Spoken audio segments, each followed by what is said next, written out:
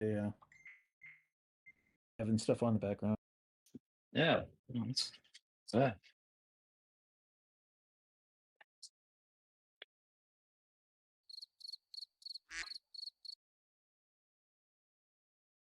I'm You had a little considering. problem there, buddy.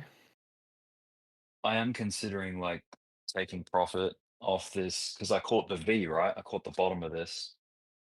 And like, yes, it may go further up, but I want to wait for another one of those Vs, you know, another one of those big drawdowns so I can position into it again. Mic check. I don't Can you care guys hear about the me top okay? side too much. Oh, hey, what's up? All right, There he cool. is. My bad. I was having some audio problems. I think I got it fixed now. YouTube, you guys could hear me and Discord now, right? We can't even see you on the Discord. Yeah, I've got to start. I got to put my screen back up. All right. That's taken care of. Last thing now is to connect. Screen. Bam. We should be good. All right, I'll be right back. Sorry, I didn't mean to cut anybody off. No, you're good.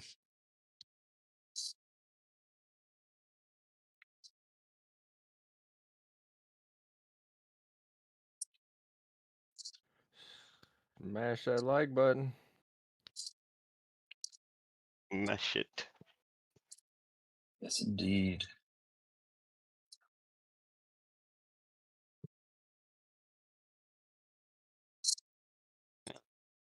Oh, yeah, 6,000 subscribers already, huh? Not bad.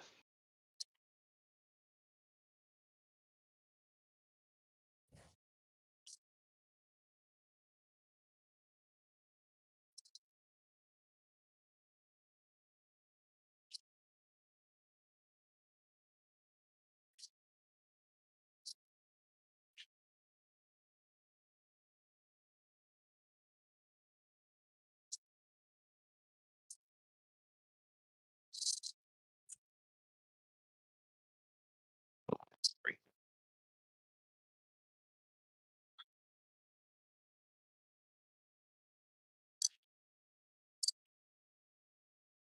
I'm gonna devour this, and then I'll be downstairs.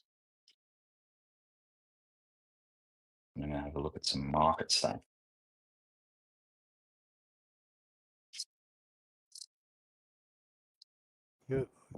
Is your food ready? My food's ready, dude. Yeah. Oh yeah. Oh, yeah. Enjoy, mate. Yes, sir. Thank you, mate.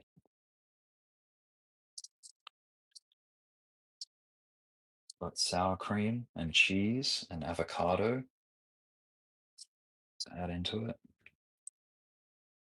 That's great. Healthy. Oh, yeah. I almost went to Aldi to get the stuff.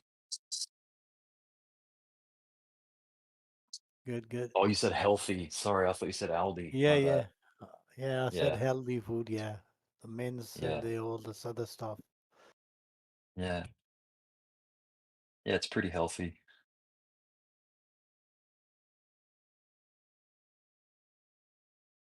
I was doing carnivore, but the weight loss, because I'm trying to, get back in shape. But it just wasn't as rapid as because I've done keto like before, and that was very fast for me, just for me personally, getting back into shape, for some reason. Hmm. Yeah. Not saying carnivore doesn't work for other people, but it's just very gradual. And this price Yeah. action is dead. Yeah. Yeah, it's a little flat. No decisions are being made right now. Other than to just wait. I'm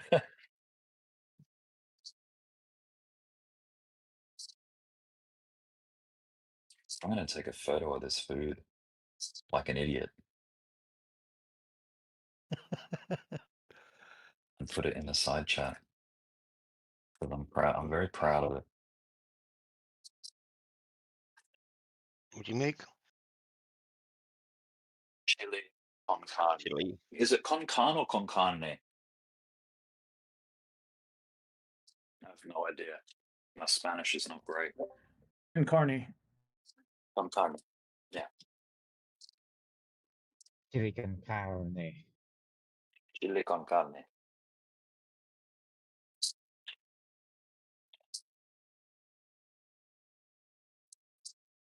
Anja.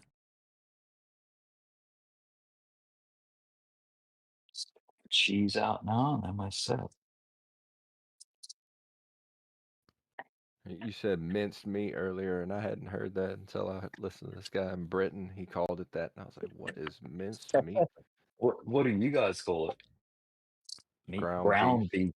Ground beef. Hamburger? Okay, ground beef. Yeah. Yep, ground beef. What you call a cow with no arms and no legs?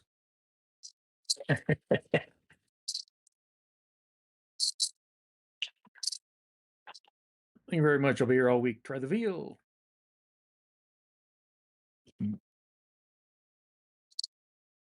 All right, check this out. One sec.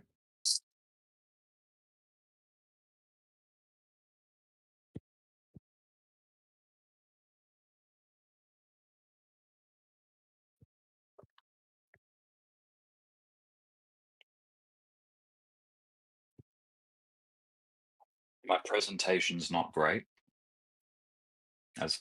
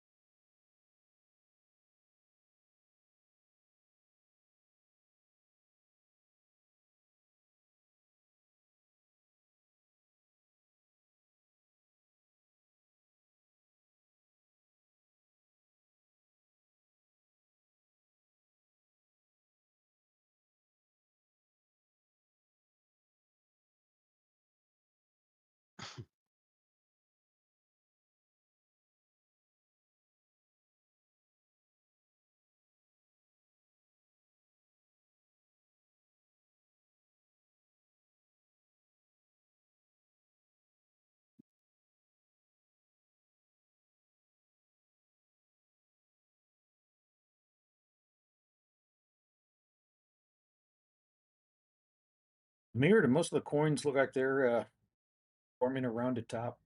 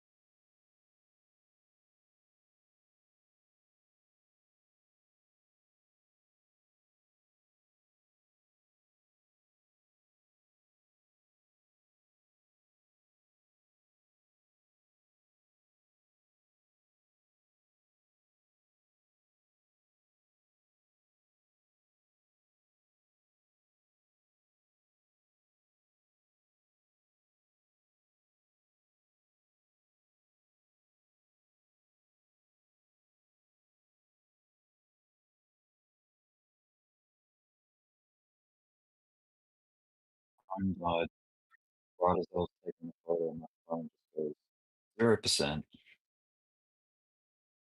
Whoops.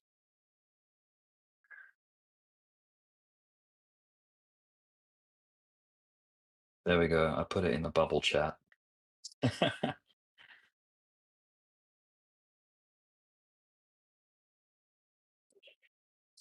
Oh, hell yeah. Oh, yeah. Oh, feed me.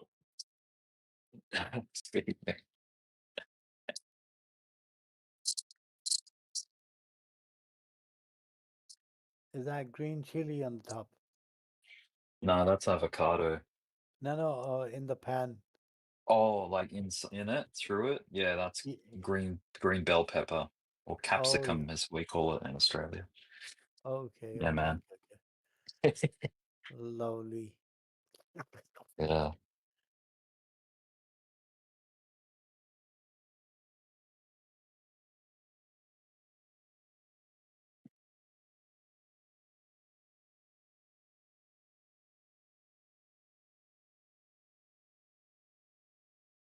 You got any jalapenos in there? That is a great idea, but I don't. No. Cayenne peppers? Cayenne, however you say it. Cayenne. Yeah, Cayenne. You Cayenne. got some of those in there? Yep. Habanero.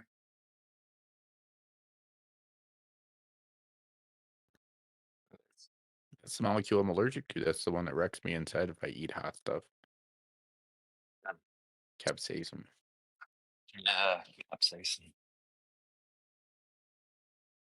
I can't even eat a jalapeno. That thing wrecks me. I start sweating. My insides start like fighting. Like I literally start building up white blood cells. My white blood cells attack my intestinal layers. The Crohn's disease. I've had 4 surgeries. I've had over like 8.5, almost 9 feet of my intestines taken out. Large and small intestine, ileocecal valve in between your small and large intestine gone. So it's, yeah, I can't eat hot stuff. I can't even put like a little Tabasco sauce on stuff. It wrecks me. Sorry to hear that, bro. It's no good. No, it just sucks when you eat something and you're not expecting it in there, and you take a couple bites and you're like, oh, wait a sec, and then oops.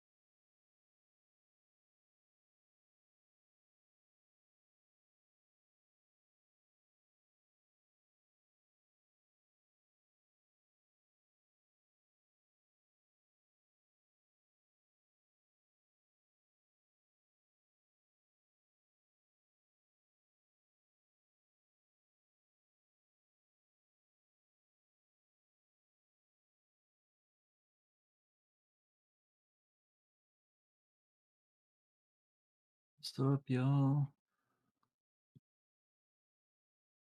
Anybody? Just waiting for this. Hey. Waiting for this moment. I was looking at the halvings and the timings with the halvings. And I want to see what the schedule's looking like. You know what I mean? We'll see if this loads in Bitcoin index chart so that I can get absolutely everything in there. I'm going to get rid of these price marks, price ranges. Halvings, here we go. That's what I wanted. All of the halvings. 11th of May 2020, 15th of April 2024, 4th of July 2016, 26th of November 2012. Those are all the halvings, evenly spaced out, pretty much. Okay, weekly chart, logarithmic. I think Dbloc's got a chart like this, where he measures the timing between halvings. I'm going to do it from a week's perspective, not a day's perspective, but weeks.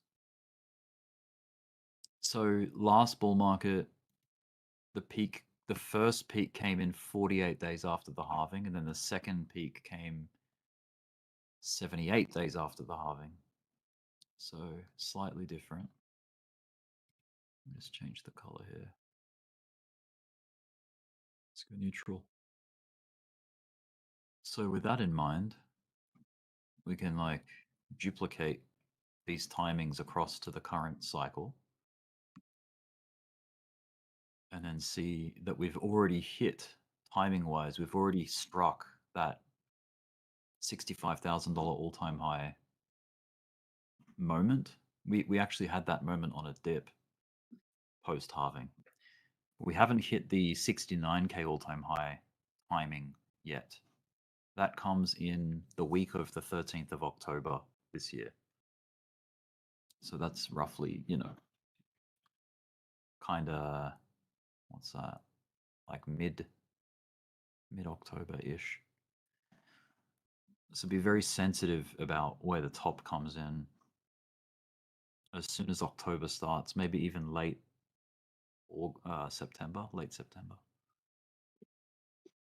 So there could only be like a couple of months left, really, potentially.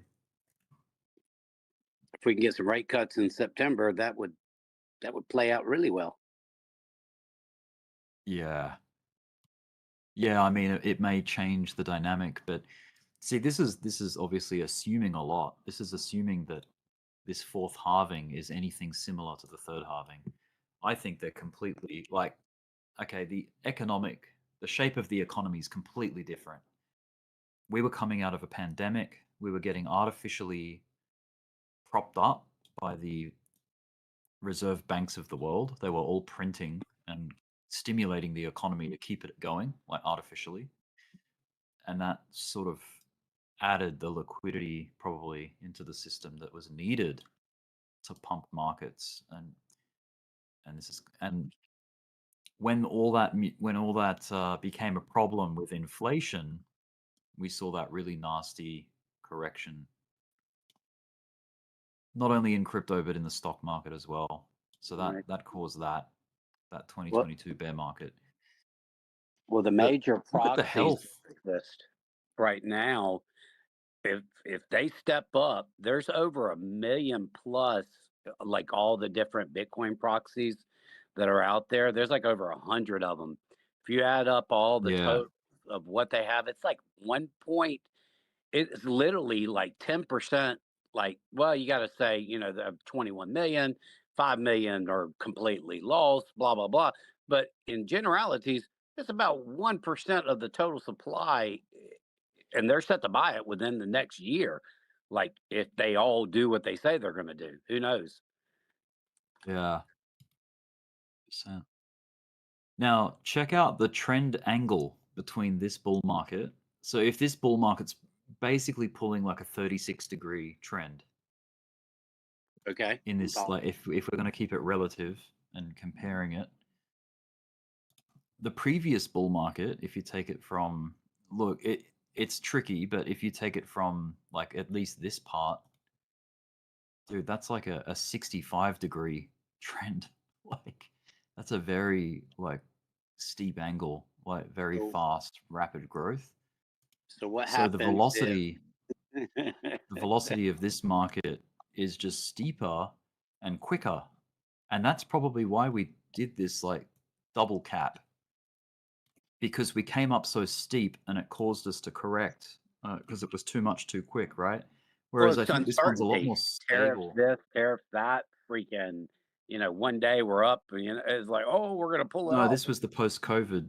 Oh, This is the post-COVID. post-COVID No, one. I'm But talking about thi- right this, now. right, this These are one's been communicating. more steady. This one's been staircasing beautifully, like Right. really. If you want to get higher up and sustained, like it's better to do it like this at a shallower angle. And then look at this like crazy blow off top bull market that we had from. I mean, obviously the angle of attack changes throughout the cycle. Like it really starts to get vertical later on. But the bulk of That's it, what I was just gonna yeah, say. I don't know, What like happens? 60 degrees. Yeah, what happens if we steep. get that in the next 2 months? I mean, that freaking Yeah. blow off top. If we can add Yeah. let's Dude, go. there's Night. I mean, look how vertical. See, God, like the final Yeah. final push of these bull markets, like 75 degrees up. And even this one probably similar, right? So both these cycles had like a 75-degree steep ascension in like when they went parabolic. We haven't had that yet. We're still sitting on the 36-degree like. So what I'm getting at, the point I'm making is like if we start to launch from, let's say it's even this point here, if we get to like a 75 type fever pitch, like where the market's really ripping, it starts to get vertical, and that's how you get your parabolic move. Like, I just don't think that's come in yet. Maybe No, we it don't get it. hasn't. You know what I mean? Maybe we don't It get an angle of that attack. Because look, every other bull market has had that steep. This is probably the steepest, actually. Like the most explosive. Look at that. It's 80, 82. That section there, anyway. What time But frame? very volatile. What year? Oh, this is back in like 2013. Oh wow. Okay. And Yeah. Sailor's only been And involved then- for 5 years now, so we haven't got that. Yeah, that's what I want to see right there. Do that again. Yeah, this was like the Genesis pump. Dear See, God, give that to us. the angle changes obviously when you stretch the time, but as long as you're comparing it on the same stretch, like if you keep your chart locked, they're all relative, right? They Yeah, all but stay we also relative have to one laws of another. diminishing returns.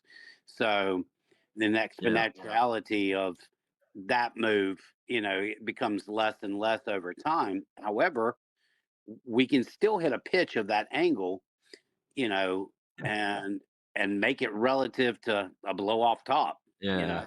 Can it bring us Yeah. at least 150, the 158? Can it bring us into the 170? Yeah. Man, can you imagine getting into like the 170 territories? Good God. Yeah, that's very wild. I think it's kind of like a symptom of the fact that we're doing this. Like the Right. market, ever since its inception, has started to plateau. The most explosive part was in the first 10 years or the first 5 years, or 8, whatever you want to say. First 8, maybe even 10. Yeah, 10. And we seem to be tapering. However, like, who knows? Maybe it could start. I don't think it would be quite natural if it was to, because I've heard some people suggest an S curve, like where it starts arcing up again. That's a re-acceleration of the market. Well, Exponentially, by the way. Well, that's acceptance. And if you're hearing these proxies, doesn't mean they're always going to hold on to what they're doing. But if they buy 10% of the supply in the next year, that's going to be an astronomical move.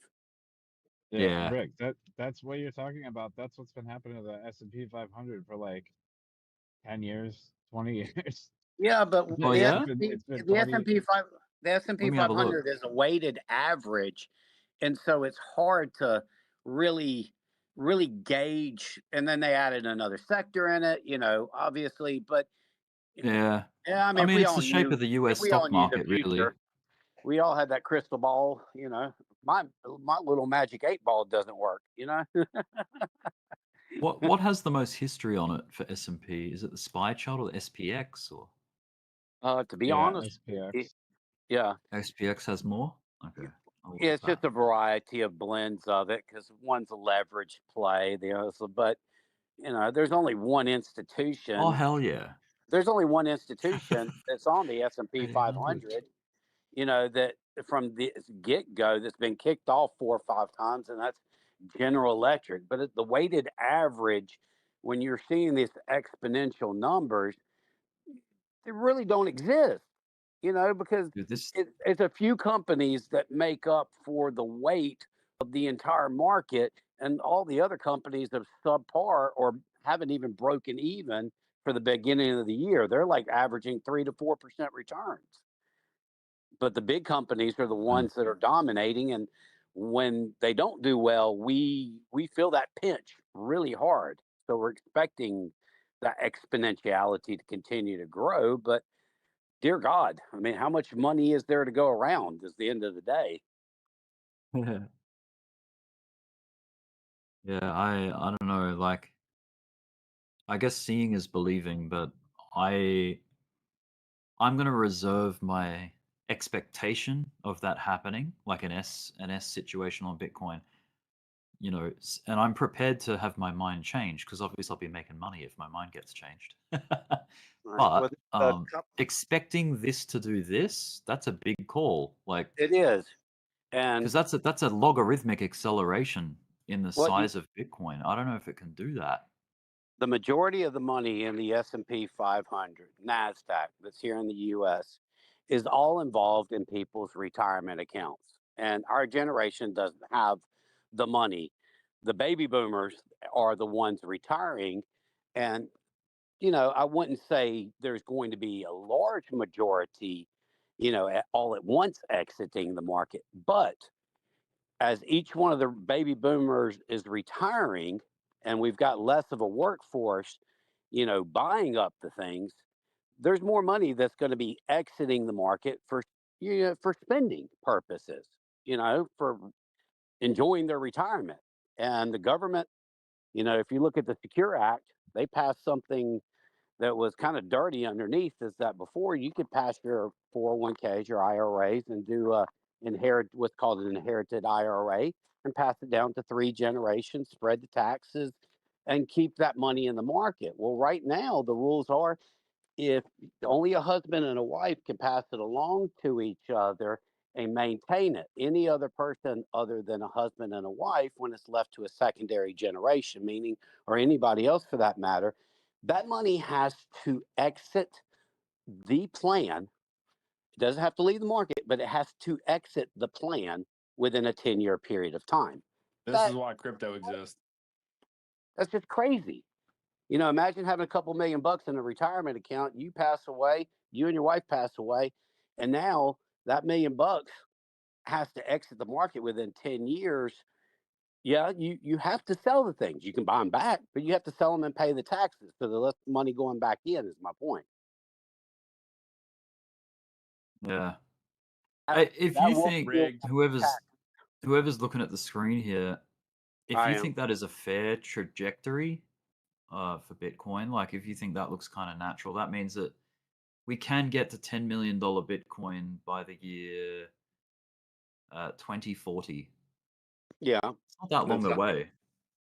some That's like, people are- what's that, 25 years away? Yeah. Wait, no, that's 2050. 2040, is 15 years years. away. 15. That's That's like, what, 4 cycles away? if there's 100 companies out there using Bitcoin proxies, and let's say 50% of the companies it works out for them, that means the other 50 that it didn't work out for them are going to be replaced by at least 200 that are going to try the same exact thing. And so we're going to see that compounding come in, but we still have to have, a good majority for their mean to be a mean reversion for other companies to continue to do it, is my point. We'll be talking about fractions of Bitcoin for purchases if everything goes, to 10 million, in the future. Well, yeah, Or look we're at just this. talking This is the about one. Bitcoin when it gets Yeah. to 10 million. That's just crazy, and it most likely will happen. And Yeah, damn, because people don't want to have to deal with all the rules and the regulations and the this and the that and the other. They want it in. They you're want to have control absolutely, of it themselves. you're damn right. But at the end of the day, I'll be honest with you, man.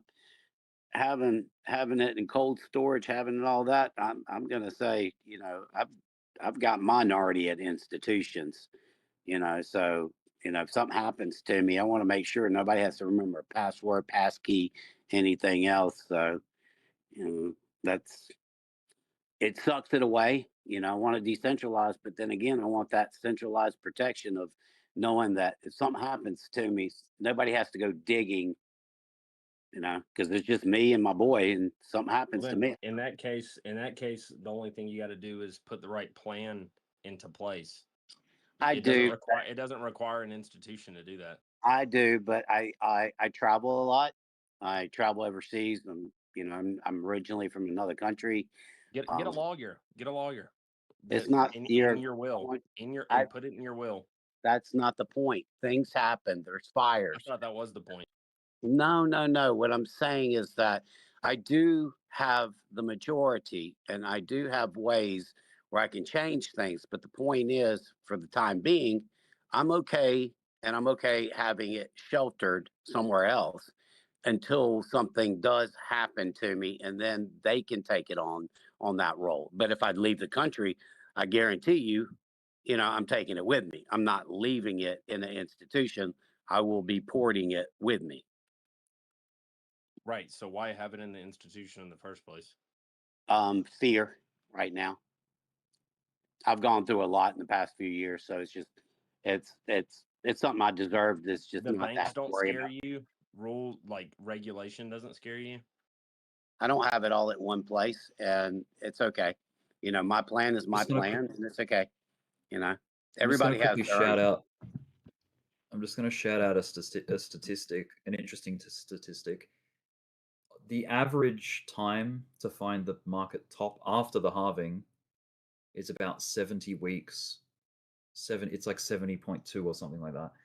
70.75, so almost 71 weeks. Sorry. Now, if that is the case, we are hitting the average market top for Bitcoin on the 25th of August. That's 20 more days. So if that doesn't wake you up about the fact that we are approaching the end of this bull market, at least historically speaking, we are. It could come anytime between now and, like, say, as late as, say, December. So yeah, be cautious. Be cautious. Money supply, the Dixie, Money supply. Yeah. Dix, Yeah. tariffs. There's so many different that World War III almost started. Aspects. I mean, it was like, dear God. There are. There's I agree. so many things that Yep. it cannot be exact, because if it was measured in every increment, then there would Oh no, I know. then No, we I'm get not. I'm not saying that it we don't would be need to identical. speculate, so but Yeah. time frames are Just a loose. beautiful. It will happen, Just a and loose I don't think gauge. we've seen the top. Yeah. Oh Anybody no, here nor think the do top I. is in? I don't think No, so. I don't think the top's in. I don't think I think it's far from in. Could we be wrong? Yes. But I We want it to could be be wrong. bearish because I didn't buy this darn dip this weekend. Because Yeah. here I was thinking, hey, look at 110. I'm gonna get a better entry, and then watch all my shit coins run away from me. It's okay because I sold off freaking weeks ago, and I'm sitting. I can buy everything back, even though they ran over the weekend. I can still buy everything at a pretty much a 30% discount. Oh, sells are coming through right now. So what I would say to that is like, at least for Bitcoin, just because Bitcoin finds its high at some point does not mean that the altcoins have to reverse and go down and start their bear markets. Like the classic altcoin, that dude, that is a great way to actually check. Let's do that. Let's actually put this on under the microscope.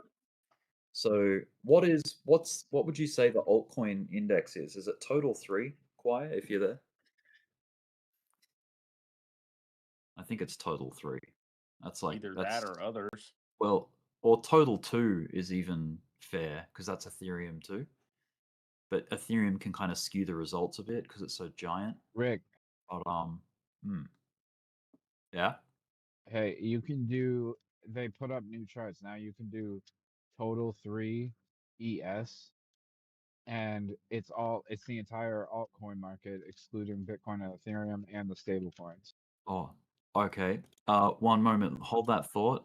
I just want to mark out the bull market tops in time on this index chart because I want to compare it with where the timings happened for the altcoins for their all-time highs. You follow me? Like, and Yeah, I just want to highlight that they don't have to happen at the same time. Like, they can actually happen after the fact. Oh, nailed it. That line Oh, landed so you're straight just on the doing the top. highs and lows of Bitcoin. Well, the green vertical lines are the all-time highs on Bitcoin, each one that we've had. And what I'll do is I'll stack Bitcoin's chart to, what was it that you said? Like a fair view of the alts. Yeah, it's total 3 ES. Total 3 ES. Oh, ES. Okay. Cool. Yeah, I wonder if you can get it in bars. Or can you only get it like... Oh, you can. You can get it in bars. Excellent. Now I just have to duplicate the interval. Oh, wait, they already are. Now, the altcoin market sort of didn't really take effect until like after 2017. I'm going to put it logarithmic so we can actually see what's going on. Hang on a second. I have to frame this up to match the years up. This has to squash a little bit more. I'm lining up 2019 here with 2019 there. I think it has to squeeze it a little bit more. I'm using 2019 as a gauge and 2026 as a gauge of like if I've got it lined up correctly. A little bit squeezed. About there. Does that look about right? You got 15 happening at the same time. Yeah, as long as that vertical line sort of hits roughly at the right spot.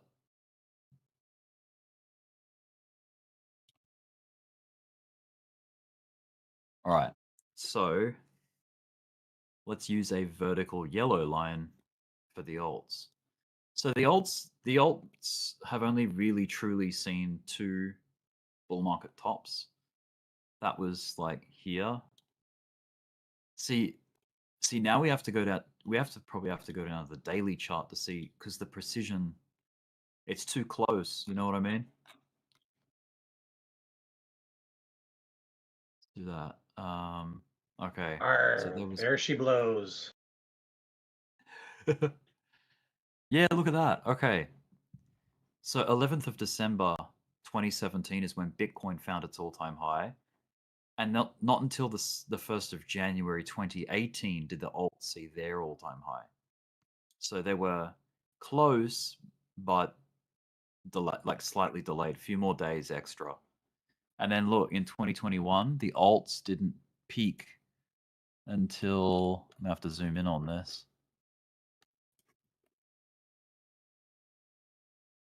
The 10th of November 2021, whereas Bitcoin was 2 days before that. So it's very close.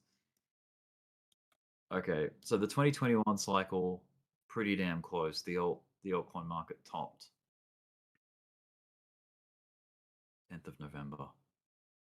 But then remember, things like Dogecoin Doge had its all-time high in like April, or sorry, May of 2021. And Bitcoin found its all-time high in November. So it's like so different, so vastly different.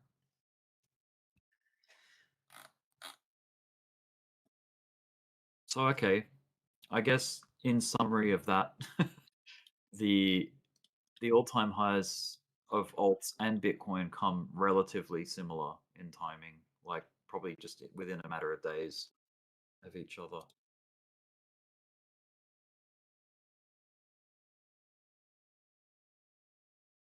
But obviously you can have certain altcoins performing at different interval, like, because that, I mean, that was an index of the altcoins. That wasn't any specific altcoin.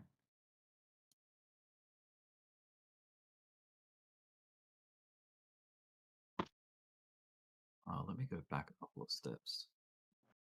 We should check Ethereum's all-time high timings as well. What was that all-time high for Ethereum? Was 48? Pardon? What was the all-time high for Ethereum? Like 48. Oh yeah, 48.65. What is the all-time high for Ethereum? Yeah, that was 48. Like, yeah, 48.73, roughly, something like that.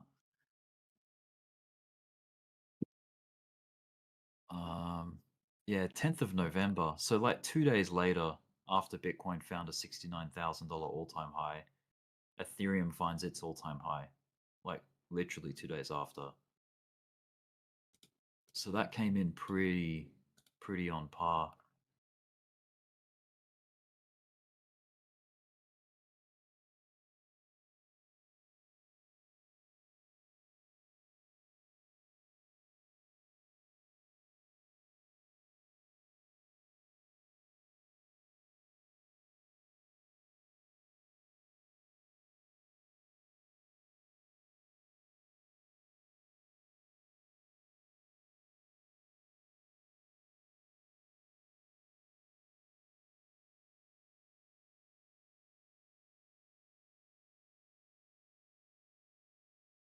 Now, 2017 was different.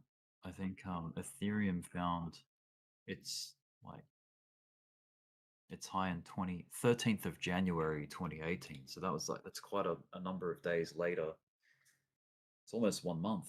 Oh, it's more than a month, sorry. 11th of December on Bitcoin, 13th of January on Ethereum at the time.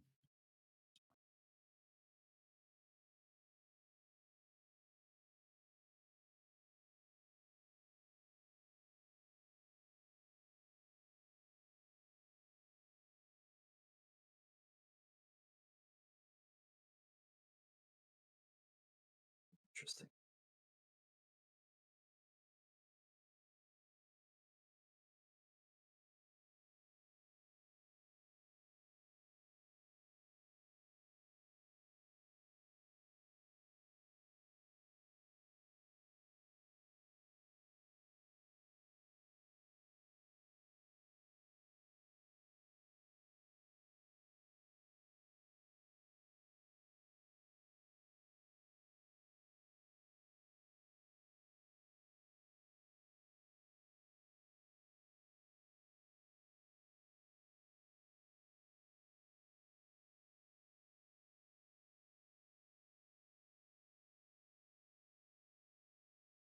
Yeah, there's no question that right now we are in a downtrend on Bitcoin. Like, as far as like locally speaking, I know that's obvious.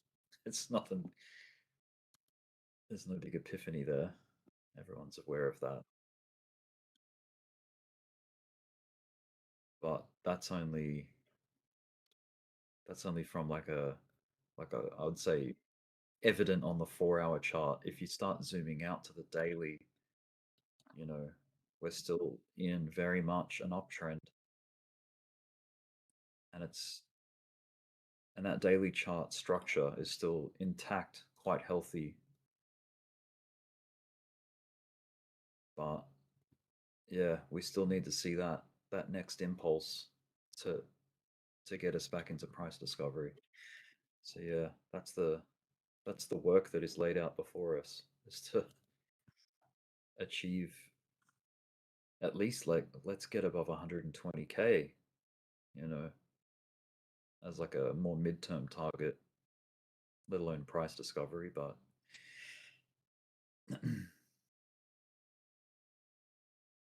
in saying that, there's oh, look at that buy coming in. Check out this trend line here.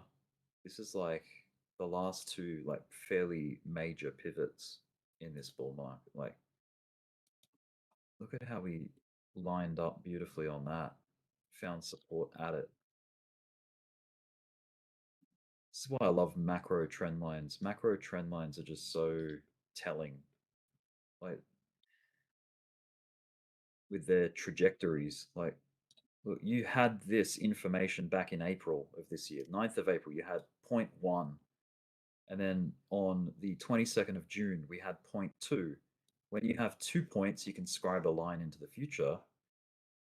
And the likelihood that you're going to get price reaction off that line sometime, you know, whatever day it's going to be, is like, look, it's fairly likely. And look, that's exactly what we got.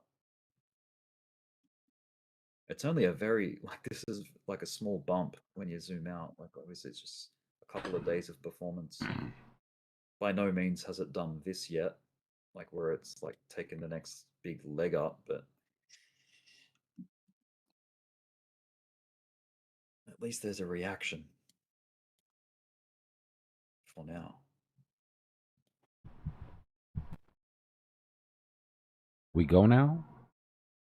Yo. Go, go, Oh, go. you What might be is there. that? Elevator music? Elevator music. Ladies Going. and Yeah, gentlemen, we're getting there. we're going down to level B. Level B. B for Bitcoin, bitches. Let's do this. Level P. For me to poop on. Me too. Oh God, I haven't seen that dog in a long time. I love him, dude. He's What was the his greatest. name? God. Dude, comic the insult dog. He's the Yeah, greatest comic dog insult ever. dog. For me to poop on.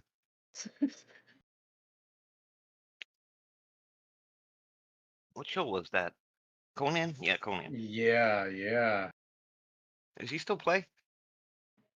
Well, Conan's got his own podcast. I think he had the guy who plays the character on the show a couple times. The guy's funny, like naturally funny, the guy who plays the puppet.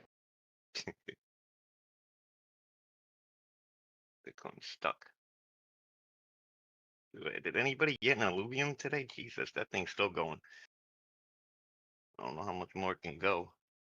Nah, gaming One had a stop. nice pickup today though. Look at it, it's still going. It's been pumping the whole time Bitcoin's dumping. Yeah, guns went crazy too.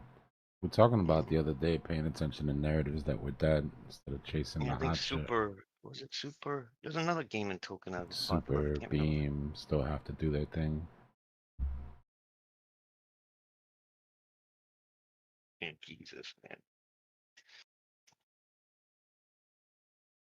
I know I'm up over 50% since I bought it. 53%.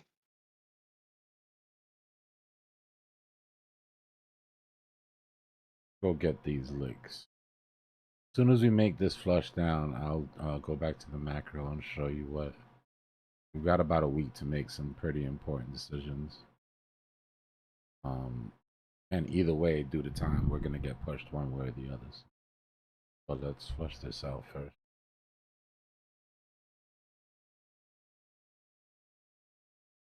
I heard there are a lot of people playing Illuviums in a game now, and they're actually getting paid for it with the tokens. So that's a plus. Woony, when I hear your voice, man, it like brings back nostalgia.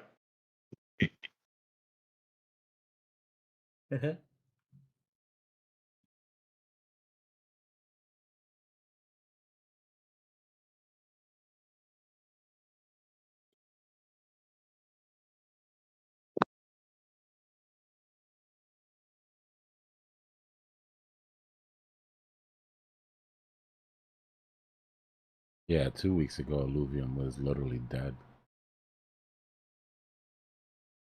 Same way I feel about Prime. Same way I feel about a couple of these other ones that have been sitting flat.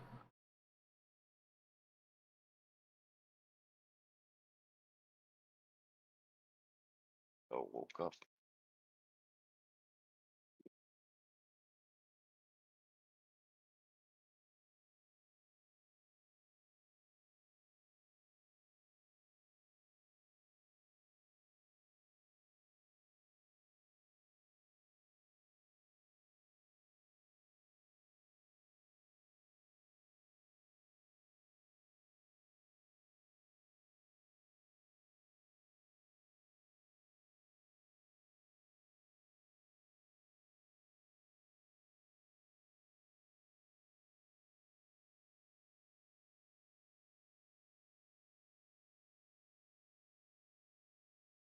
So check this out. We can do this quick. We know we've already looked at this and we said no. We said no weekly candles. No weekly candles underneath 109. Daily underneath is fine, but no weekly candles underneath.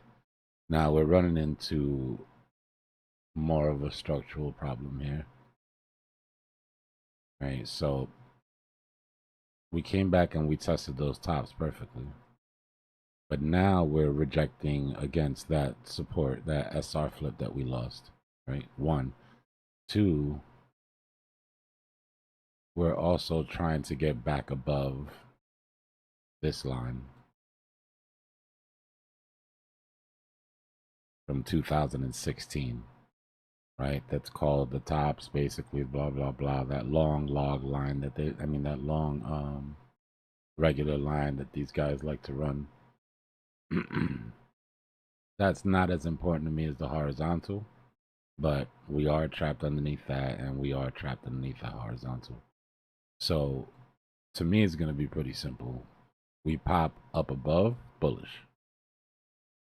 If we break this uptrend, this is the uptrend from 79 or from 74, whatever.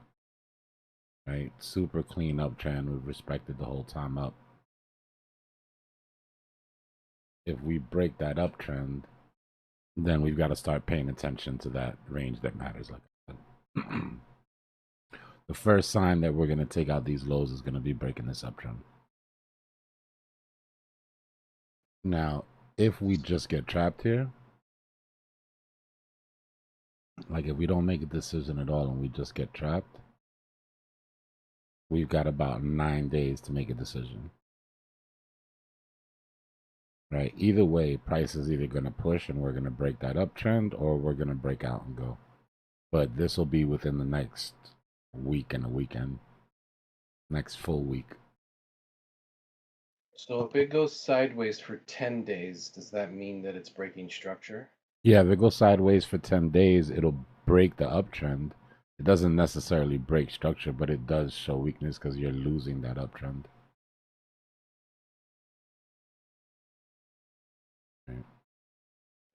But bull market structure still in play. No, yeah, no, you're good now. No, we don't have to worry about any of that shit until we start taking out lows. Super lows.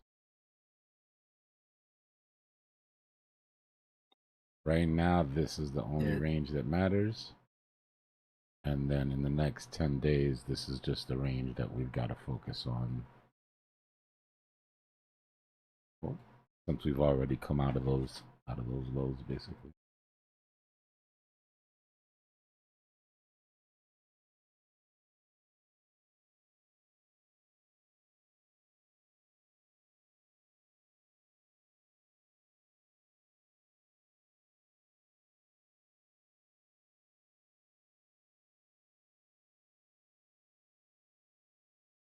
My bad, I'm having entirely too much fun with this.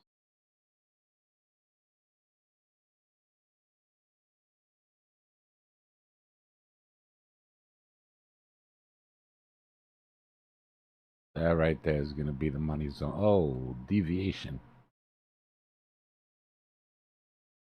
But that right there basically is the money zone. Right? That's when we're going to know if it's time to de-risk, or if this is going to hold together. On the 4-hour, you can see it better.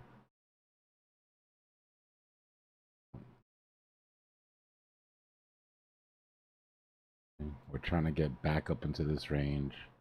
We're already rejecting. But like we said, we're looking for our higher low. Right? We're looking for that W here. And we're looking for signs that it's going to take out these lows. Or that it's not going to take out these. However you, whatever you fancy.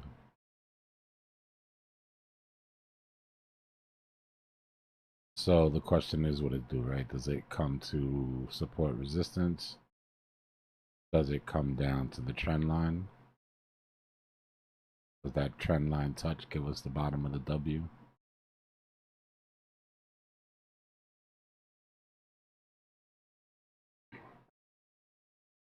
On the next episode of To Catch a Falling Knife.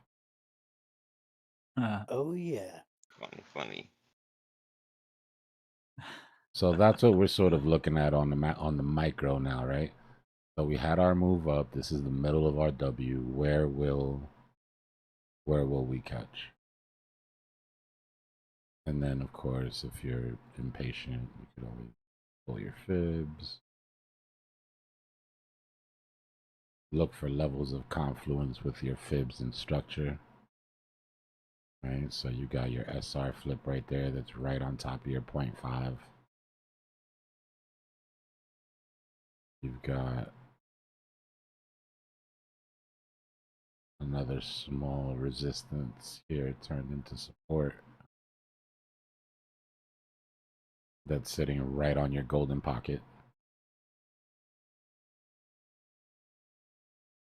Right, so those are two levels of confluence with your fibs and with structure. You'll never see me just pull fibs up and be like, oh, I was gonna hit a golden pocket because it's a golden pocket. Pull up your fibs, look at your support resistance, find confluence. This one is the strongest.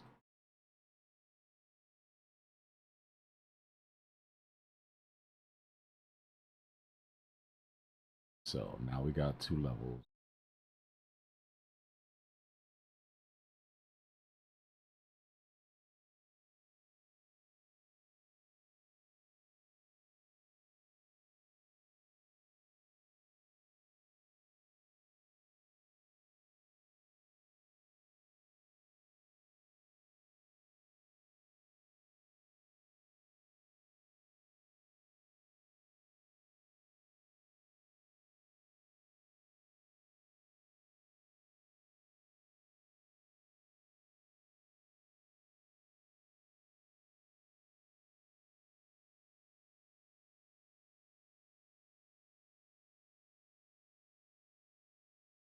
Yeah, I still got my buy orders down there underneath 112 in case they sweep those lows. Like I said earlier, I'm gonna make them prove it before I start moving shit around.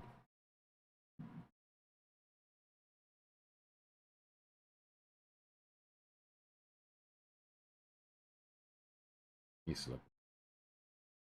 Sir.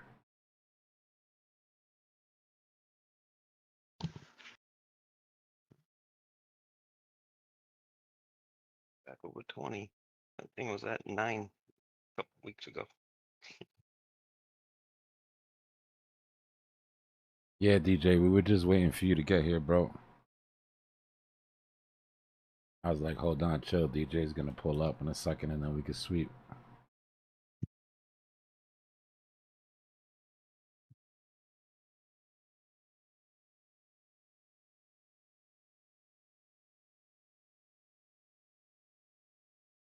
The bull's trying to come out. Oh, I just got my cross on Link. I'm out again. Again. And no, I realized that one of my orders didn't hit when I was talking to you about it earlier, and I still had like 25% in there, and so I just dumped that 25% just now. I hate market selling because the fees are so rough on Coinbase, but hey, it saves a lot of money in the long run. Yeah, it's harder than trying to fill a limit order when it's falling. You're waiting for that little relief bounce so that you Yeah, can I mean, fill. when it's volatile, my limits get hit pretty hard, pretty easily. But when it's slow trading, then you gotta like keep playing with it. I Yeah. put the Well, limits when are. I was just gonna say when I was talking to Dbloc yesterday when I'm like I'm out, I can't stand this triple top, and I put the order in, but I didn't verify that it actually went through, and realized it didn't go through because it went up, and my Yeah. 25% that was there, I actually profited more, and I just let it run, but it wasn't on purpose. This kind of highlights how selling into strength suits limit orders so much better. But if you're selling into panic and weakness, you have to mark it out because it's hard to fill a limit order when things are falling and you're trying to sell. Things are going down, they're getting cheaper, they're not coming up to get you. So you have to crash out, Yeah, Sucks. I just that dip from Friday over the weekend or whatever was such a good opportunity. I just like take your profits. I wanted a little bit more, but in this environment, you don't always get what you want.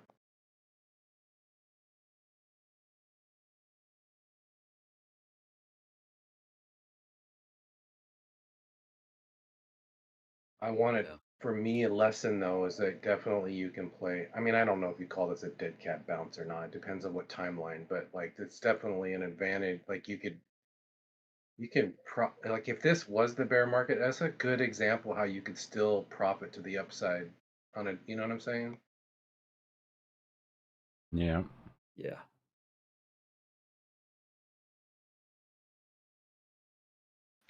That's Mike S. I thought it was someone named Miles.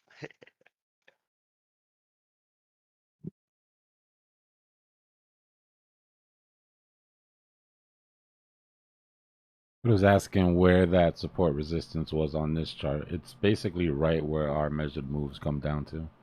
What we were just looking at on the yellow chart. This one, in my opinion, isn't going to hold. 114, we're almost there. So I'm really shooting for that like 113.4, 113.5. 114 is like right here.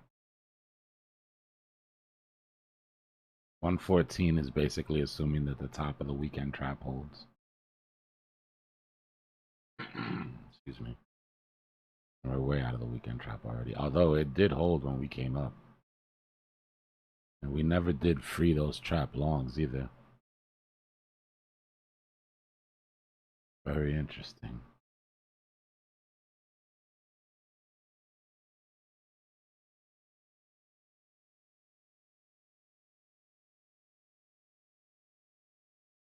Maybe they're on to us, man.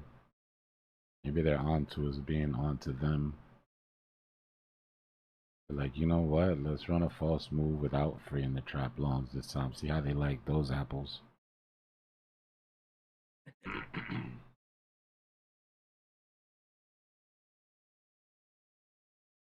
Think you're so freaking smart.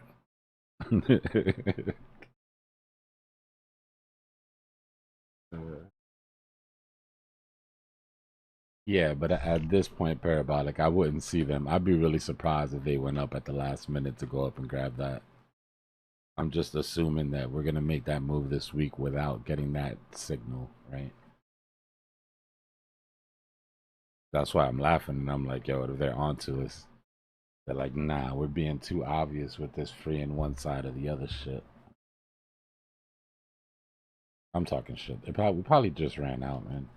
It's the summer, right? It's not, it wouldn't be shocking if that was to happen at any time for it to happen at a time of low liquidity when it's hard to sort of keep price going in one direction.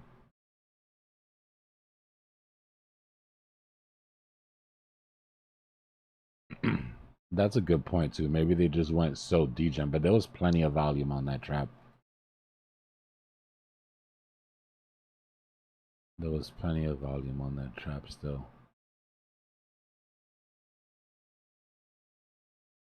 Either way, it doesn't really matter, right? It just takes away a small amount of directionality, right? Convenience of that predictability.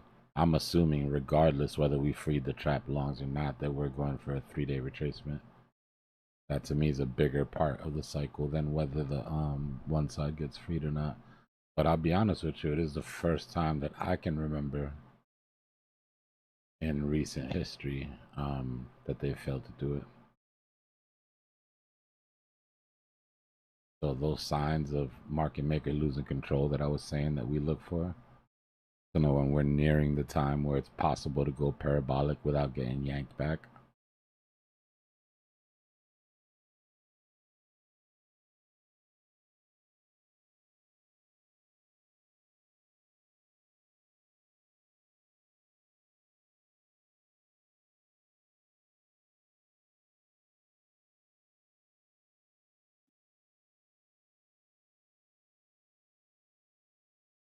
Yeah, the one thing I could say is they didn't lose complete control, because no matter how abnormal the trap was, they still managed to keep CME closed.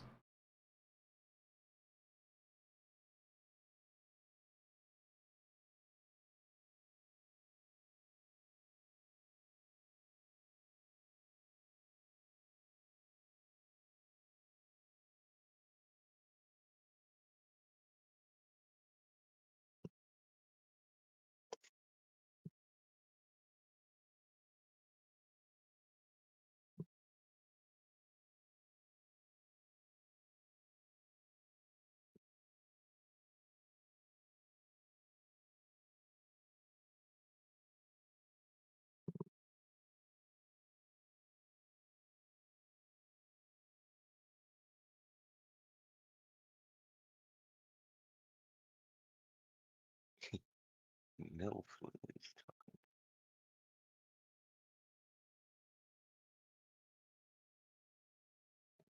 Mm.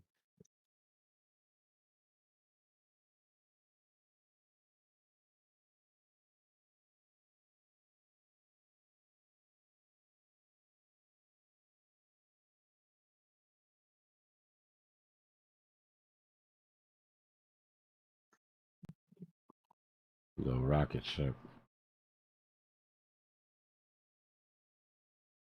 That is crazy.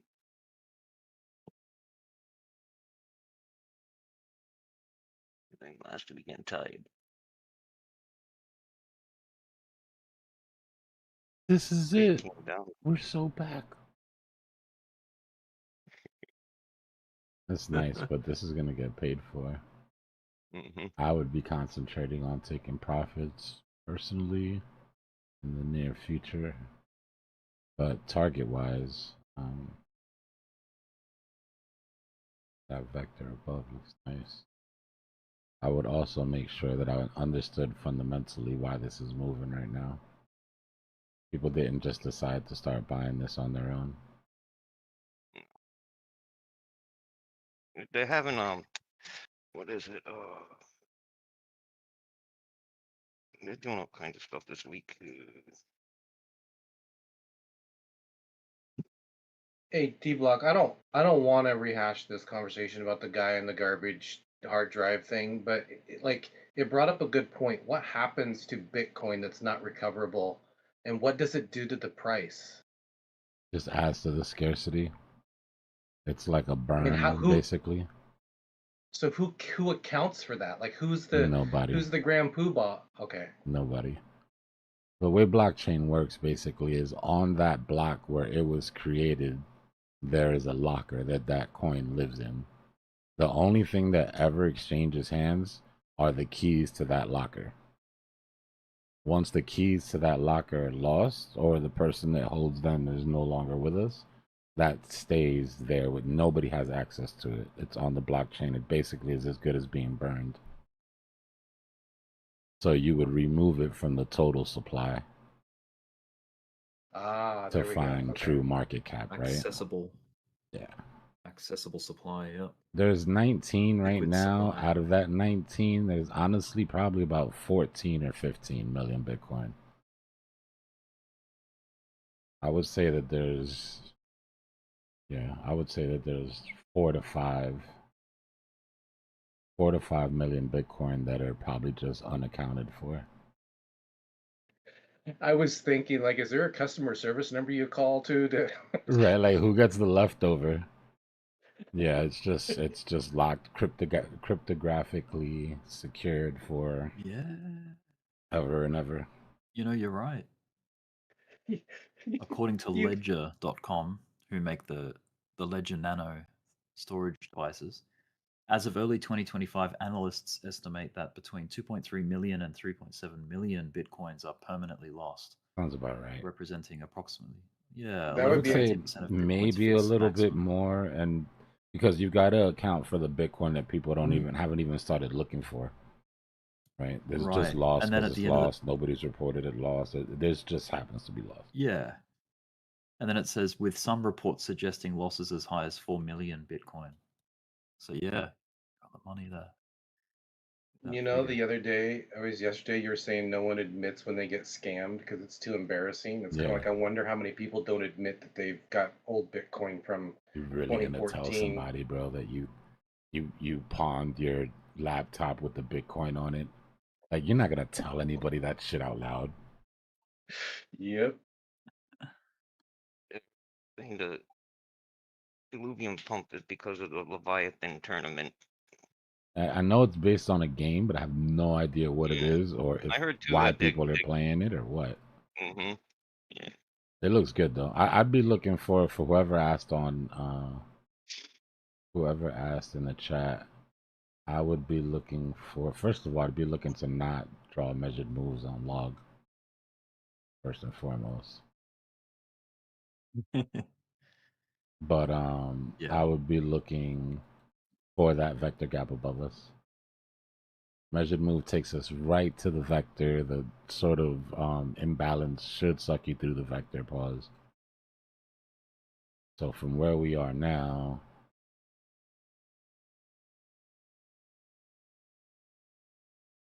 oh wow, that's like another 40% still. I'm not saying this goes in a straight line. We haven't retested the break. Can't even really consider this a W. It literally was just about to form a W and then Catalyst. Willis Catalyst came in. I'd be looking for a retest to at least half of this vector zone. So if we take this whole vector or we look at it on what would be the weekly, take a fib of this whole vector zone as it stands, find 50% of that vector.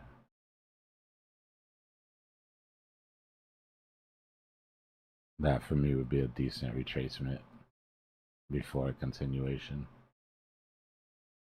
17, 16.3 to like 17 basically. The market cap was under 100 million. That's crazy.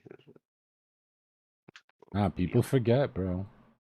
People forget. People don't like to look at dead narratives. I think that's what happened to a lot of people. Like, oh crap, Illuvium, it's pumping. I'm like, oh, you're still talking about gaming? Like, yeah, the world is still playing games. I know that crypto doesn't care right now, but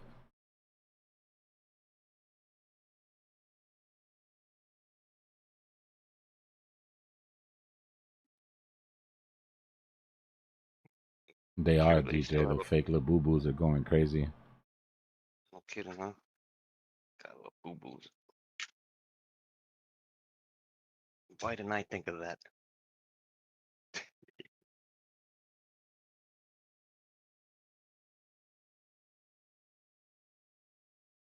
1.8 billion dollars that dude snatched up.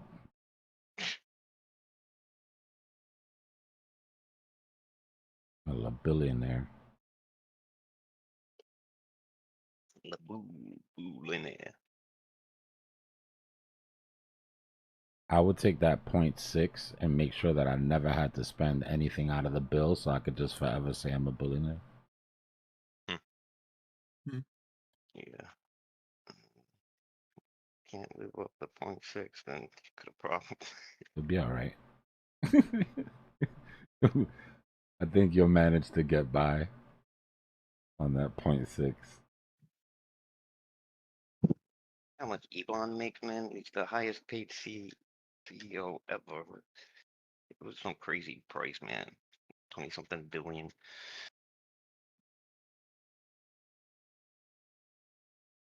Someone tried to sell And me he, a pair of fake Jordans, DJ, and Jordan had a big beer belly on him, bro. Shit was funny as hell. You've seen some crazy Jordan looked ones. like somebody's uncle. Jordan never did that move. Nah. Like post-retirement Jordan or something? Or... They're getting good with the fakes though. Nah, fakes are It ridiculous. wasn't Air Jordan, they were hot Air Jordans. Fakes are Hot air ridiculous balloon. now. For everything. For everything. well, dude, when the Chinese can make like Roddy Downey Jr. Iron Man look exactly like him just through artistic talent, like nothing's real anymore. Hmm. The watch Not guys even if in New York right now are panicking because there's some super clones that are coming in that literally just have caught like 3 or 4 of the main jewelers. So now everybody's losing their shit. It's causing a bit of a shock because the watch guys are scared to buy watches right now. And they're scrambling to see how can you tell this thing. You know, they've got their hands on a super clone now. And it's literally the only thing that they've found so far is that one of the small washers that goes on one of the nuts inside of the mechanism, if you flip it on its side, they forgot to polish the side of the gear. And it's like rough, where in the real watch it's polished. But you're 3 levels deep into the watch wearing a microscope glasses at this point just to see that. How crazy that is. So everybody's shook because it's like how many fake could be out there right now. And if they are fakes and these watch guys find out that they're fakes, are they going to tell anybody or they're just going to try to get them off and get their money back?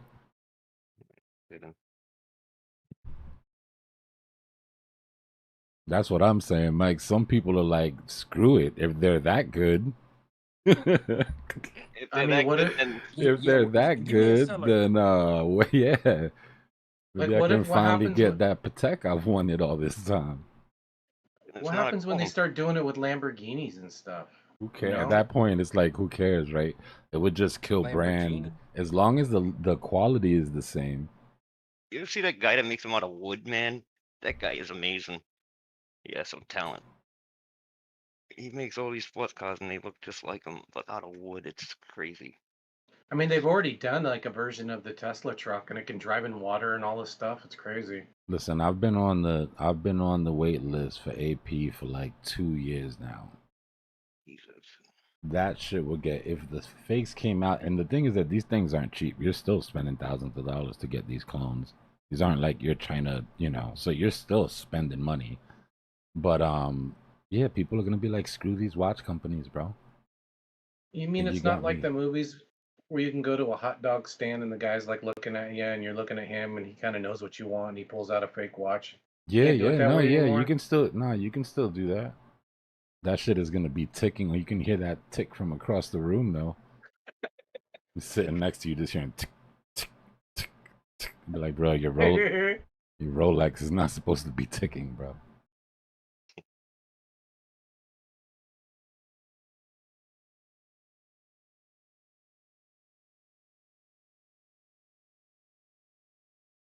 Yeah, I'll take a look at Polkadot. Give me a second, Ozol. I'm in the middle of something on the side screen here, but I got you.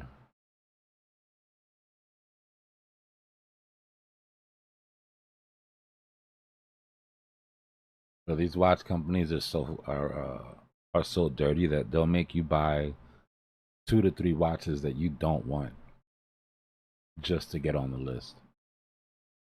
Like you're on the list. You want the 40th anniversary 40th anniversary white gold AP. They've got you down for it. You've been waiting for months or waiting for years, and then they call you and they're like, "Hey, we don't got that 40th anniversary, but we got a small ladies rose gold." And you know you don't want that shit.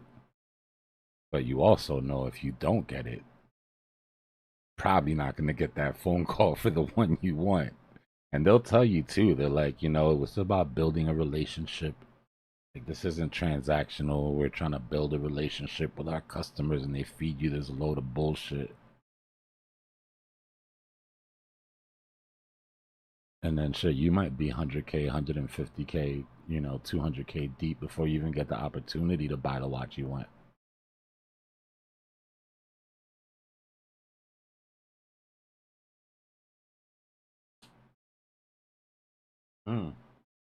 And then you can't sell it. So it's not even like you can go ahead and buy that lady's rose gold and then go ahead and take it to a watch guy and sell it. Because if they track that serial number to a secondhand store, you're not getting that phone call either.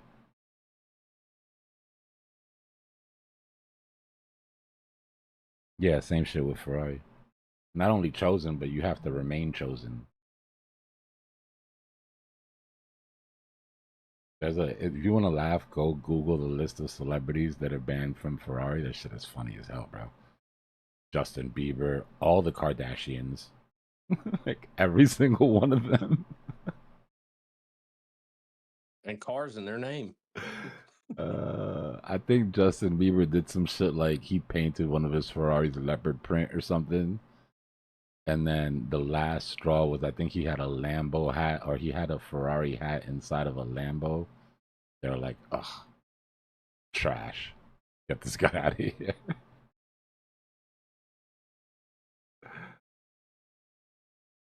Also, 15 driving them too. Serbo, you're getting one? Dope. Not mad at it, bro. You want the finer things in life and you can't afford, you know, whatever yet. There's nothing wrong with that, I guess.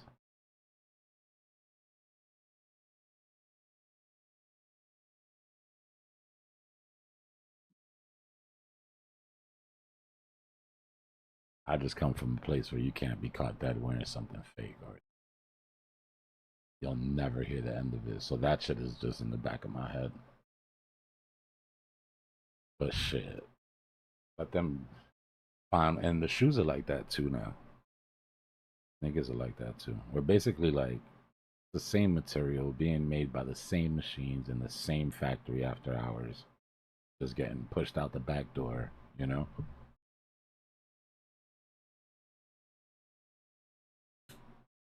See that? White coin's still looking good, huh? That's where I 121, can good. see it. That's where I can see it being beneficial, Mike. Right? You don't want to wear the AP that you got. Maybe you're going somewhere that's a little sketchy sketch. You know, you actually have the actual watch, and then you have a rep just in case.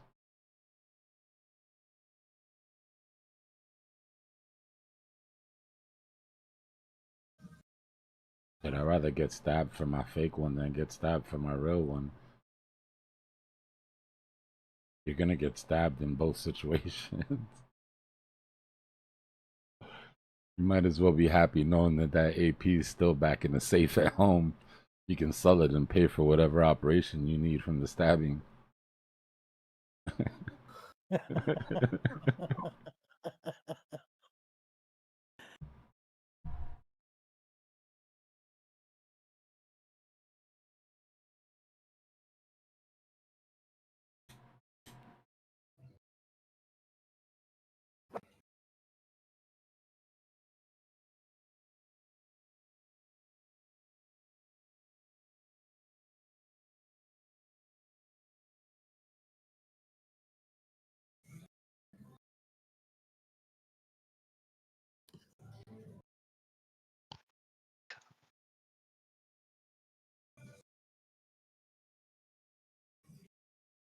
I'm not like super obsessive watch guy. I mean, I like what I like, and I want what I want, but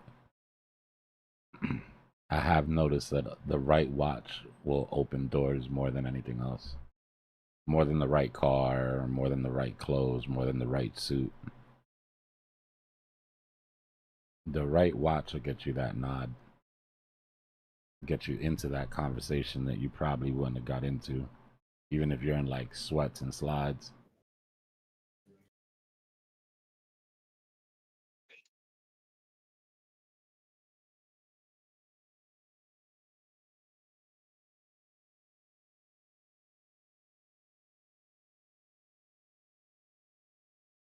those watches are like a Bitcoin, man.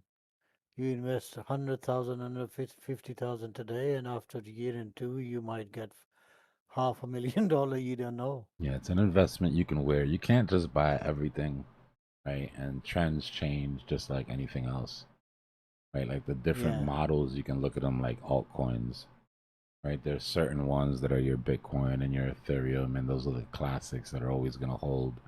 And then every season, one or two models come out that like happen to go parabolic, but it doesn't last, right? Yeah, yeah.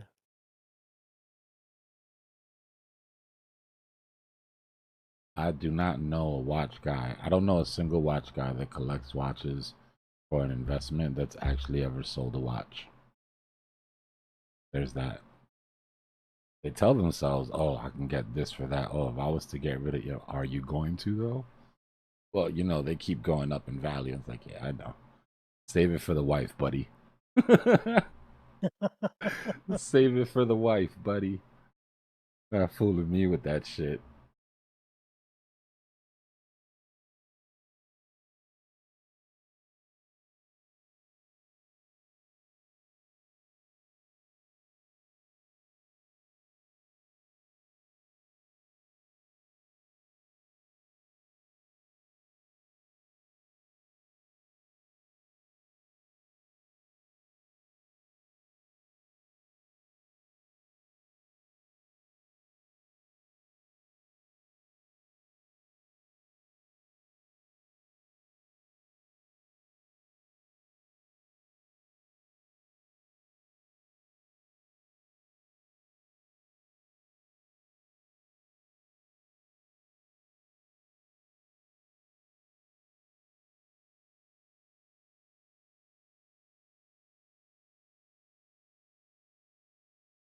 There you go.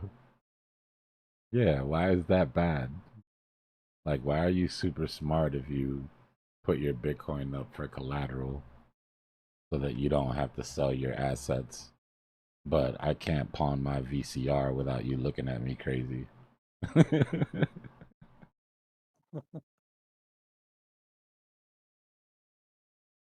Seems hypocritical.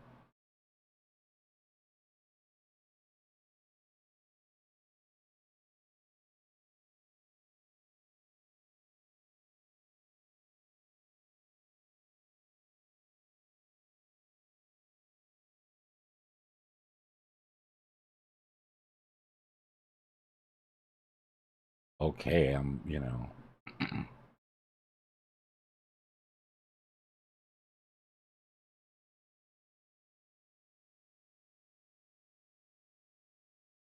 On like a 3-day float with a 25% VIC, but whatever.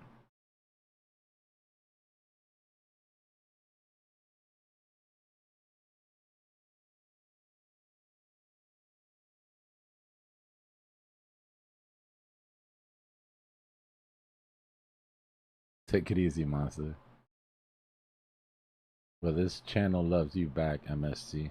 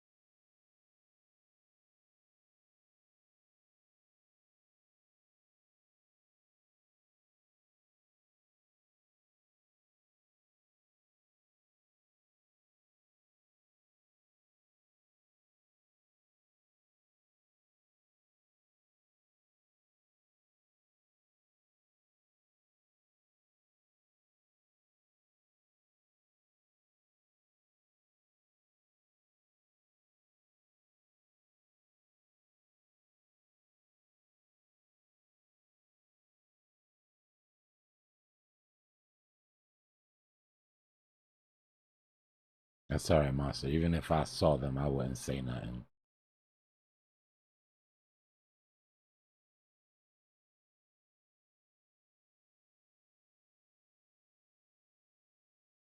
be like, nah, don't worry about those orders right there.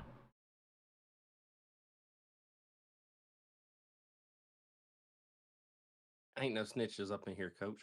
I'll be right back. Give me a second.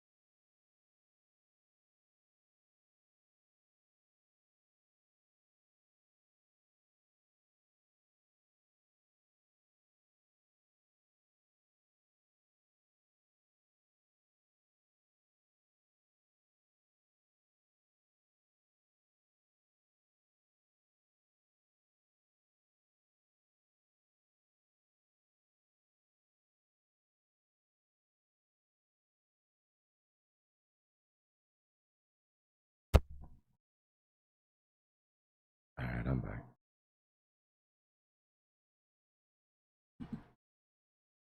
Maddie, I think we come in to put in a higher low on Bitcoin. Somewhere in these ranges.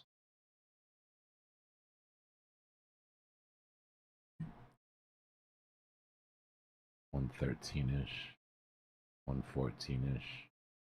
But I do have a grid set underneath.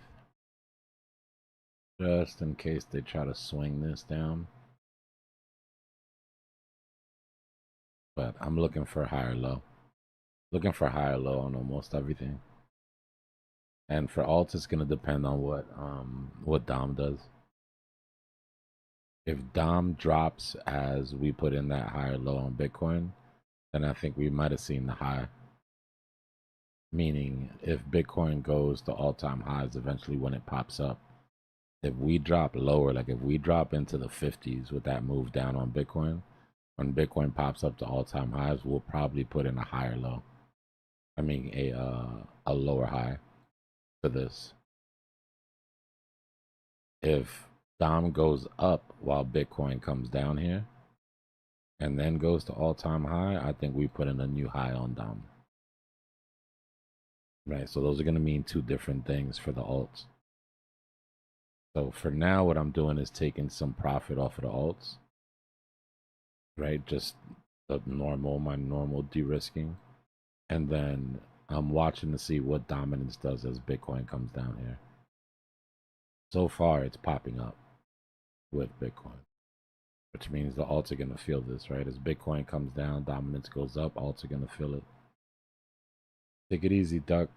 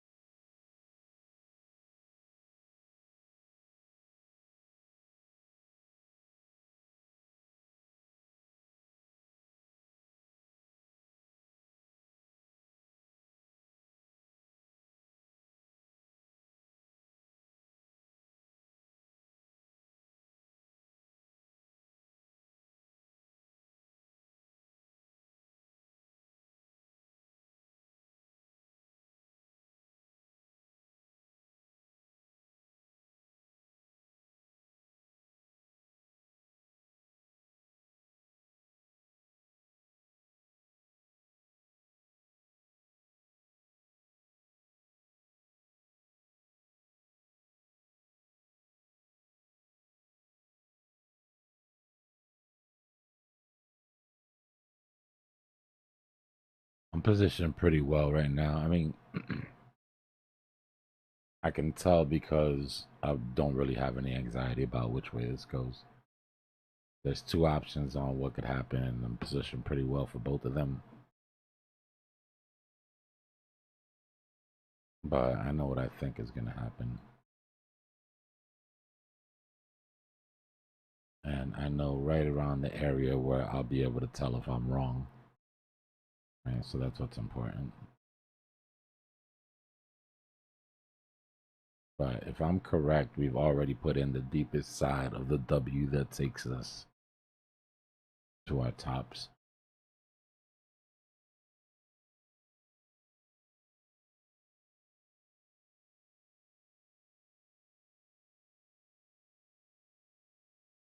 What's the sentiment on Twitter like, Dbloc?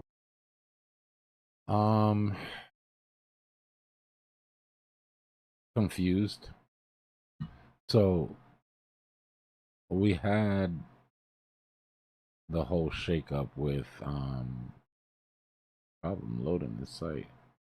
We had the whole shakeup with the unemployment numbers, right? That's when I had the little dude on the screen with the unemployment sign or whatever. But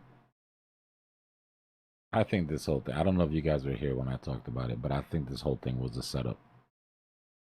I think they basically had a coup inside of the Fed and figured, like, how can we... Okay, so look at it like this. Powell's leaving in May, but the rest of the governors aren't. And they got to deal with a new guy that comes in. Right? So that's why you saw two of them dissent this time. Like, oh, we would have cut whatever. This is just a theory, but Powell said during the last FOMC meeting that employment was the #1 thing. So they gave him numbers that looked good, that made him say there was going to be no cut, right? Then they let him go on stage and do the whole press conference explaining how, look, guys, the employment numbers, there's nothing wrong. The economy's strong. There's no reason to cut. There's no reason to cut. There's no reason to cut. We're going to be data dependent. We're going to look at employment. We're going to keep an eye on employment. And then they give him a revision in 2 days after that. It was like 175,000 revision, which is like one of the biggest ones I've ever seen, in my opinion. It's one of the biggest ones I can remember ever seeing. So now you put him in a situation where he just stood in front of the world and said, if the job numbers were worse, I would have cut. And then you gave him worse job numbers. And then you come and look at the percentages for a cut in September. Look at this shit, 92%. We were at 40%. So those that know are bullish on Twitter. Those that don't are, in my opinion, expecting a deeper correction here. And I'm not saying they're wrong. I'm just saying they're not taking that into consideration. And I'm not saying we're right that there's definitely going to be a cut in September, but more people agree with that than anything else. And that tends to be the most leaked piece of data that we have in finance. So I would say there's a pretty good chance. So that September cut is priced in or not priced in? No, in my opinion, it's not. In my opinion, one of the reason that we dipped so hard was that it was being priced out because of how hawkish he came across in the meeting. There were people that were saying we're not going to have any cuts at all after that meeting. It was so hawkish. They were like, there's a chance that we don't get a single cut during this. And then now people are saying 3 cuts back to back. It was JP Morgan or Goldman Sachs, I can't remember. One of them came out today and said they're expecting 3 25 basis point cuts back to back. That's because how bad the job numbers were. And then Trump's mad at these job numbers, and he's like firing people. You know, the girl that did the data, whatever, she got fired. I guess that made the mistake, quote unquote. But Elon fired half the world when he came into office. So it's like it's kind of funny being mad at the unemployment numbers when cut so many people out. Either way, I think the entire thing was a sneaky move to put Powell in the corner and get him. They've tried everything they can to try to get him to act. And maybe I'm just thinking about it too deeply, but it works. Imagine the irony, no? What is your job? My job is to give out unemployment numbers. Oh, wait, I'm unemployed now because I got fired. They should just make sure that they don't count her in the unemployment numbers just to add insult to injury. Keep her out. Dude, that is pretty funny if you think about that. That's a good call out there. That's like HR choosing the people they're going to be fired, and then they get rid of the HR department.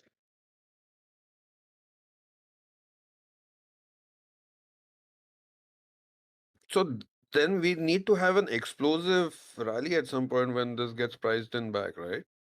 Yeah. The important thing, in my opinion, is to get in position before that.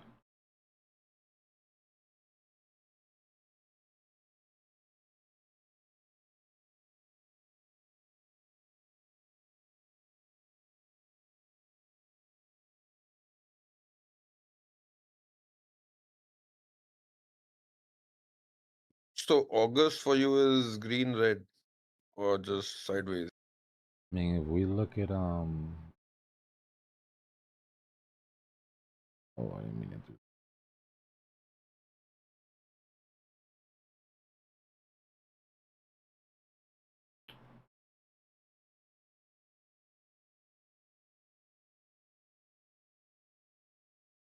I don't know.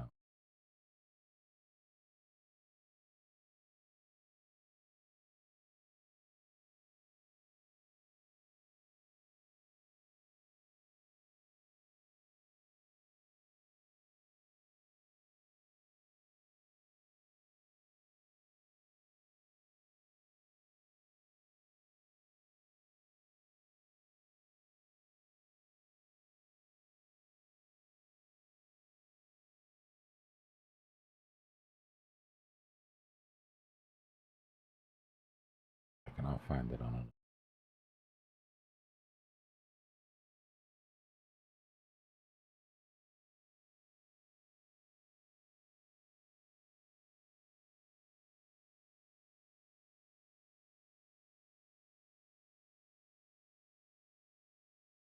Give me a second. Let me find this chart for you.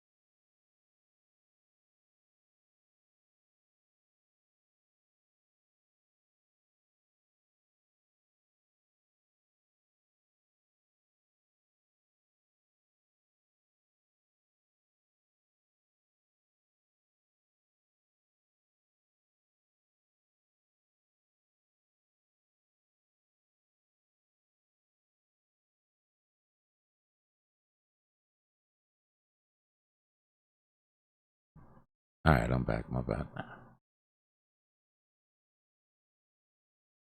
This is what I wanted to show you.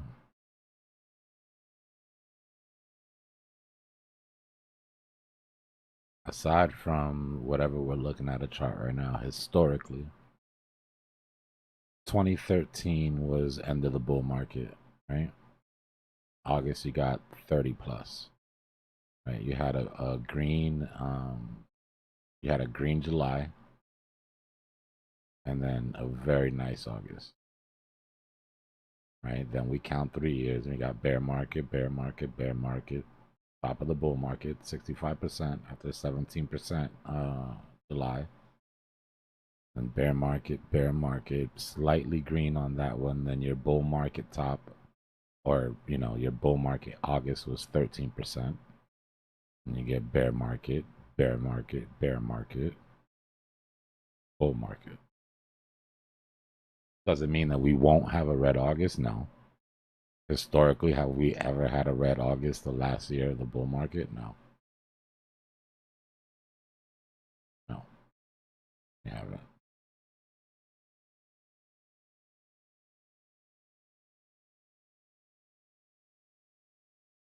So that's gonna be.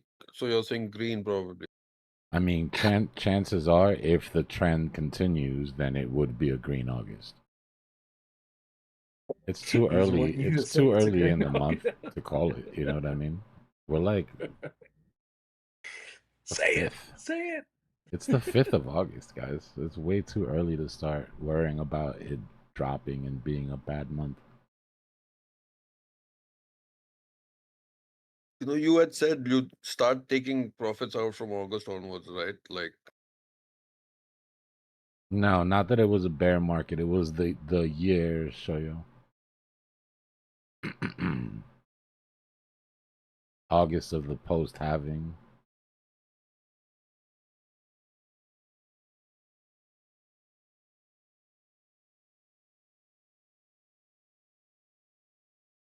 I don't mean bear market. You get what I mean? I mean last year of the bull market. Let me specify because that was confusing.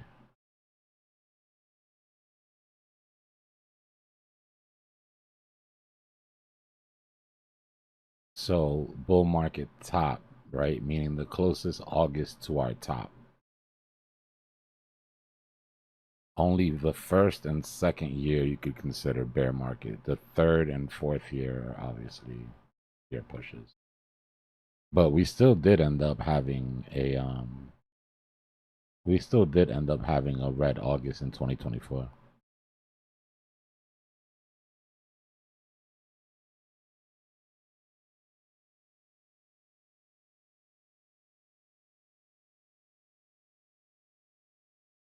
Now, do I think we're going to get a 65% August? No.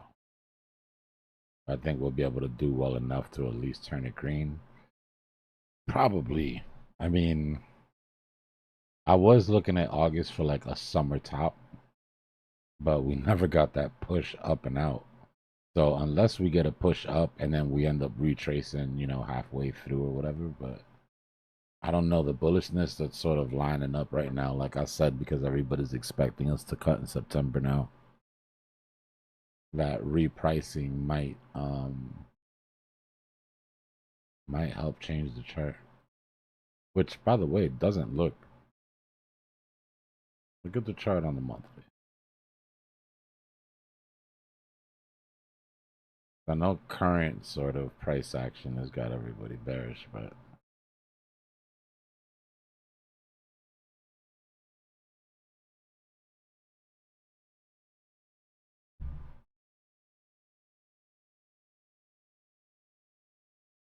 nothing about that screams that we have to have a red month.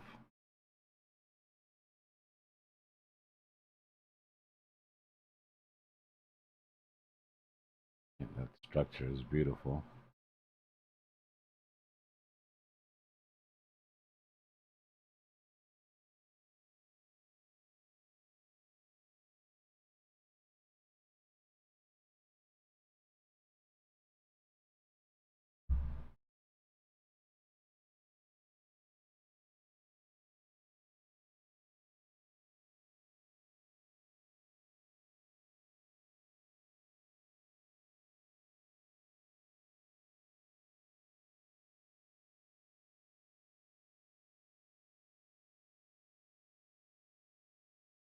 Nah, I don't think we get QE by the top of this bull market.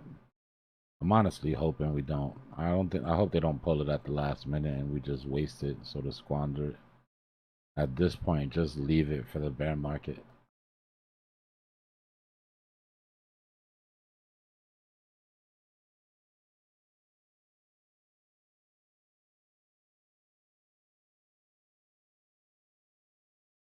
I'll be right back.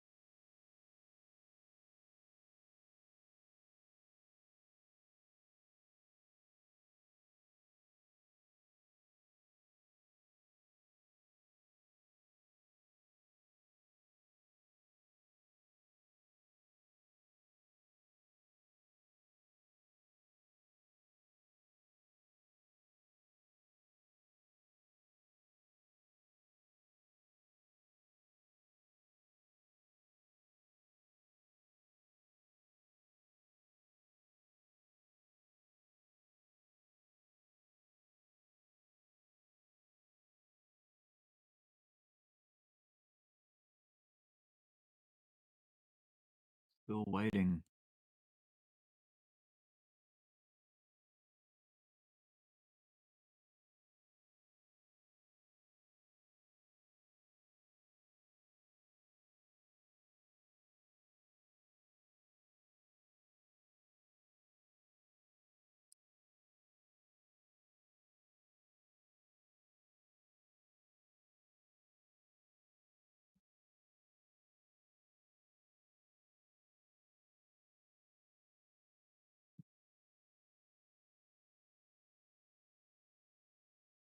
What are you waiting for, Rick?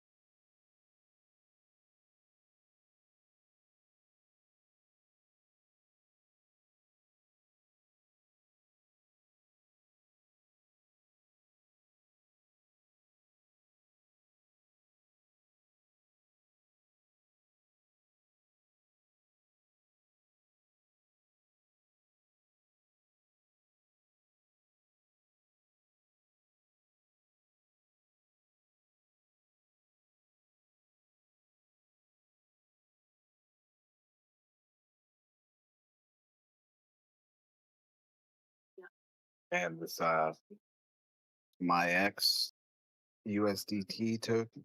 It was ripping, right? Yeah. It is. Just about to hit $1 right now. Yep. Right now it is. Crazy. Yep. I thought you were about to start talking about your ex. My ex just bought Bitcoin. I hope they get wrecked. Dr. Smells put us on to this one. If I had an ex this profitable, oh man, I'd have this thing called regrets, my guy. Oh yeah.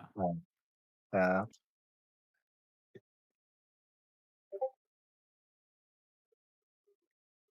Well, no regrets. yeah, no regrets ever. But also, You I can't would live your know life that I like had that. made Regret. a divergent choice from a profitable path. How about that? Yeah, it's been very profitable in a few minutes. But you gotta be careful.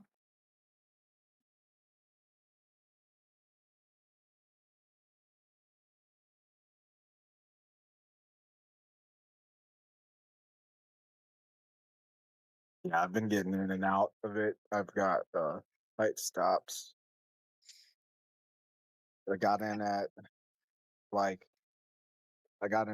think it was like 39, rode that up to 50, got out, got back in at 50, rode that up to 77, got Yeah. out, got back in at 76, and my stop loss just hit.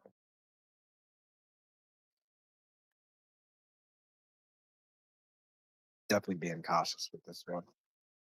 That's been I'm gonna look for. I'm gonna look It's for at fundamental 97.4, reasons. 96.3. Yeah, I got in at 79 because I couldn't figure out. It kept telling me my order was too small. I couldn't figure out how much I had to put in. I'm only on spot though. So I only have futures on my exchange for it because I was hoping I would have spot, and because I've Yeah. been taking what I've been making off the futures and then pulling it out to spot, and I was like, oh, I can't even buy this on spot. So You can buy it on spot on BTCC. oh, What are you yeah, talking maybe about? I'll pump something over there. Look at this arc, like the parallelity of this arc on Bitcoin. Yeah.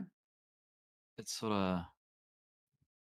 If I just duplicate that and bring it to here, it like touches all the points. It does. Bitcoin likes to be exact sometimes, and most of the time. That. Pretty much all the time. Yeah, it's like fell into this rainbow thing, this arc, and it's just.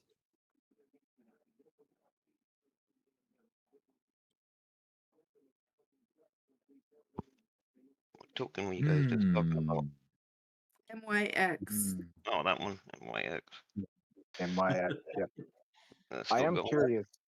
I wonder mean- if their target is sort of like if they're trying to get it to $1 because they did hit $1. Yeah, and then it pulled right back.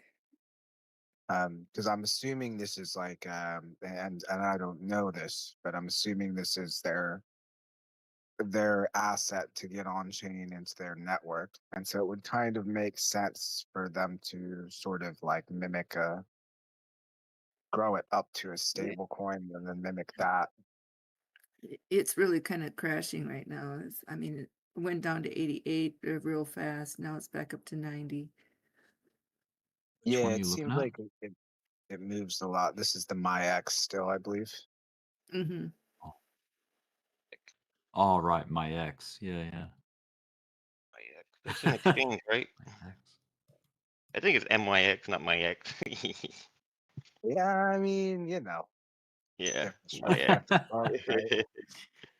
My ex. MYX Finance. So, I mean, maybe that's a warning, right? It's like maybe you should treat this like calling your ex, right? MYX. The risk mitigation strategy for that, I can't even begin to get into.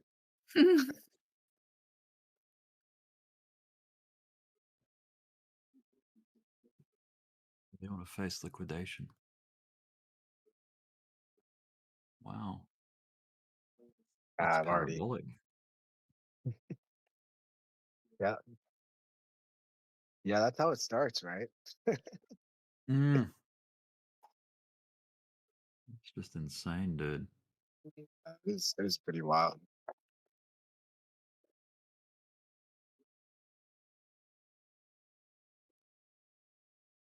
Yeah, be careful with your ex. I had definitely have had a couple that have assisted me with liquidating my accounts. So, but you know, I can't give that to them. That was my choice at the end of the day, right? Yeah, look. I mean, you were with them at one point, so they mustn't be all bad. Does have a small market cap. Well, No, not at all. There was tons of good. Yeah, that's the I like thing to with think of all it. past relations. Like, it's not all bad, obviously. Otherwise, you never would have Oh, been no. with them to begin with. Yeah, and I like to think of it. Sometimes when you fly by a big, bright, shiny star, you get a little burned on the way, right? Yeah. Yeah. And if it was worth having It fun in the sounds first place, it was definitely some sort of chemical reaction, right? So this sounds so this sounds so trippy because I'm listening to this focus music and you're saying like all this advice. Like this like kind of not advice, but like this life stuff.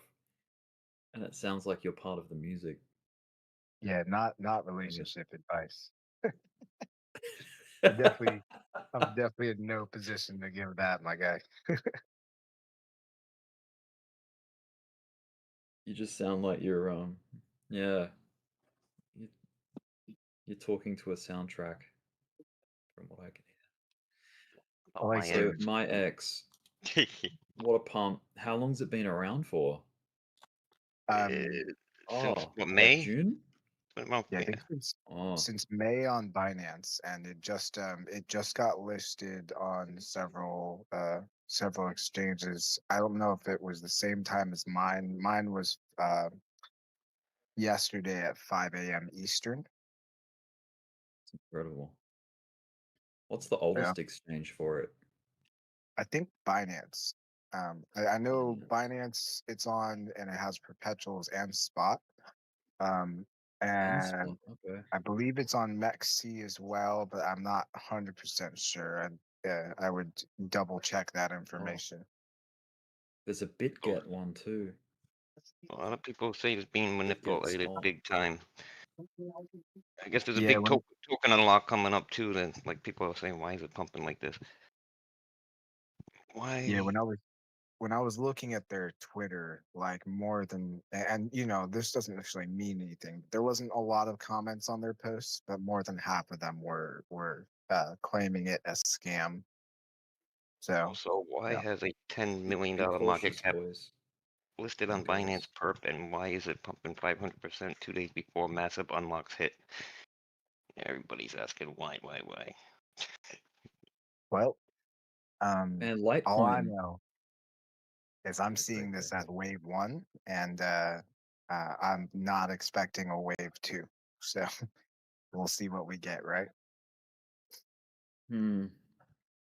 Good luck and Godspeed. Yeah, I'm definitely, I'm cautious for sure, and I would advise, or not advise, but suggest to meet any token like this with caution. Yeah. Yeah.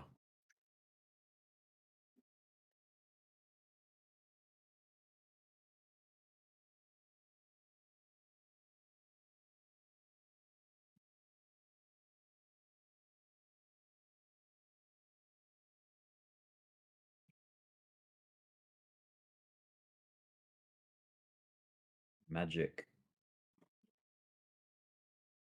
That sure does feel like a volume stopper on the 15-minute though, but we'll see. Because I guess I believe we're in price discovery of this asset right now. So Whale games.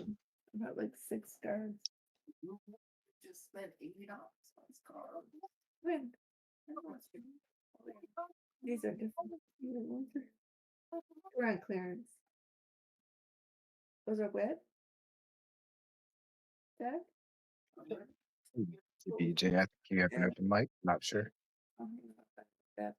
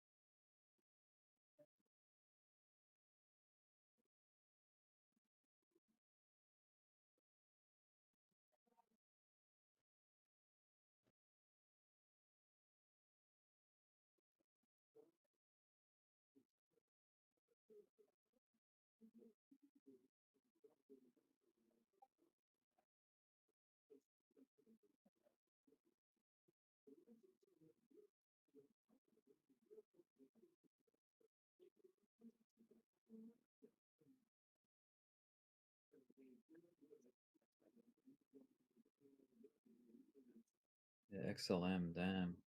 It's certainly got some kind of. Yeah, it looks like it might be wedge. working right now. Be cool to get it back up into that box, but I don't know.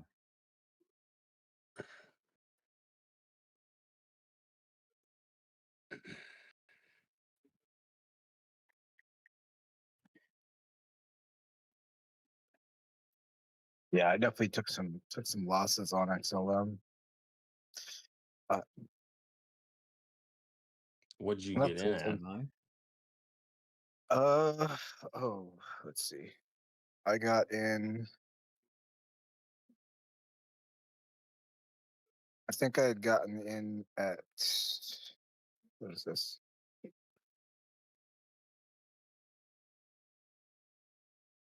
$37 before it dumped down a bit. I got back in at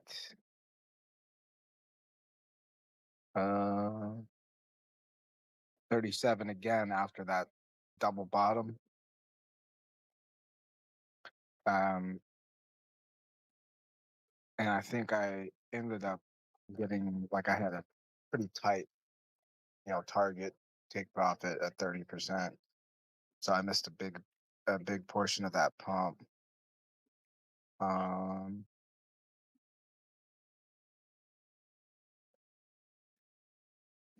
like recouped my losses. Oh, and then I got back in at like 40 before it dropped down a bit.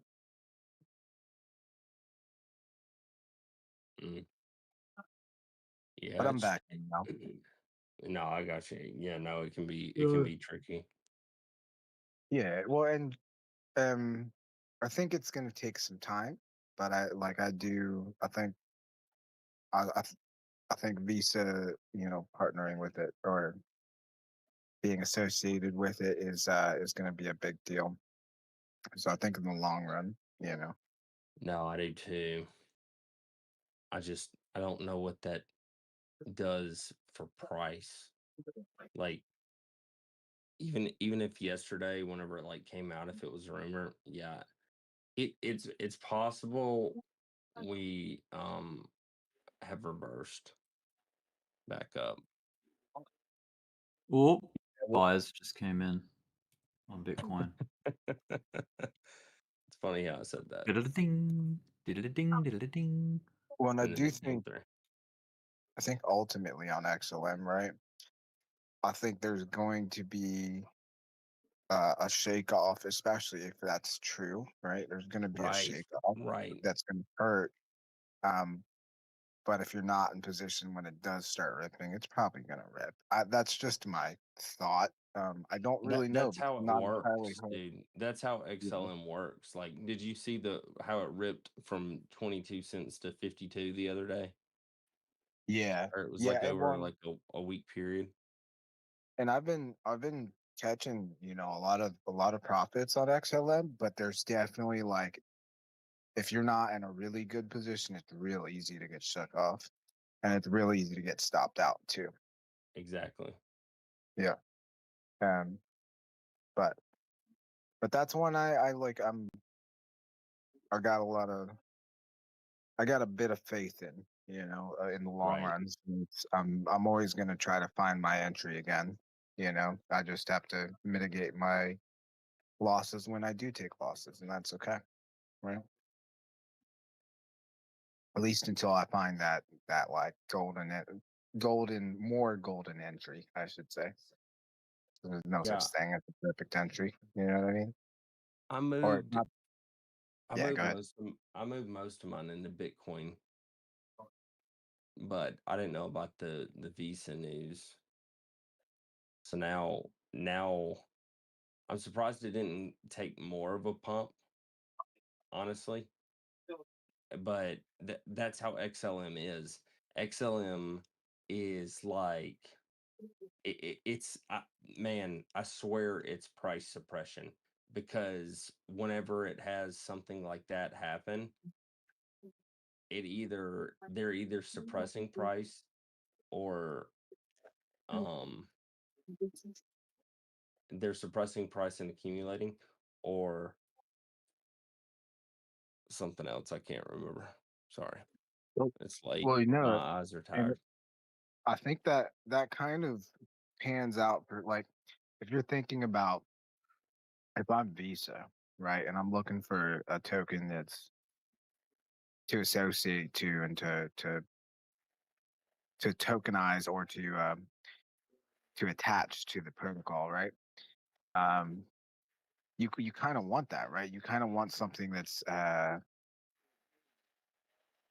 You can use that's not anywhere. right. You can use anywhere, and it's not like overly volatile, but it can pump. Um, there's a lot of potential in it, right? That's a good point. I never thought And there's about that part with it not being that volatile. It kind of is like right now, because it's at a low price, so the change in price is relatively large percentage. But yeah, no, your point stands true for sure.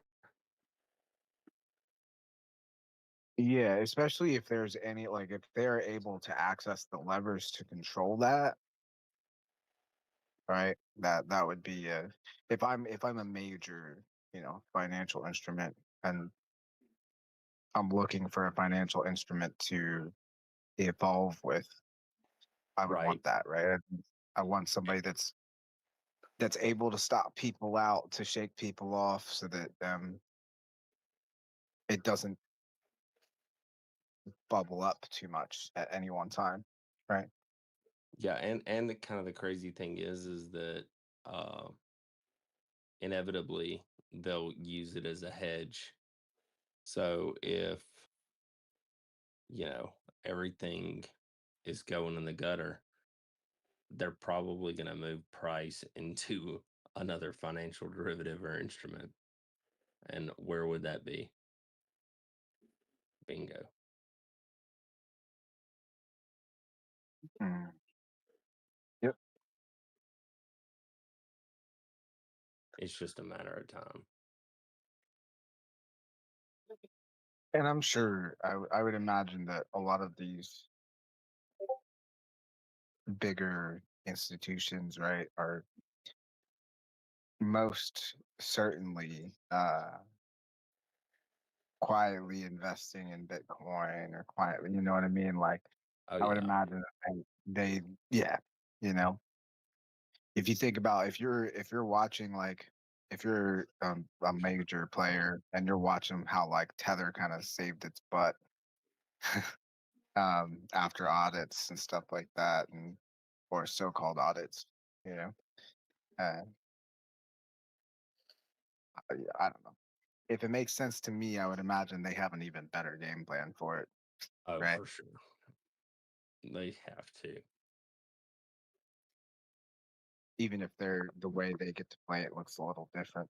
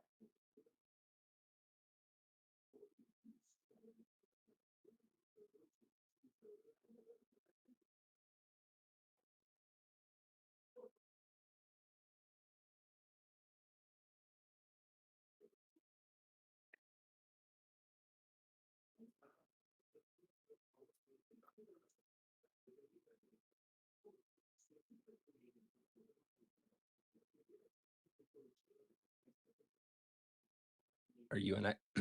Are you in XLM right now? I am. Nice. Yeah. Yeah, ever since this kind of that like this last month has definitely brought me back into XLM quite a bit. We're in I a we're in a downward channel right now. We just wicked up above it with a blue vector, an inverse stopping volume.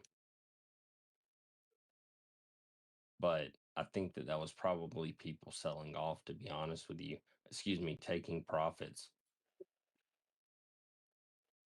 Like they got breathing room. That's what it felt like, just in personally, not financial advice.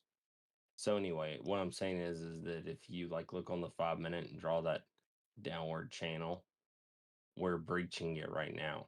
If we don't break through, then watch out below. But I like the way. Well, I always like the way. Yeah. Hopefully this is the reversal, but at least on small time frame.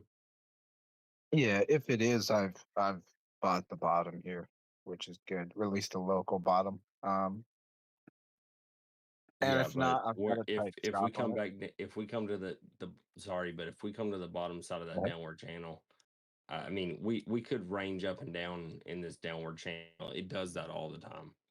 And honestly, with dominance the way that it is, I'd definitely be careful. I mean, I heard you say earlier that you lost on it. I'm just saying this thing, it'll hang on to a thread and then drop. Oh yeah, I've overall I've mostly gained on XLM, but I have the last like 2 days I've lost a little bit on it, but still, I think with XLM, I've been overall profitable, which is good. But I'm keeping real type stop. I do appreciate that. That's good. Yeah. Good opinion right there. You know. Yeah. I mean, it's just sometimes you're just not looking at the right time frame. That's all I'm saying. Oh yeah. And Yeah, based for off where we are, and it will react differently at different times.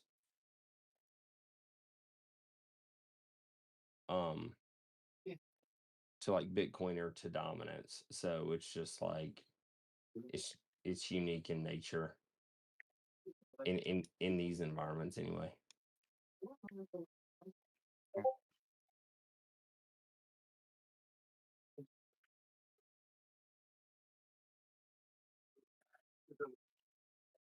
Dang.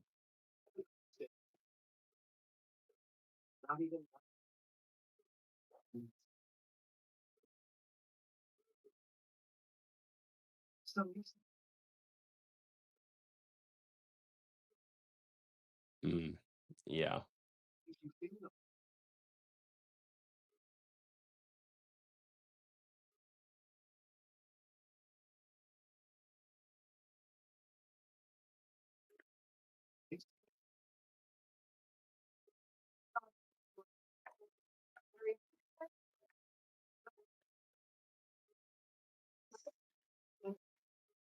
Yo, do you have check out XLM on the 13-minute? Yep. Give me just a moment here.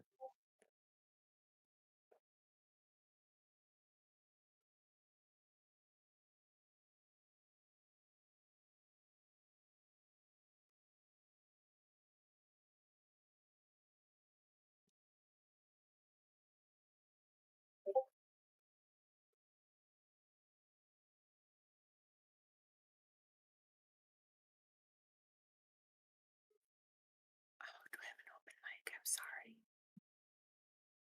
It's all right. It wasn't anything.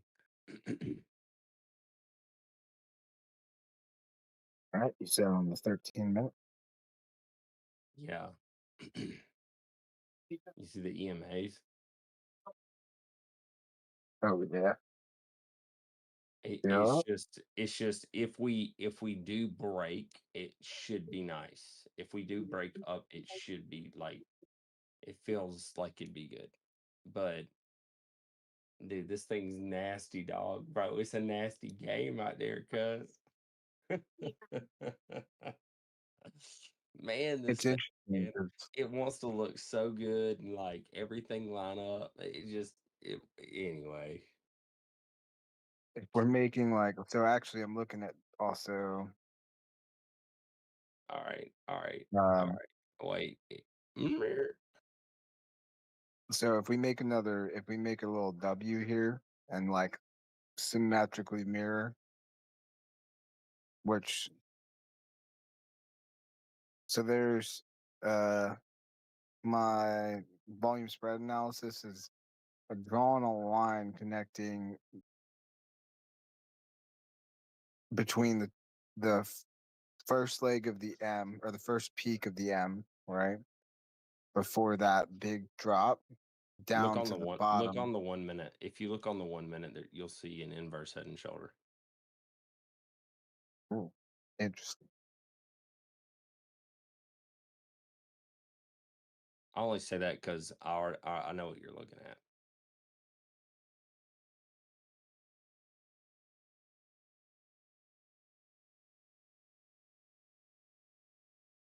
Yeah, it's there. It ain't perfect, but it is there. It ain't perfect, but it's a nice, based off the EMAs and everything. It's and the pattern, really good chance for reversal here. Yeah, Which and this was I just like like that the it's top of my box. I kind of thought we would go deeper, to be honest with you. I I'll like take that it. it's like a V shape.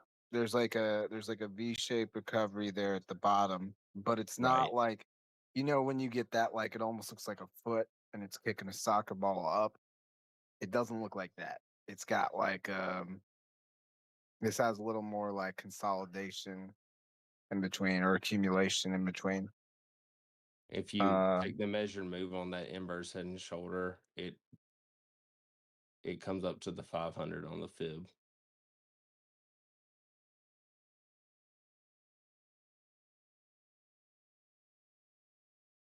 Well, it looks like it's swinging back up towards that daily open.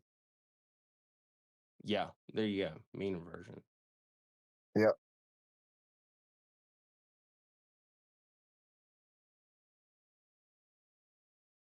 Yeah, I see that.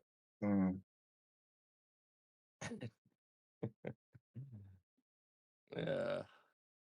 If only, if I traded this thing, if I was just in and out of positions, God, I'd make a fortune. But I have too much just, nope, this could be it. Too much just PTSD, brother. A bit of cautious optimism is never a bad thing. Yeah, just well applied caution. I mean, it's still obviously might break down here. Trust me. It, like I said, it looks beautiful, and then it plays nasty little games. But Oh yeah, I've experienced a bit of that with XLM, but yeah, it also does sometimes. Man, sometimes it's just such a beautiful thing to ride. And like I don't know what I think like everybody kind of has their asset that's like their comfort zone, and I've this is one that's like grown like I've grown into really loving the rate at which it moves when it does move. I yeah. don't know. It's because it's the perfect happy medium. Really, like Yeah. to me, it feels like the perfect market cap size. It's not even like a happy medium. It's just the perfect market cap size. It's Yeah, like, that's what do you want a it crypto yep. that's gonna go up over the long term just because it has community and the market cap is small enough to make it go up based off the supply? I mean, it's inevitable that it goes up over the long term just based off dollar bills. Yeah, when I think it's I'm comfortable with it being how long it's been established at this point, right? And how well it performs for being in the I don't know if it's top 10 still, but last I Do you checked use was it? I've used it a bit actually. You kind of put me on to a while back to using it to transfer funds in and out. And yeah, it was smooth, easy. It's not the fastest, but I mean it for being as old a protocol as it is, I mean, it runs really smooth. Dude, I've noticed that, like, whenever I send it, sometimes the exchange I send it to will take a long time, like, processing it, or what the like exchange that I send it from or the wallet or whatever, it'll take a while for it to like transact.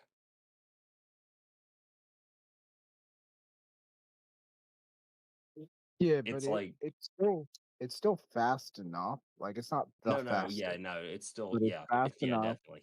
It kind of fits that like you're saying the happy medium, right? Like that's where kind of in general that's where I feel about it. Like the transactions have been fast enough. They could Well, be faster, but the fees aren't bad. Yeah, like I'm happy with it. It's good enough, and yeah, dude, a lot of times, the fees are like zero. I mean, basically. yeah, and it functions pretty well. It moves fast enough. It never gets like so I've had with other assets, it'll just get like the network gets too clogged and it just doesn't move, and it sometimes takes like an Exactly. hour. I haven't had that with XLM. I've had it be slower, but it still moves. Yeah. You know? So they have a vote coming up August 15th for like this smart contract thing. Apparently, I think it's called like Protocol 23. Anyway, I hadn't really done my homework on it, but Copy that. I'll take a look into that as well. the thing is I'm honestly not even worried about what it is because I trust them in general. What I'm more concerned about is the fact is like I saw how they reacted to the rumor. How are they going to react to the news? Yeah, that'll be That's what that'll be it. concerns me. But I mean, at the same time, that presents opportunities for a better entry if it does kind Right. of you know. Yeah.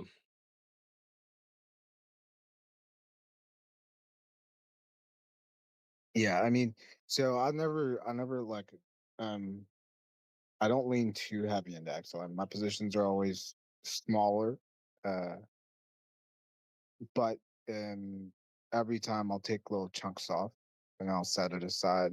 Um, then what I might start doing, because I normally what I do is I'll buy Bitcoin with it.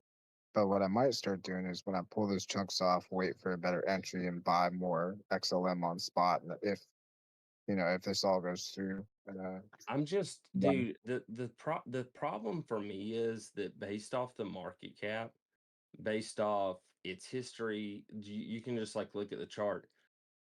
Excel, and I mean, it's simple math.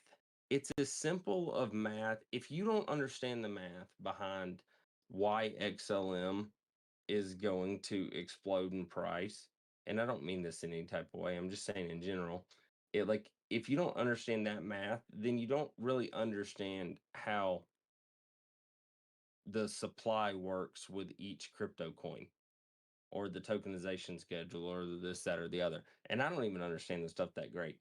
But I know that it's just going to, it's just easy math.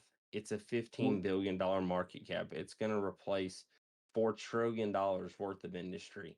It's not, it's like, would you say what's it going to be? 150 billion, 500 billion? Who really cares? It's going to be something like that. it's taking a big enough chunk of the pie, is what you're saying? Would you say that this was XLM was kind of the catalyst for you gaining a better understanding for how tokens work and how market cap works? No, my whole I have a degree in finance, which doesn't mean anything, but um like I'm just a fundamentalist in general, and whenever I see like my favorite movies, The Big Short, I don't even like movies really, but when it comes You to reminded just me I have to go watch that. I'll when probably it watch that comes, tonight. oh man, have you seen it? I have not. I had a friend Oh, who's actually not even he doesn't trade, but uh his family got wrecked during that oh, time. yeah. So he was like, "Oh, you gotta watch this movie, man. You gotta watch it," and sort of as a cautionary tale, but he also just thinks it's like one of the best movies on finance. No, yeah, no, it is, and everybody did just a great job. I mean, Brad Pitt was in the movie, and Steve Carell, and dude, it would be nice if this my ex right here broke out of this little wedge. Yeah, I got a short right now on it in profit, and I've got like a tight stop in profit as well. So I'm kind of just waiting for it to finally hit that, and that'll be maybe a sign that I should watch for another breakout. Um, but in terms of like market cap and circulating supply and things like that, like it's just to me, that's just it's as fundamental as it gets. And the reason, like one of the reasons I like wanting to finance or like feel the way that I do about all this stuff is because the Fed has a money printer that can print unlimited supply. The value of I mean, it's even like Social Security. I mean, I'm just throwing something random out there, but like Social Security, you pay into it, and it's like, who knows if you actually get the dollars back, but you certainly don't get the inflated dollars back or whatever that you could have put into a retirement account, and business and technology and everything would be so much better hypothetically. Like, anyway, that's not the point, sorry. But No, I get where you're coming from with the inflationary nature of the dollar with the work yeah, of the Fed. and with XLM being less than $1 and there's only a supply of 50 billion, and right now they're circulating 31.25 or something like that. And it's like, and then whenever you transact it, let's see what's going on here. Whenever you, man, this is about a Bart Simpson #1. You talking about my X, or you talking about XLM right now? XLM. Yeah, my X is, yeah, I just hit my stop on XLM. In profit, but not much. Okay, that was probably a dirty move then if it hit your stop. No offense. No, yeah. I'll keep it there. I'm okay with it. I'll get back in as many Yeah, times as I need it'll with push up XLM. and then it'll turn right back around right whenever Yep. it looks like it's solid. Yep. I've gotten a bit used to it over the last month. Really, it's been I'm starting to get it, like understand how they move a bit, but they always keeps me on my toes. I like it. It's not quite as exhilarating as watching Bitcoin in some sense, but it certainly gives me a lot of action. Bro, this thing is nasty. It's so nasty. It's Oh, vicious. A man. lot of times when I Oh get my stopped gosh. out, that's like my cue to almost get back in, because then it's like they finally stop me, and then I'm like, oh, it's either gonna rip Yeah, or it's yeah, gonna dump. You yeah. know what I mean? Like, Mhm. yeah, because it'll just hang and hover like at these levels, and then like wait until you're just over it, and then all of a sudden, you know what I mean? Like, Yeah, dude, it's doing it right now. Of course, I am watching it on the 15-second. crazy, man.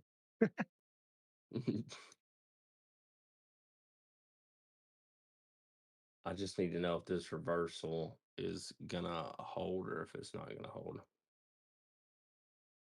Based off that, I should probably take profit here and then buy at the bottom of this Bart Simpson, but okay.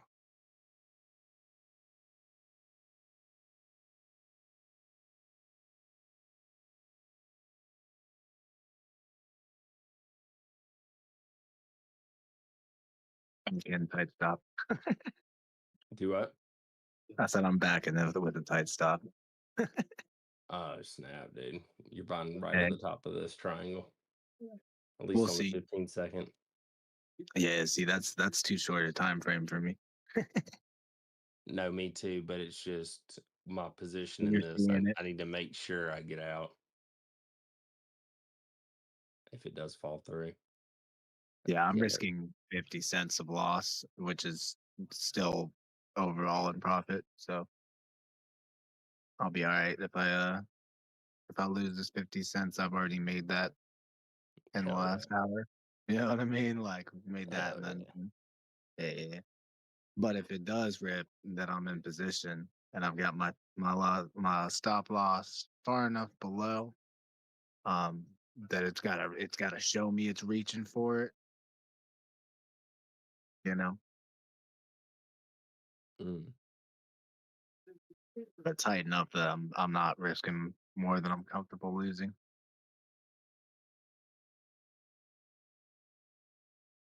Actually,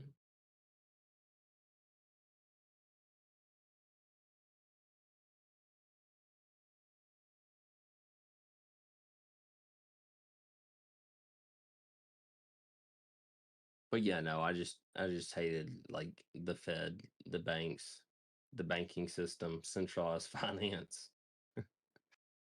I just, I grew up in that era where it was just like, screw these people. Like, think about And it, right? Like it's not made for us to. So I was watching a video on these buy now pay later companies, right? And how and basically how they're failing businesses, right? And they've extracted mostly what they've done is ruined a bunch of people's credit scores and then also not been able to recover those funds. So not been able to recover those what? well, either the funds or the physical items successfully enough to make it make sense, right? But that ultimately, at the end of the day, it's done not a lot of good for most people. But just like everything else, right? Like you look at after like COVID, right? It's like, we've had the economy go down, we've had it go up, but like each time it goes up, it has not, the average person does not see benefit from that. Right. The super wealthy have benefited quite a bit. And that's just like, that's how our, at this point, that's how our economic system is designed to function, right? I'm not entirely I'm not like a entirely anti-capitalist, but it's not, the feds don't necessarily, or the Fed doesn't necessarily work for those individuals directly, but the overall economic system doesn't want those individuals to leave, right? You want that money here, even if it's not in your pocket, right? Exactly. So it's kind of crazy to think about. Yeah, I actually I think the job that the Fed does as a whole, I'm not a fan of. However, I'm not necessarily like against all that the Fed does or like that the chairman does, right? Yeah. Because like I don't there's think it's a always, people issue. I think it's a yeah, system issue. right, and they're just doing the thing that makes sense to keep the system running, right? Ultimately, ideally, Yeah. at least. Not always is that the case, but I do feel like right now we're seeing that. Like it's I think Powell's actually doing a decent job, you know. I think he's doing the best he can with what he's got to an extent. I'm sure there's profiteering going on. There always is, right? But Yeah.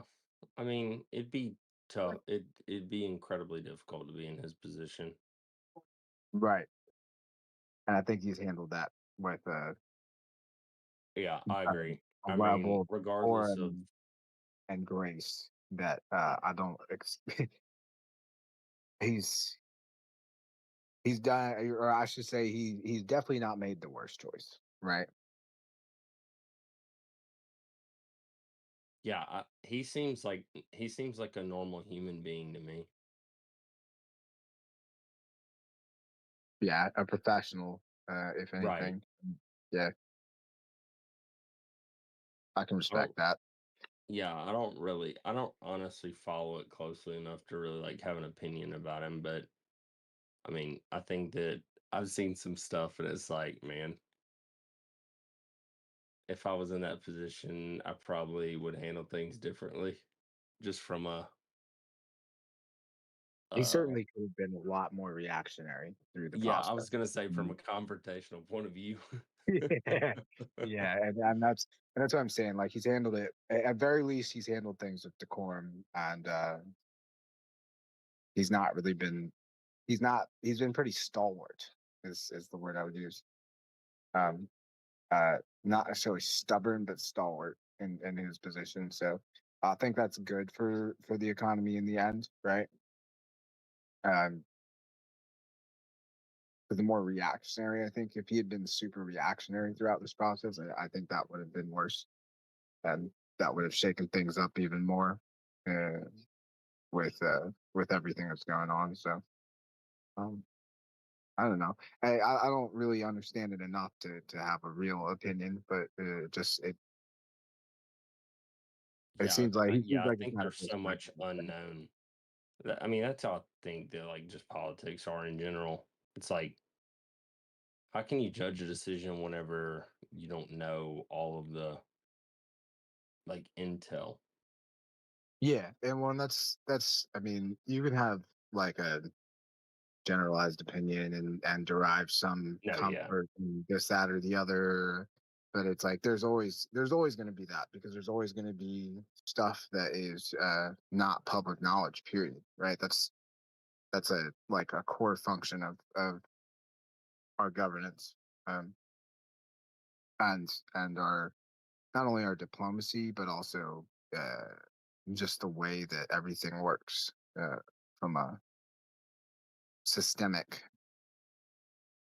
at a systemic level, right? So as long as there's top secret and there are clearances, the average person is just not going to know.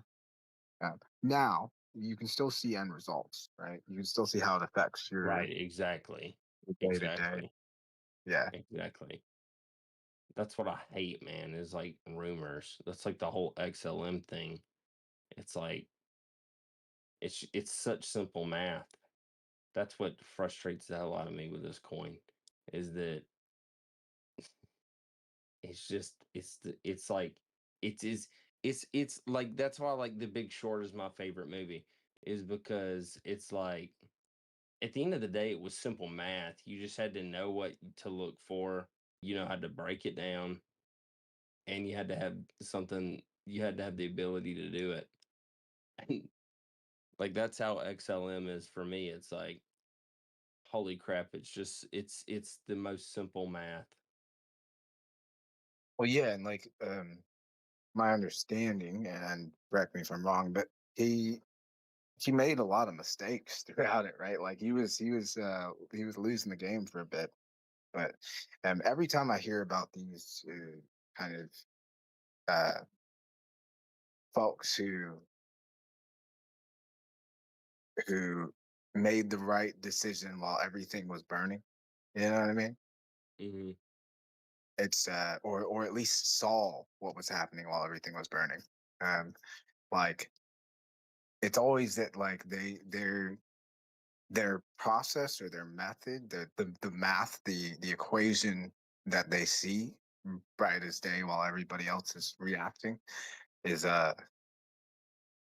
normally pretty simple, right? I think it was like in Japan BNF, he was looking at mean reversion. I think he used a single EMA.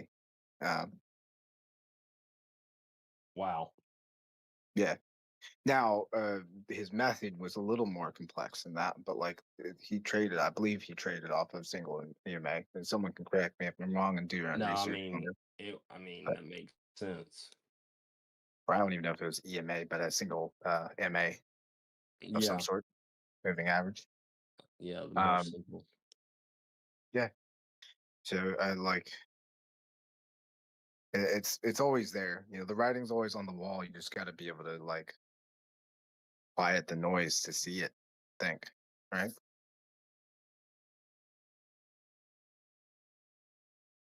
Yeah. Oh my gosh, dude. It's like the lower the price stays, the higher it's gonna go. And that's how XLM works. The only problem is like I always think of it in terms of the lower price stays versus where I see price in the future.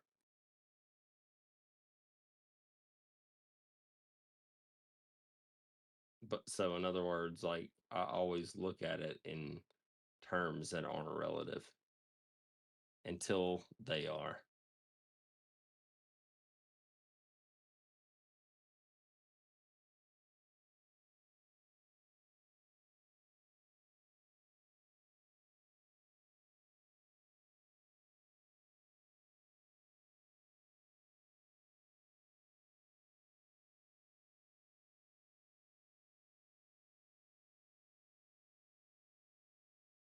I was talking to a guy the other day. He's a young welder, very good young welder, right? And it's funny because he was talking about how he teaches the old guys, and I believe him. He's a very sharp young man. And he also he has, I was explaining to him how like his edge as a welder is that he understands thermodynamics. And so when he's welding, he like he sees it in a different way than someone who's just learning from repetition, right? Yeah, good point. But at the same time, I think like with trading, there's value in that repetition to a point. You know, you have. I think it's important to kind of like sharpen on like multiple tools, right? But like you can't make up for time with just intelligence, right? You do kind of have to see it in these different phases, which is why I think I'm gonna go watch The Big Short in a bit here, just to kind of expand my understanding a bit. But it can be kind of a tough. It can be kind of like it can be a movie that like you might need to watch like a few times. Like I think it's always like I feel like I always like learn something new whenever I watch it. And I've watched it not like a lot, but good handful or more, if not more. Like that's probably that's like my my indicator of a good movie or a good story in general is yeah. if every time you revisit it you see something new. But it's also a good indicator of like personal progress as well. Yeah. You see how it? Do you see XLM how it hit your wick? Or, I mean, it hit your stop. Goes up. It did end up making that Bart Simpson, and then comes back out of it.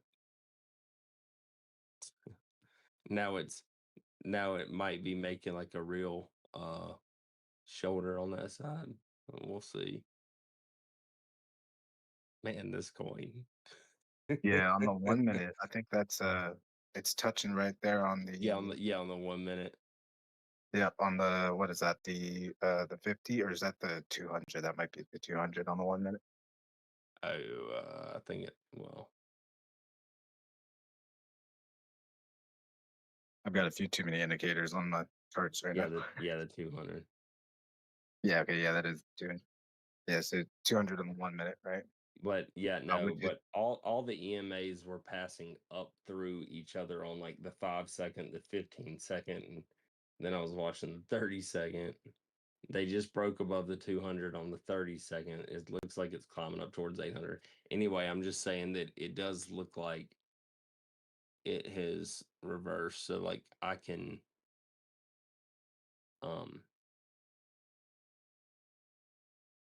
you know, sleep better. Maybe. I'm happy for you, bro. If at all. I hope you get that confirmation so you can sleep good. Oh man, this I thing. know that feeling. If it doesn't turn up here though, this thing might get ugly. I say ugly, not that ugly. It could get that ugly. Speaking of ugly, my ex right now is back down. Hell yeah. It's weird every time I say it. It's back down to 67 from $1. It's crazy. I saw it coming, but I did get stopped out of my short. I'm just gonna sit and watch because it's such a new asset, you know. At least for my exchange. Well, what was the hold on, let's draw a fib on this thing.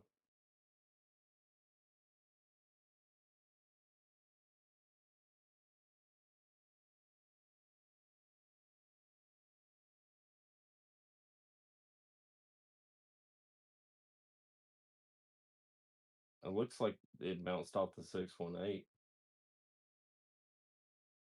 Yeah.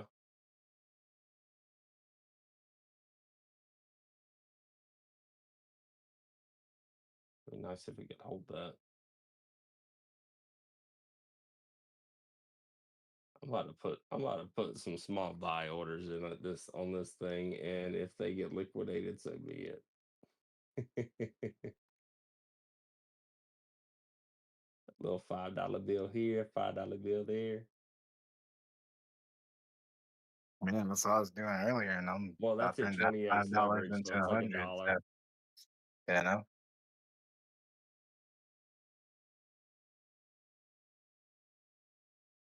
There's always potential. We'll just have to see what it does. Yeah, dude. It's either going.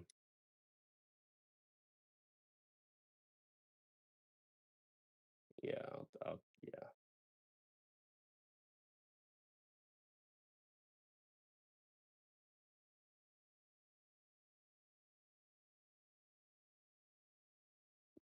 Yeah, it does. It does feel like it's bouncing. Like I'm looking at the 30-minute. It does feel like it's bouncing right around at the center of that largest candle on the 30-minute. So Are you talking about XLM? no, this is my ex Oh, how long's that coin been around? since May. Oh, darn. And this um I just drew a basically fib on the Blowfin chart, hmm, which is like today. It was on the 1 minute, and there was not much data at all.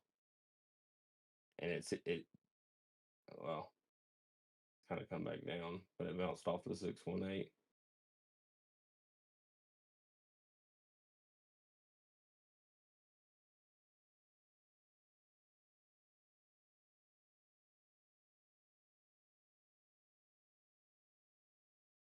At least on this chart. yeah, it's sort of I mean, this Dang. whole like it was pumping before it hit my exchange. If you look at the Binance one, seemed like it Oh was man. pumping in preparation, you know.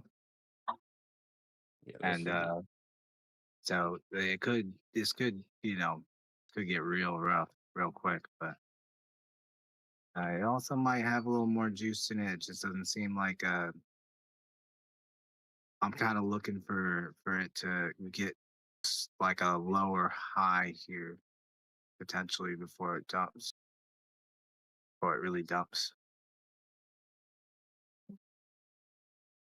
Just waiting for a green candle basically for confirmation on the 30-minute.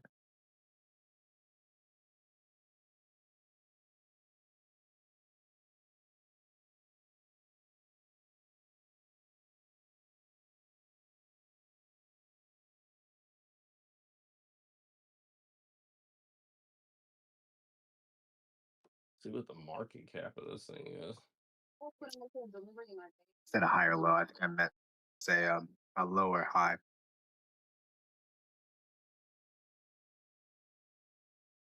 I don't even know what my liquidation level is, I'll be honest with you.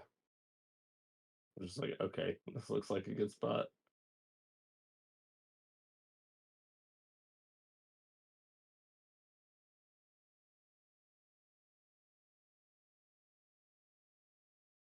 Come on, XLM.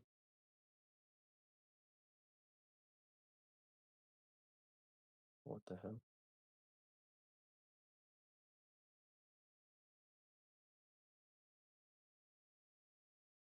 $90 million market cap. Oh yeah. This thing's going, yeah, it'll probably double in price again. If not triple. Everybody will get in and be like, oh yeah, altcoin season's here. Blah blah blah. And then they'll dump the hell out of it.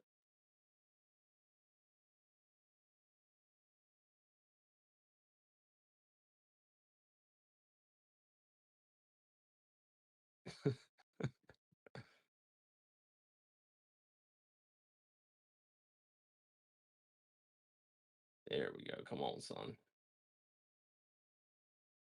There we go. There we go. There we go.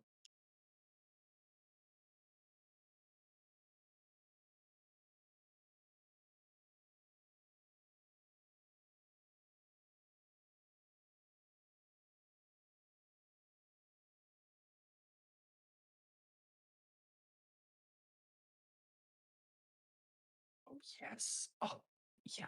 Dude, I saw somebody buy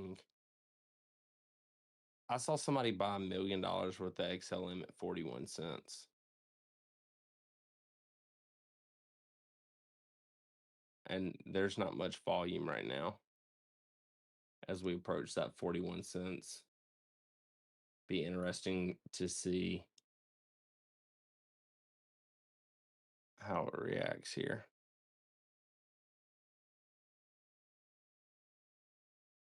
Which it was weird how it was acting because it was holding at 41 cents. So I was looking at the ticker tape and then I realized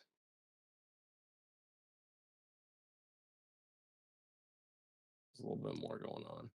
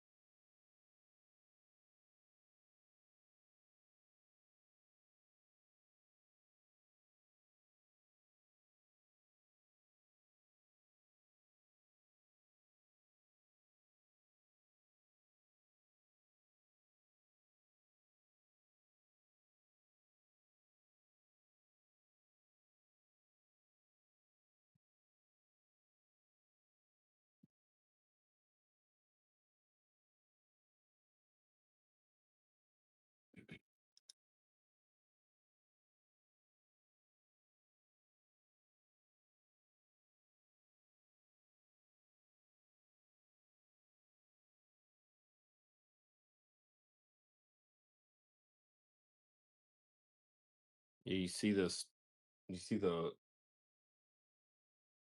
are you looking at the 1 minute of my X by chance?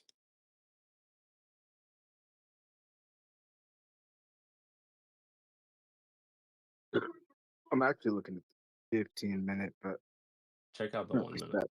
Check out the 1 minute. Yeah, we'll do. Let me get my stop set and I'll take a look. 'Cause I'm in profit right now, so I want to set a stop in profit. Yeah, I Yeah. should probably.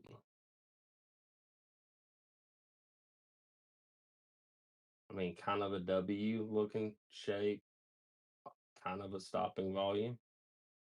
So I don't have the one. Actually, it might be able to pull it up here. Yeah, I can pull it up right here. Up, it just hit the stop in profit.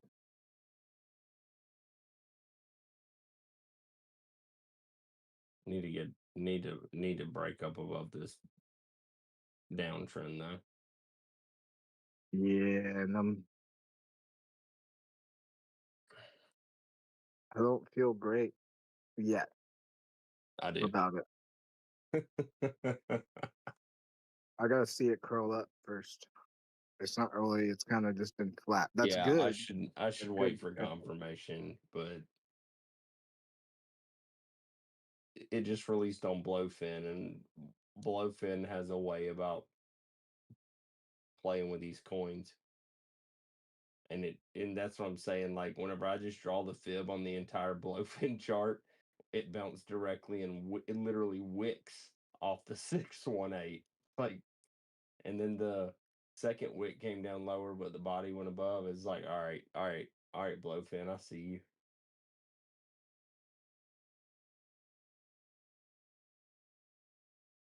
I will say it's some super small dollars though.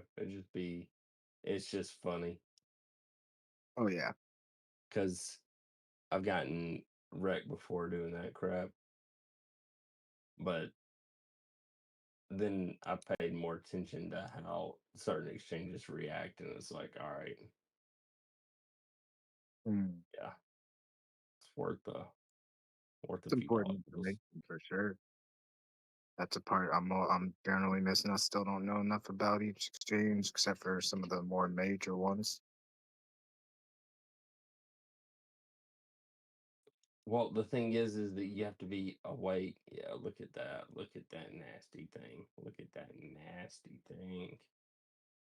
Look at that nasty thing. It's still playing games.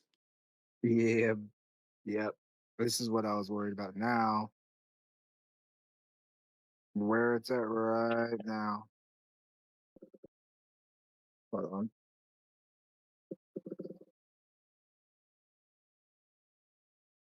It can't scare me out though. It can't scare me out. I'm That's still it. gonna throw $2 bills on it. I don't care.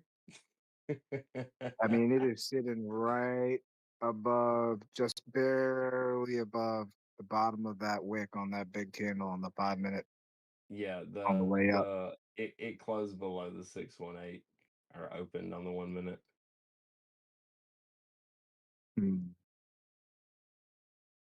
All right, now I'm gonna let this thing go. It was definitely risky business. I'll say that. Definitely risky business. I don't hate it. I really don't. I'm on now. I'm only at this point. I've took profits and switched them over to spot enough times that I am playing with like 10% of the profits that I've made off of this. So I'm comfortable taking a few more risks, but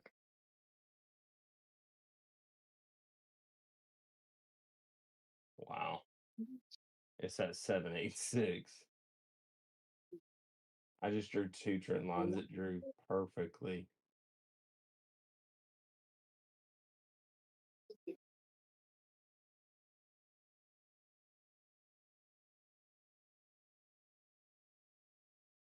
these EMAs on the 5 minute look crazy too. Risky business for sure, but I like this risk. Personal, not financial advice.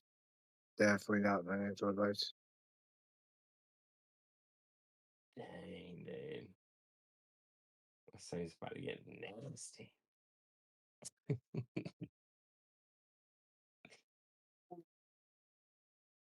Dude, I love when coins just show up on exchanges, dude. I love it. So it was funny because they had this coin on my exchange and another coin that released it or that got on the exchange at the same time, and the other one was Duck. And I kind of thought, I was like, I don't know anything about Duck. I didn't know anything about this, but this, I saw that pump coming up, and I was like, oh, they're at least gonna pump it a little bit, and before they dump. So that's a lot of work to do just to dump as soon as it hits the exchange. It just didn't feel like it was done with that move. So, but I put a long and a short on my X start, and I'll let it show itself. Put my stop loss on the short real tight, and I'm glad because I thought it was gonna be like, oh, they're gonna dump it. I'm gonna short it through the dump. Ended up pumping. Glad my top loss was tight. The duck I shorted, and I haven't even looked at it since. That thing did nothing while this thing was ripping.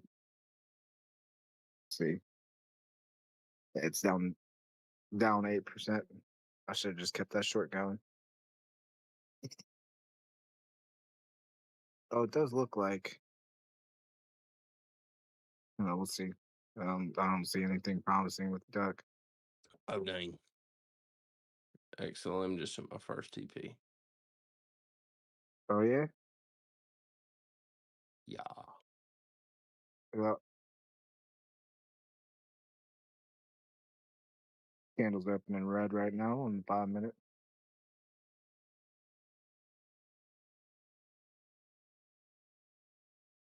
Nice. Nice.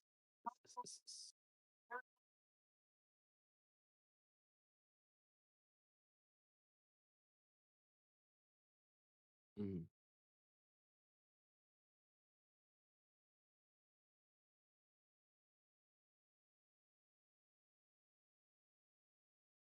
Ah.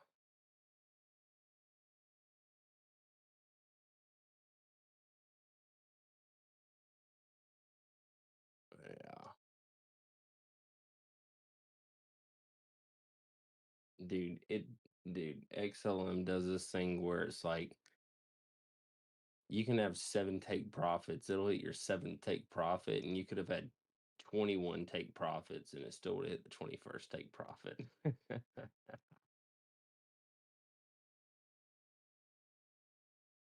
Yeah, it's either that or it hits none of your take profits and just rips through your soul.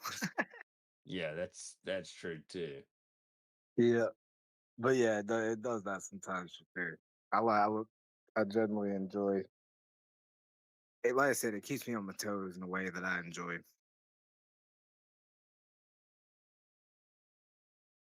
Dude, I hadn't looked at anything like under the 5 minute in so long, but now it's like back to just degen.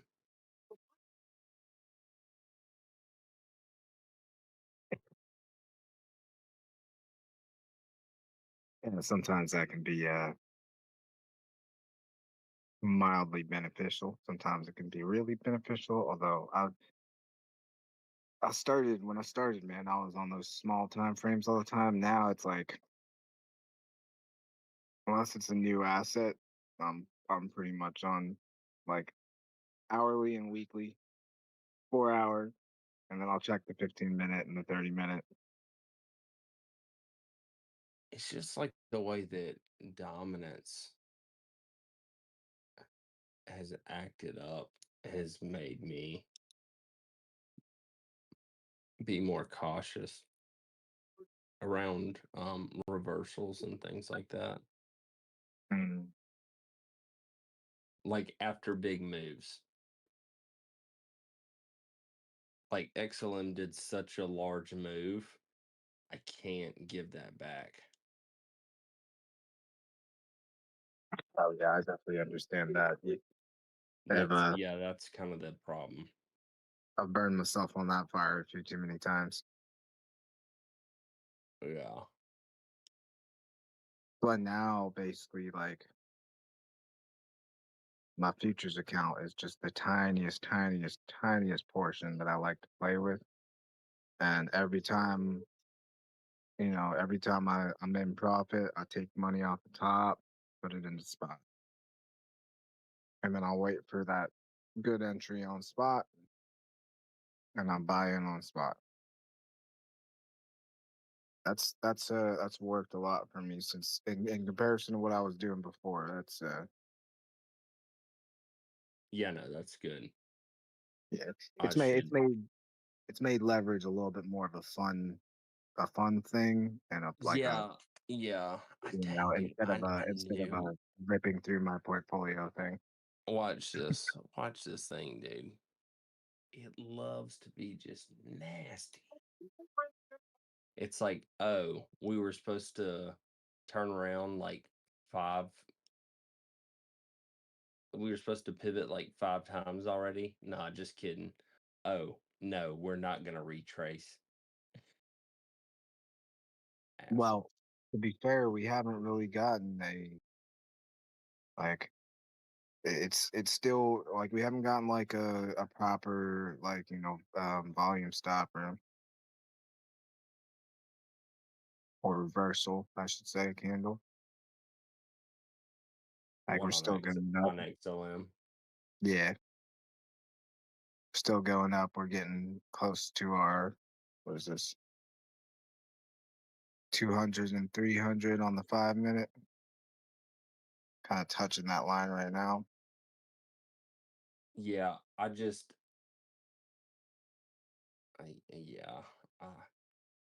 been watching it for like 7 hours straight. So you're right. I'm looking through it. We didn't get a great stopping volume, but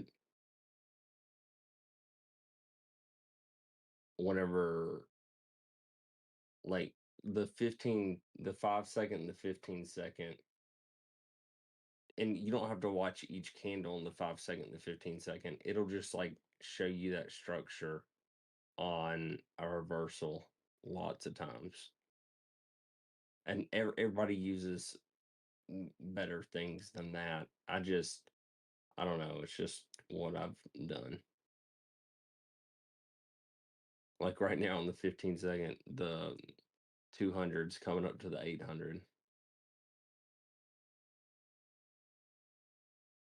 I think when you're like hyper focused on an asset, that's like almost, it can be beneficial, but it can also be like the trap.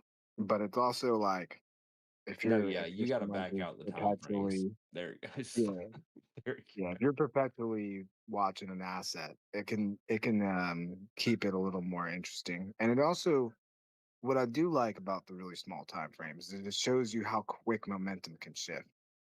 You know what I mean? That's what I'm saying. Like that's what I'm so bad at momentum. And I know there's like Dbloc's 5 minute scalping with the 13 crossing the 50.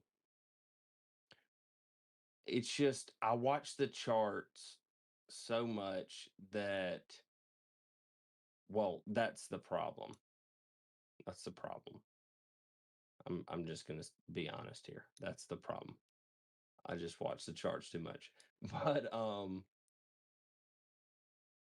not good at seeing momentum happen on like 5 minute, 3 minute.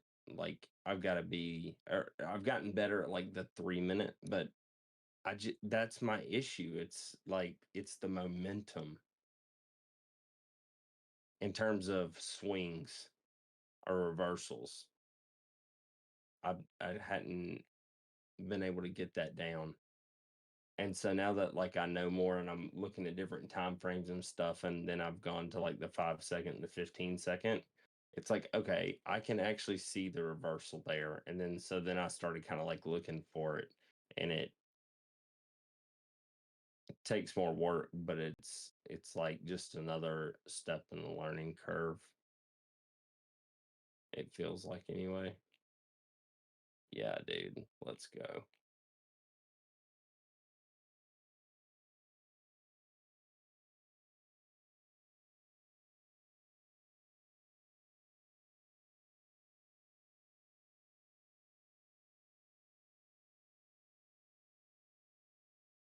Which I could use lower leverage and stuff, don't get me wrong. And most of the time I do, but I like the volatility, and Daddy came to play. I will say, I'm done playing with my ex for now. I think I might go watch the Big Short now because it's dipping beneath levels where I'm comfortable looking for a reversal for the time being. What is my ex? Got my ex, yeah. I got buys set from about 60 down to about 57. I mean, it's almost taken all of. Oh, it just hit one. It's almost taken all of today's pump back entirely. You know what I mean? That's why I'm like, I'm waiting to see it. At this point, I'm waiting for like a good solid double bottom or. Oh my God, dude. Look at the, oh my God, at the shorts in the funding rate.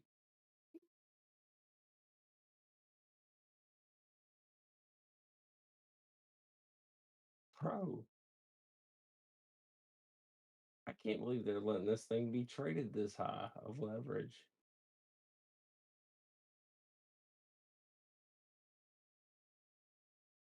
Oh, snap.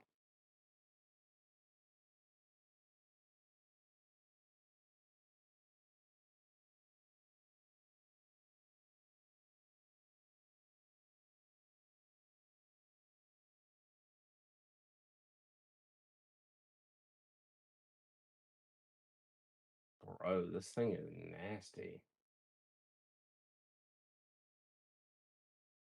I shouldn't be trading this coin on this exchange. That's a fact. Holy crap.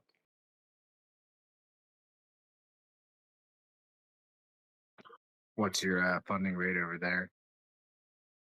Negative 0.241%. On mine, it's 0.0012. Nice. I could short it, but I'm like, I think I'm good. I'm waiting to see good solid sign of reversal here. All right. If this ain't it, then I ain't touching it. I think it's I do think it's gonna bounce here. Of course, I thought that at the 618, but now we're at the 786, and I think it's gonna bounce here just because. My thing is this sort of feels like Yeah, probably to it me might not. It it might feels not. like this wave is over. You know, that's just me. But if it takes everything back and keeps going down, I might short it from this All pump. right, I'm gonna put one more buy in down at 53. Just cause.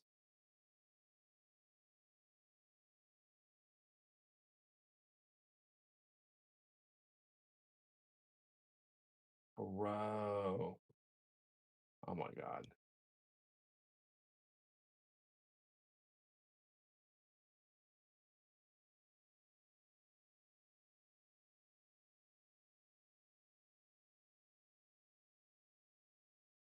Dude, I've never seen slippage like this.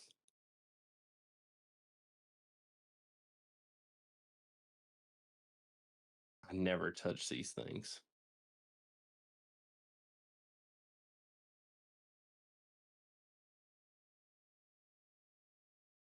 Yeah, there we go. There we go, XLM. Do that thing. Do that dirty little thing you like to do, buddy.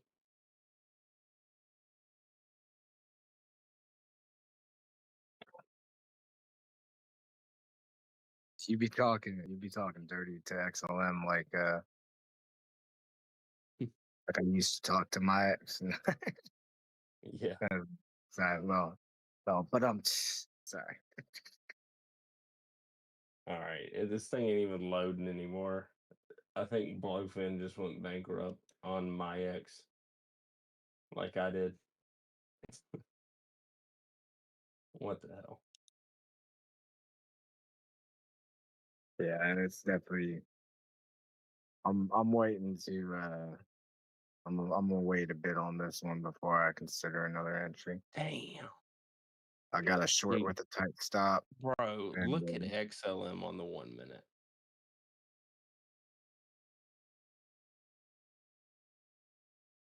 Oh, see, dude, that's why I watched the 5 second, to be honest with you. Or at least that's why I have been.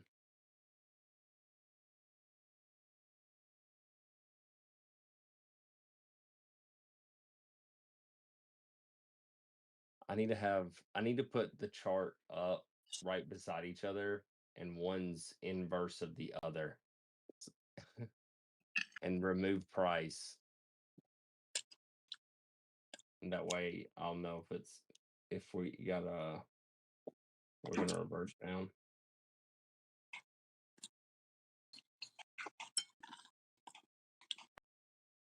Is that a Clive out here making a coffee?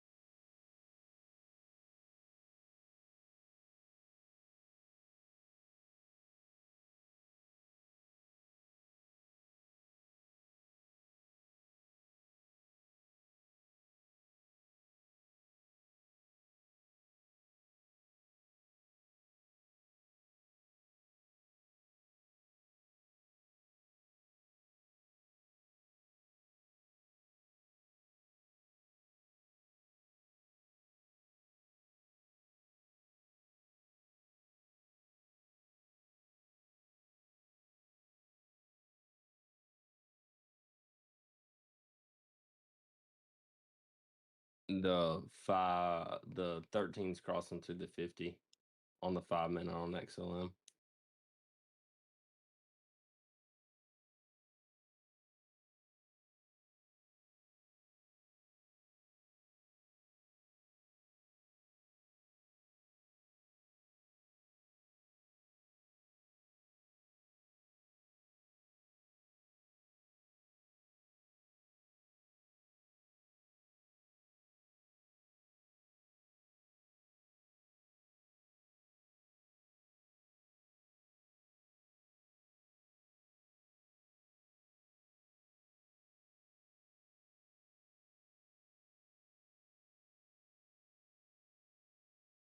Golly. I want to just close this position altogether and take profit. Take all of it home. But it's like, nah, it might do that thing. Dang it.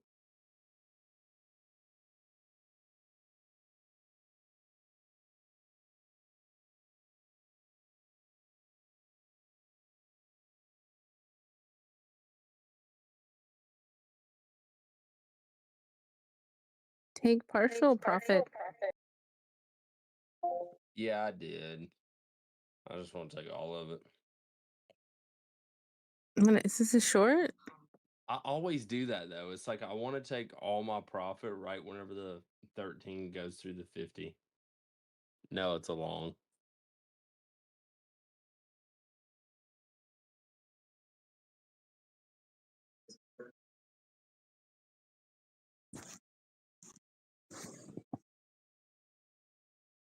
I always do that. I always do that. It's like, okay, now it feels right. And then I take profit and it's right as the 13's crossing above the 50. It's like, you got to be kidding me. Hey, Clive, I think you got an open mic, brother.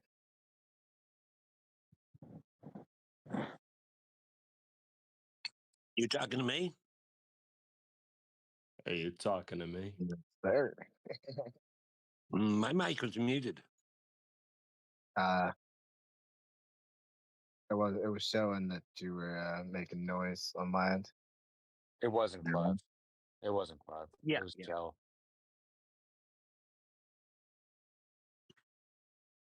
So I do have an interesting factoid. Do you know that Powell stays in office to 2028?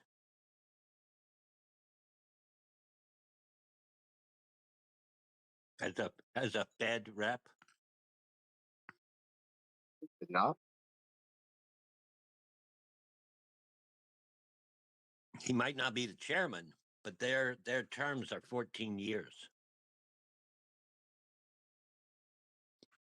I did know he was told that by the potential next administration that he is more than welcome to stay. He's not more than welcome. He is actually has he serves out his term to 2028.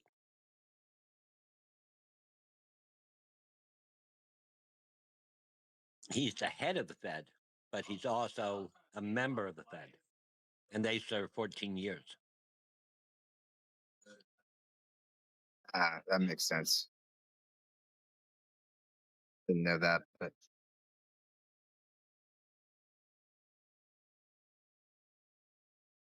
yeah. So I guess you can, Yeah.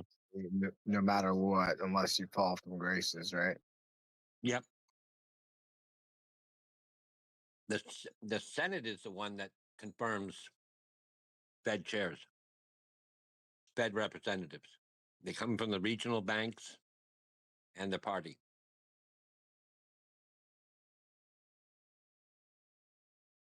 The president can nominate, but he cannot force the Fed to take anybody. Congress then votes on it. I got a question for you, Clive. Mm-hmm. What do you think about Liam Neeson as in the Naked Gun remake? Is he really? Yeah, I just seen the commercials the last couple of days. Did you ever watch the original Addams Family TV show? Oh, I believe so, but I'd have to like fact check that. It was, Hey, Clive, it was in the, I got a it was in factoid the, for you. okay. Who was the first family to live in the White House? First family. I know it was burned down. So I think it was like the third president. That was close. Okay. The Addams family was the Oh, first okay. family. Which brings me to my trivia question. Dude, I love how you stopped everything and you're like, I'm ready for a factoid. There you That's go. what makes you great, Clive. Let's talk about the Addams Family. Who out of the television series is still alive? Not the movie. Dracula or Frankenstein? No. The Addams Family was not Dracula or anything like that. Is it Cousin It? No. He was pretty old. I think he was 60 or 70 when he appeared in that show.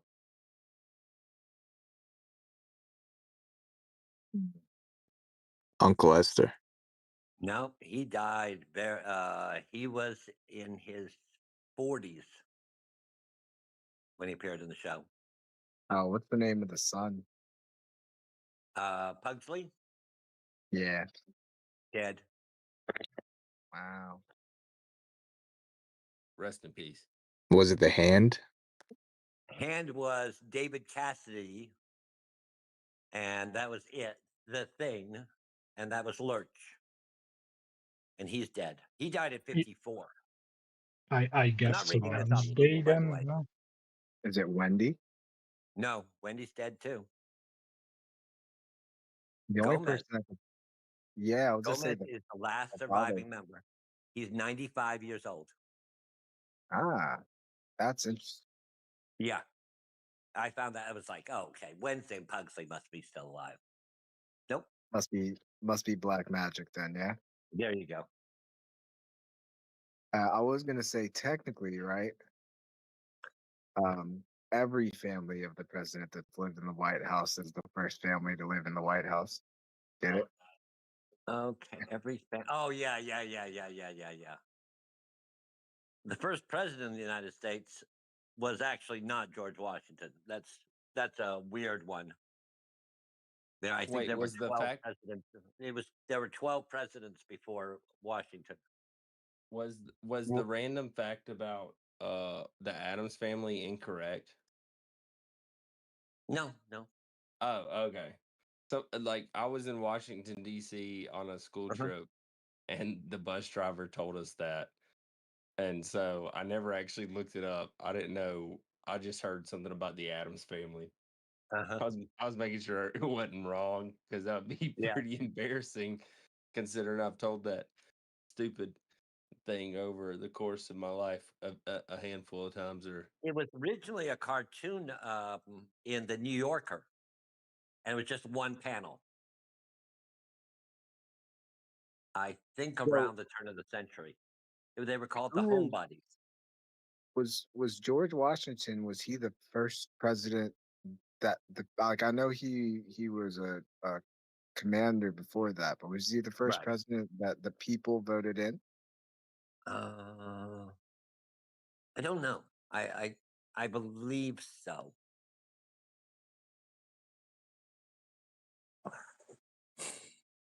Yeah, because I think all the presidents before that were Right. The Continental were Congress, et cetera, et cetera. right.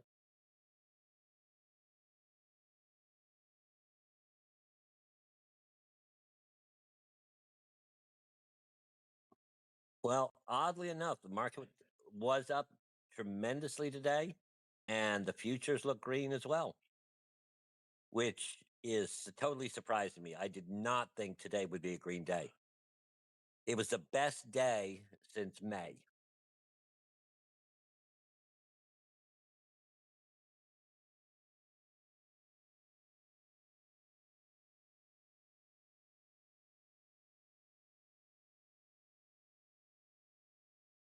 Of course, this India deal is going to be a big deal.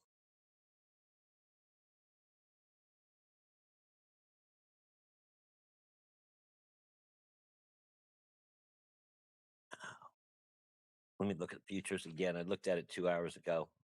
The whole world was green.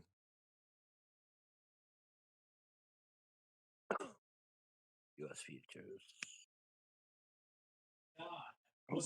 We're well 0.43 to 0.25 green. And let's see, France is way up. The FTSE is up 0.12.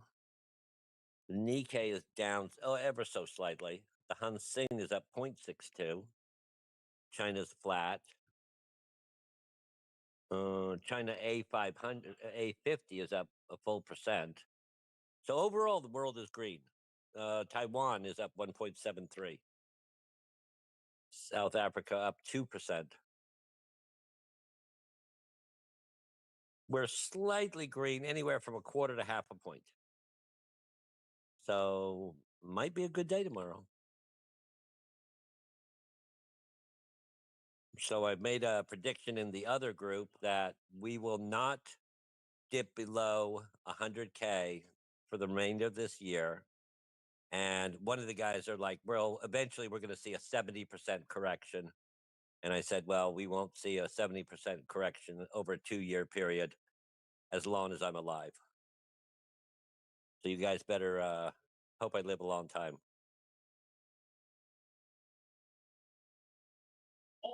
we're rooting for you, buddy. There you go. You honestly think here's where I throw it out. Once BlackRock was involved, the volatility dropped tremendously. They now have 2.1% of the supply. Satoshi has 1%. So they've surpassed that.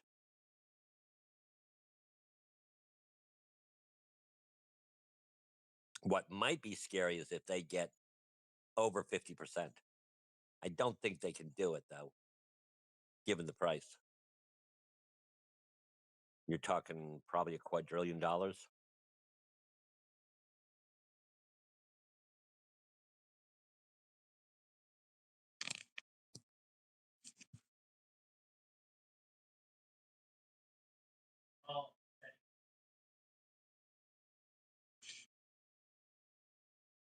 The question for you: how long until do you think it'll be until BlackRock owns everything?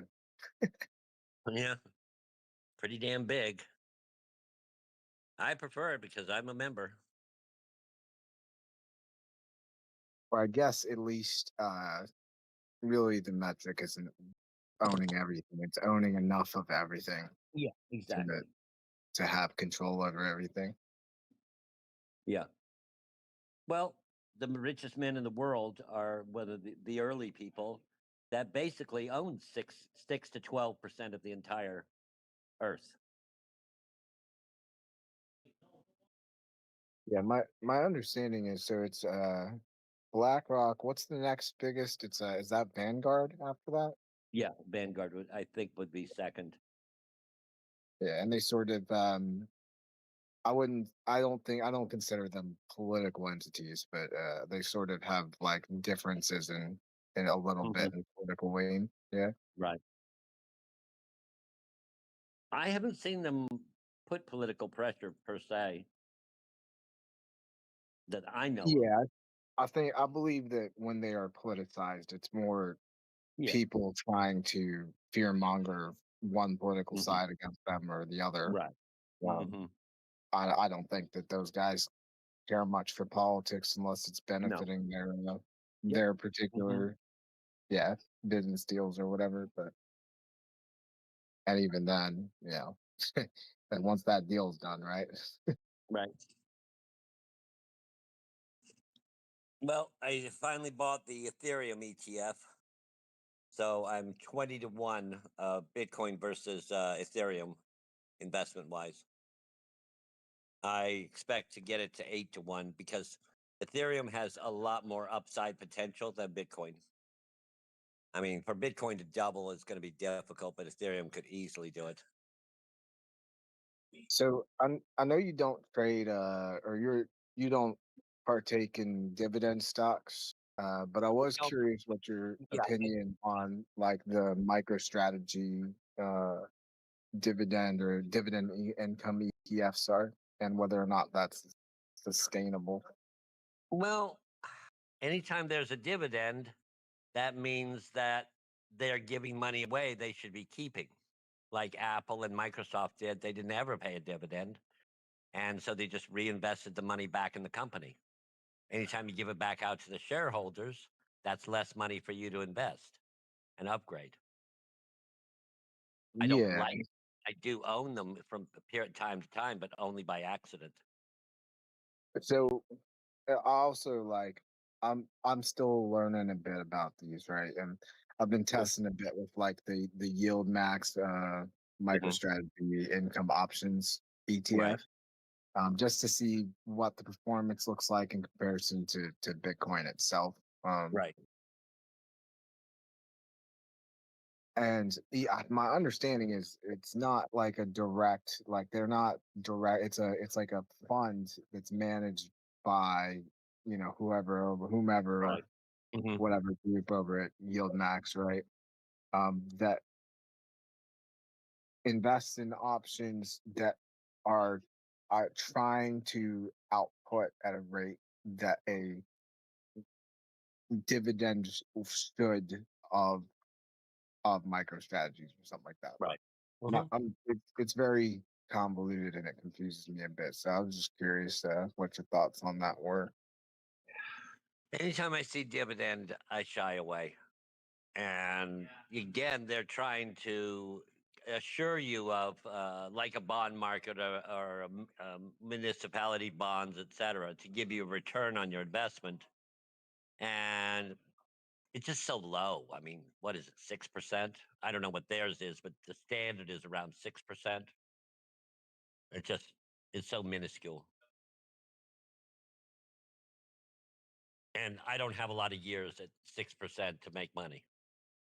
Yeah, I can tell you what at least what my current rate is. So let's take a look in a second. Yeah.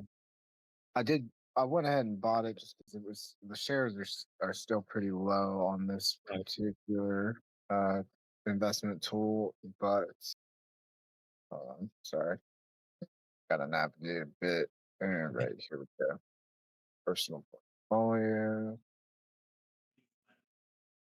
Okay, so That was the demise of AT&T. They paid too high a dividend. yeah, so So- currently it's at this is MSTY, and it's currently at 1887 a share. Oh my God. Which That's That's I bought unsustainable. it. Yeah, and I bought it 25, right? And it's already gone down quite a bit. I Yeah. know there's something to do with it right now because it was performing better for a while. Right. But the last dividend is $1.18. So dividend yield is 1.8%. Wow. The expense ratio is just under 1%. Uh-huh. That sounds horrible. On the opposite way. They were paying 18? No. The share is priced at 18. For the ETF. Yeah. It doesn't matter what it is. The dividend rate payment is 1? Yeah, $1 per share that costs 18. Currently, I think it was $1.30 when I bought it at 25. Okay, so basically 5% or close to. Yeah. Yeah, that's comparable. That's sustainable too. But realistically, can you make more than 5% on your own folio? I would hope so. Yeah. But Inflation is what, 4.75 to 4.25? yeah. I mean, so like my idea is this is it's sort of a I'm trying to utilize good well performing medium yield dividends ETFs as a safety net on top of my DCAs. Right. Essentially. And also like these are the kind of things I'll put in my like what I have in my my Roth IRA or my retirement How many portfolio. decades old are you?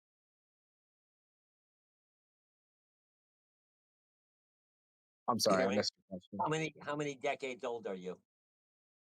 I'm in my 30s. Okay. Low or mid? Mid. Okay. Yeah, now's the time to start thinking about it. Yeah. And my retirement portfolio is performing much better than my personal portfolio. Obviously, that's with that's tax true. and everything. 5% bulk But it's about they're about equivalent in terms of what I've got them at. So I'm trying to continually feed If into you're not that. up tremendously this year, you need to get out of the business. This has been the highest year in 55, 56 years now I've ever seen. I'm up 67% this year to date. That's as of June. Well, this is the year that I jumped into the business. Well, okay, I got you. Yeah, so there's still a lot, a lot I have to learn, but I'd like to not only make this sustainable, but also learn how to make it. Okay, quick question for you. Okay, I'm interviewing you as a financial analyst, etc. What do you do for a living? You can keep it general. Audio video. Okay. I just talked to someone that's going to college for communication, and I'm like, you do realize you're going to be replaced by AI totally. Yep. And she's like, what do you mean? I said, actually, I tell you what. What is a curmudgeon? She didn't know. And I'm like, and you want to be a communications major and you don't know the definition of curmudgeon? Wow. So AI is definitely going to write all the ads, do all the videos, this, that, and music. There's basically 4 chords to music. Every song begins with a different of 4 chords. Music has been totally synthesized. Yeah, and even on the like as an audio engineer, like it's outperforming the rate of my growth, daily. But also even for the like labor side of it, right? The labor end, it's not there yet, but the tools I guarantee are being developed. Yep. Right. You're We've seen it with self-rising stages already. Like every year they become more and more automated. So eventually it'll be a safety and a liability thing, right? So it just I know it's coming, and that's why I'm like I am trying to position myself in a way where instead of getting swept off my feet, I'm aware and able to jump off uh, before it takes me by surprise instead. I think you're looking at 3 to 5 years. I agree. That's my projections. Now I think the labor side will be a little bit longer, and I think unions will be a part of that. I mean, there's still people that are throwing hand pots and making textiles and sewing, et cetera, et cetera. There'll always be a demand for that, but it will be for Right. the elite. Well, and it'll be extremely competitive, and the pay will not be enough. Like if you're competing with automation, that's a losing battle. Now I think there's always going to be a niche, even within the entertainment industry. There'll be a niche. There'll be artists that want to pay their labor, right? Right. But that will eventually be unsustainable as well if you're competing with artists that are entirely derived of AI, and you know what I mean. I mean, look at And the what work is done with it? Two AI. songwriters wrote like 700 hit songs. Yep. Right. And that's already kind of how it is in the background. So if you're talking about when that like at the rate of growth that AI is growing and being able to take on these roles and being able to be and the rate of growth also of the people that are prompting the AI, because that's important too. Yeah. Yeah. Yeah. I'd say 3 to 5 years. Could be sooner even on certain aspects of my industry. But I'm also trying to position myself in a manner within which kind of to be in the middle of it instead of on just at the will of it, right? So I'd like to position myself to be able to consult the designers and engineers at the top end that are trying to make that transition, not to push the needle, but to Charge be a able lot. to provide A lot. Whatever time period that you have will be fleeting. So you better charge at least 5 times your normal rate. Well, and my goal is to basically provide a little bit of a bit of exit liquidity, essentially, right? To be able to provide some opportunities for the folks that have worked hard and that have helped me learn this industry on the way out. Because when that time comes, it's going to come Here's my anyway. other piece of advice. In Star Wars, only, who is it? Alec Guinness still owns 1% of the Star Wars franchise. He's the only one that cut that deal. Get a percentage of anything you develop, and when you turn it over, I want 1% or I want X percent, and have a foot in the game as it expands. Yeah, that's the goal. I've actually learned that from 50 Cent. 50 Cent was the smartest rapper because he was well, at least from that generation, because he turned down the check for the percentage, and that's why he's still around, right? He doesn't have to be actively making songs or becoming a crash out just to stay on board. And I'm just talking off the cuff to somebody I don't know where you are, who you are, or otherwise, et cetera. But as experience comes, that you can jump as a consultant. I've been a consultant in many businesses, a teacher, a professor, et cetera, and to be able to come up with something very quickly without a huge amount of research, et cetera, but no understanding how industries work. Any consultant would tell you, I think, the same thing. Yeah, absolutely. I'm also And you've already heard this. Oh yeah, no, and you have some familiarity with my area. Actually, we've talked a bit about that, but I'm also hitting a point where some of my health is shifting. So either way, it was kind of it's funny how things work out, But either way, I've realized like I've got to find a transition point, Right. And I can either let it sneak up on me and be mad about it and drink about it, or I can actually find a way to make it lucrative for those who've shared their plate with me and for myself, so I can share some plates as well.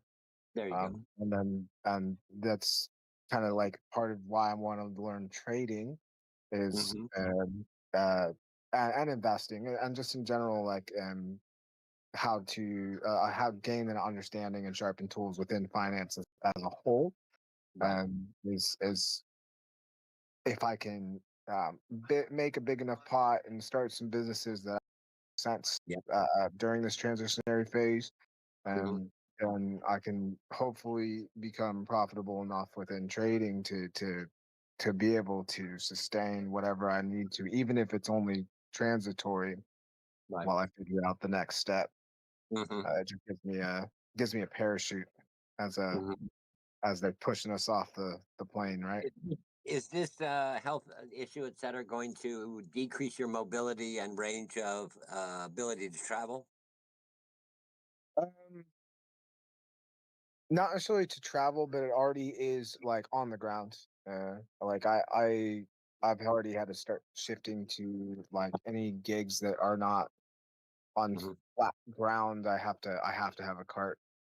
Like I there's certain things that like I can do the work, but for me to be able to continue doing the work long enough to be able to reach my goals and to hit my agenda points, yeah, I have to be conscientious about the work that I take and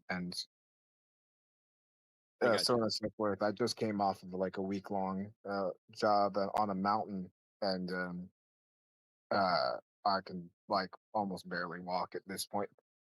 Gotcha. I'll be fine, but that's that's something that is progressing over time, and I know that. So I'm blessed with the awareness of it, and I'm not someone who quits. I'm someone who adapts. You know what I mean? Gotcha.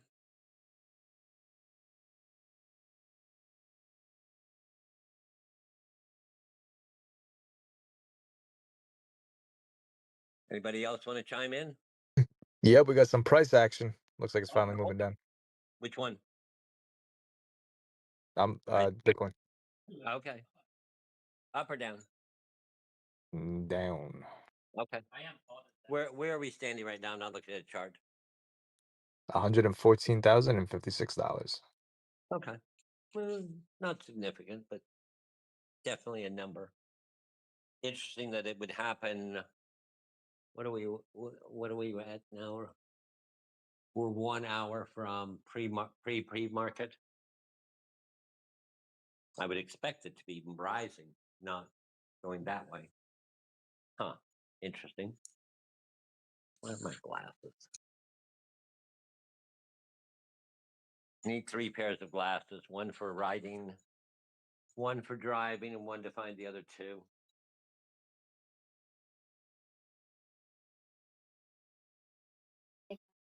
Man, I'm getting ready to buy a bunch of air tags myself.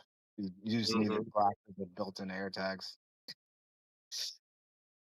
Where I put them? Yeah, or like echolocation, man. Echolocation. If you got glasses that you can dial with your phone and give them a call. Right. Uh-huh.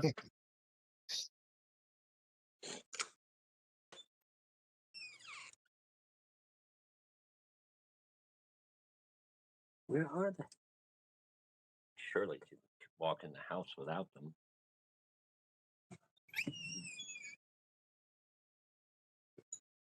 Wouldn't be able to see.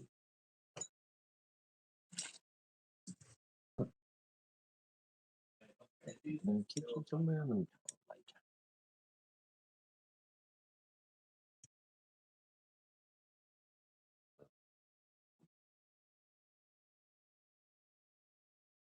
This is strange. Could I possibly left them in the car? No, I drive home without them. Let me mute a minute.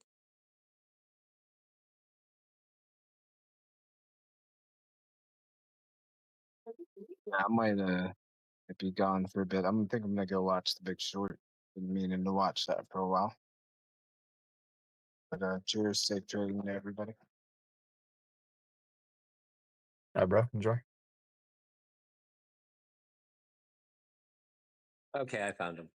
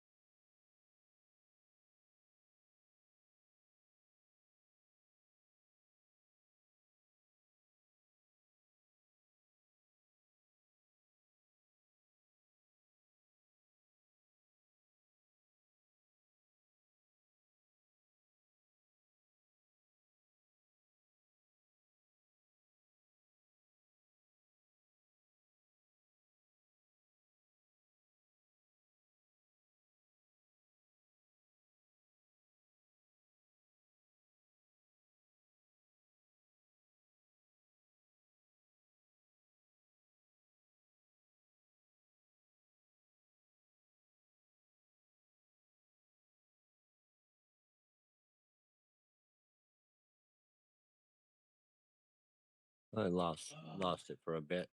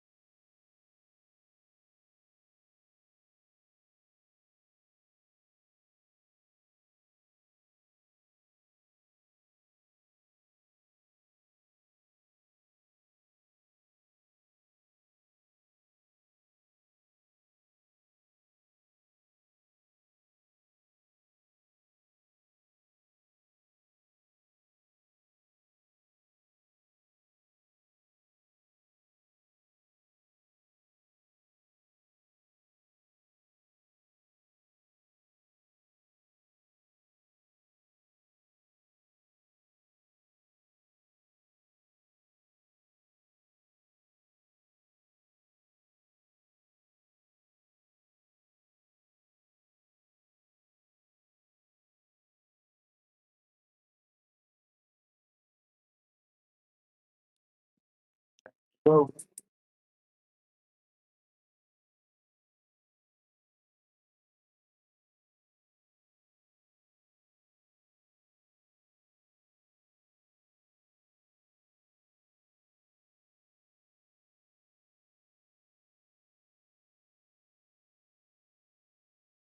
The market is breathing out.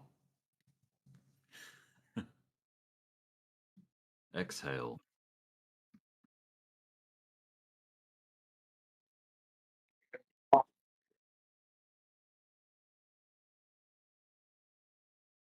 What do you reckon?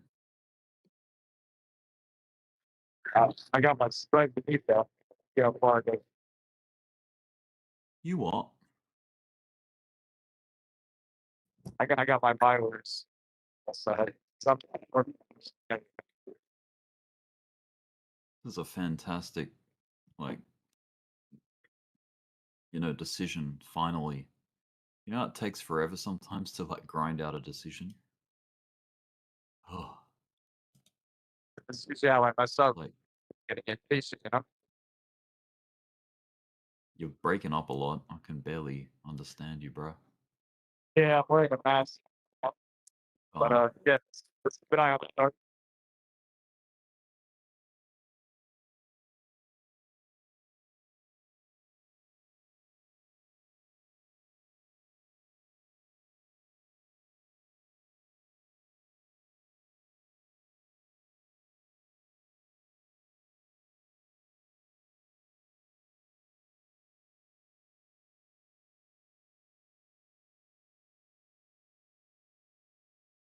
just seeing if there's anything that's, like, falling extremely bad, like, real heavy.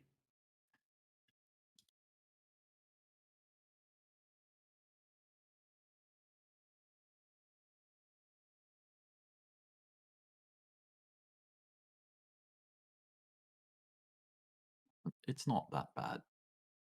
Couple of percent. 2% pullback.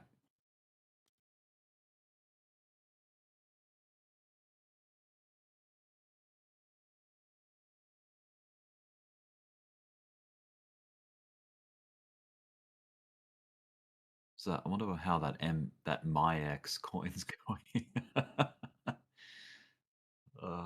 MyX. I was gonna call it that ex-wife coin, but it's MyX. That's right. It's still up. It pulled back a fair bit. Pretty sharp. Holy moly. It pulled back 42%. Wow. And then rebounded back up 55%. Jeez. That is wild.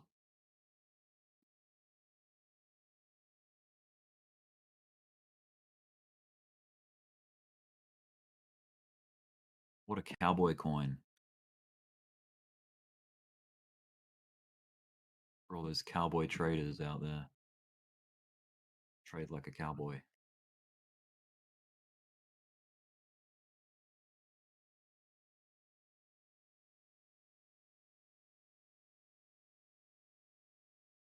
Or cowgirl.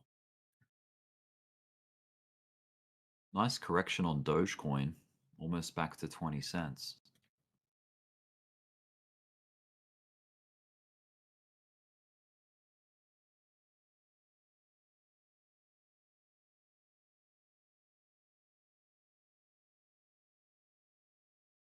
Gonna check Dbloc's chart because I think, yeah, he was sort of foreseeing this too. He's like arrowing down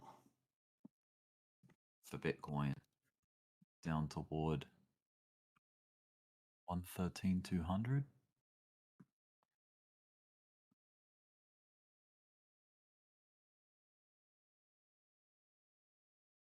Liquidity.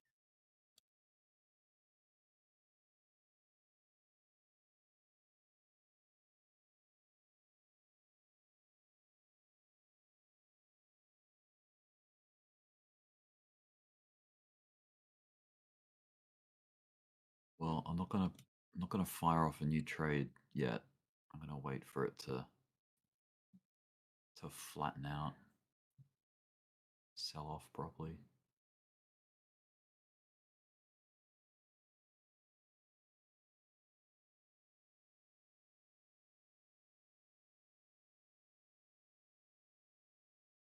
Not there.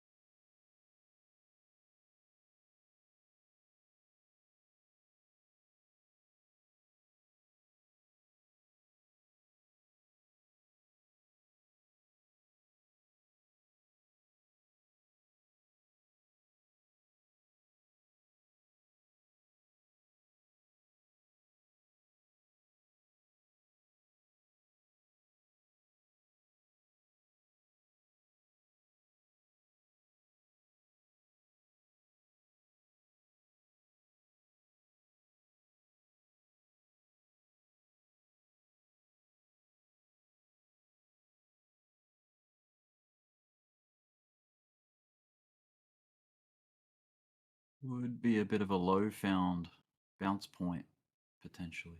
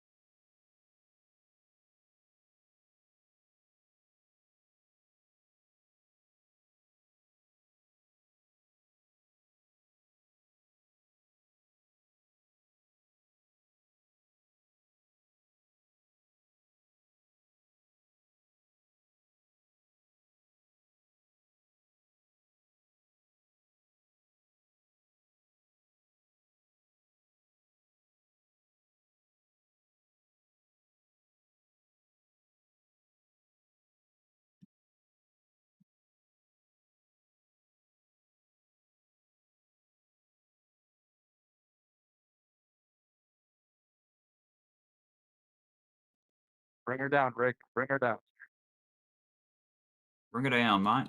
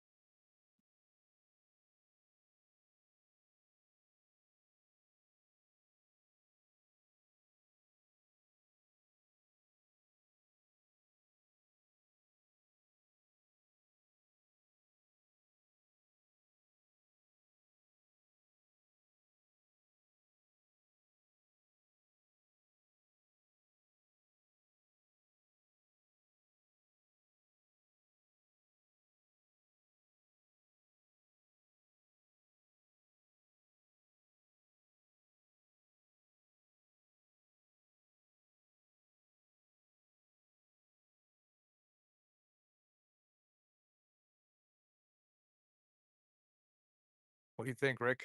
Was that stopping volume candle valid or what? Have a look. On Dbloc's screen? Yeah. I'm not so amazing with like candle identification. It's not really my forte, but like as in like with the vectors and all that.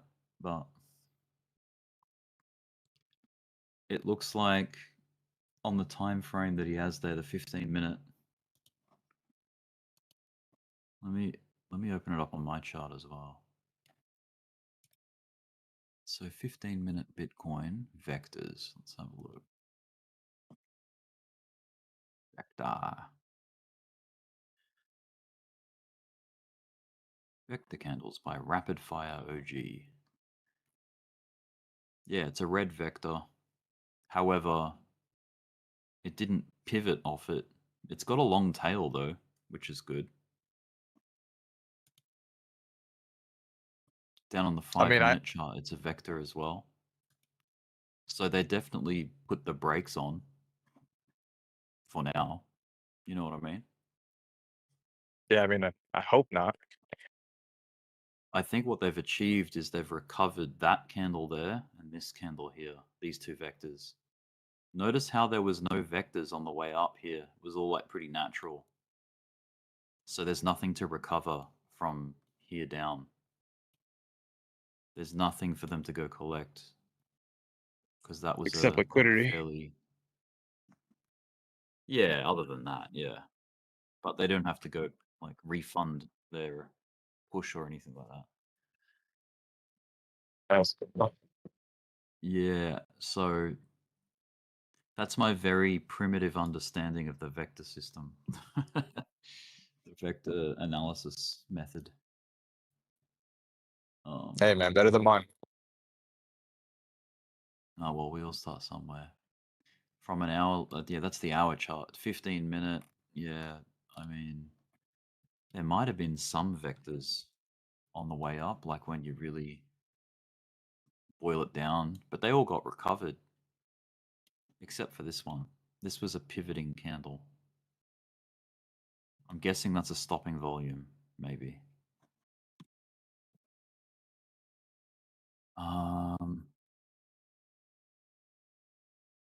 But yeah, judging by the colors, I don't think there's anything that's standing out that hasn't been recovered thus far. So permission to come aboard kind of thing, you know, like, are we allowed back in the party or what? I gotta move my buy limits, buy orders, if that's the case. I just got back to the car, so good Yeah, timing.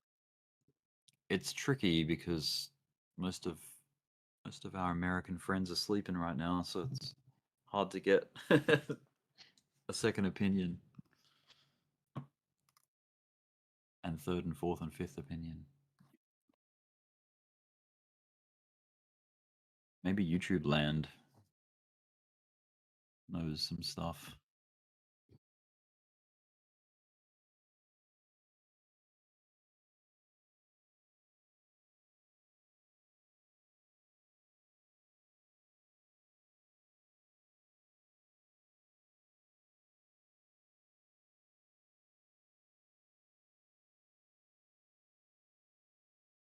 It's like they're trying to creep it up, you know? Yeah, looking like it.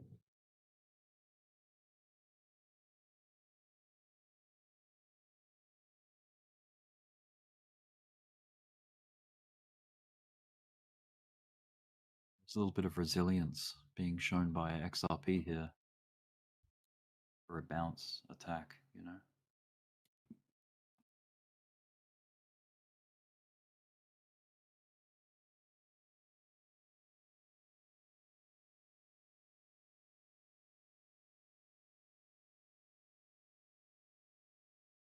However, there's always like a counter. So on the local structure, you've got a trend line that comes down on XRP. This is down on, I'd say you can pick it out on the 5-minute chart.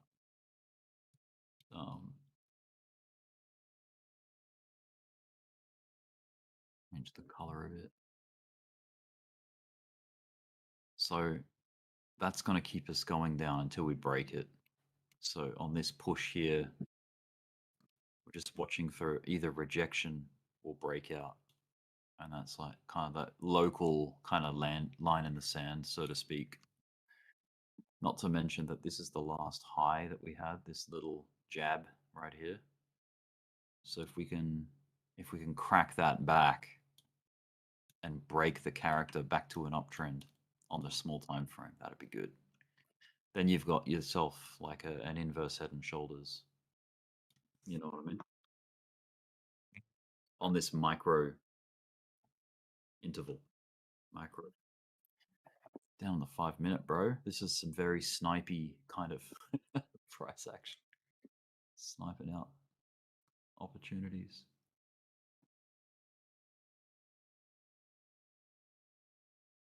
Well, I've been following this up with a limit order and it just has not come back to fill me. And I don't want to mark it in. You know what I mean? Yeah, I just put in like 1% right now. It looks like it's lingering, let's say. You've got like a W on XRP, like on the 5 minute chart. You've got like a double bottom there. So that's kind of cool. It's a nice, good test of $3 that has filled. You could play the breakout, as in like wait for this to break out and then test the top side if you're playing XRP, for example.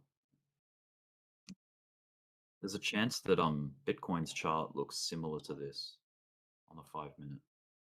Yeah, it kind of does. It's like it's got that same trend line that comes down, like up here roughly. And it's already getting its break. Just have to see if it's real or not, you know?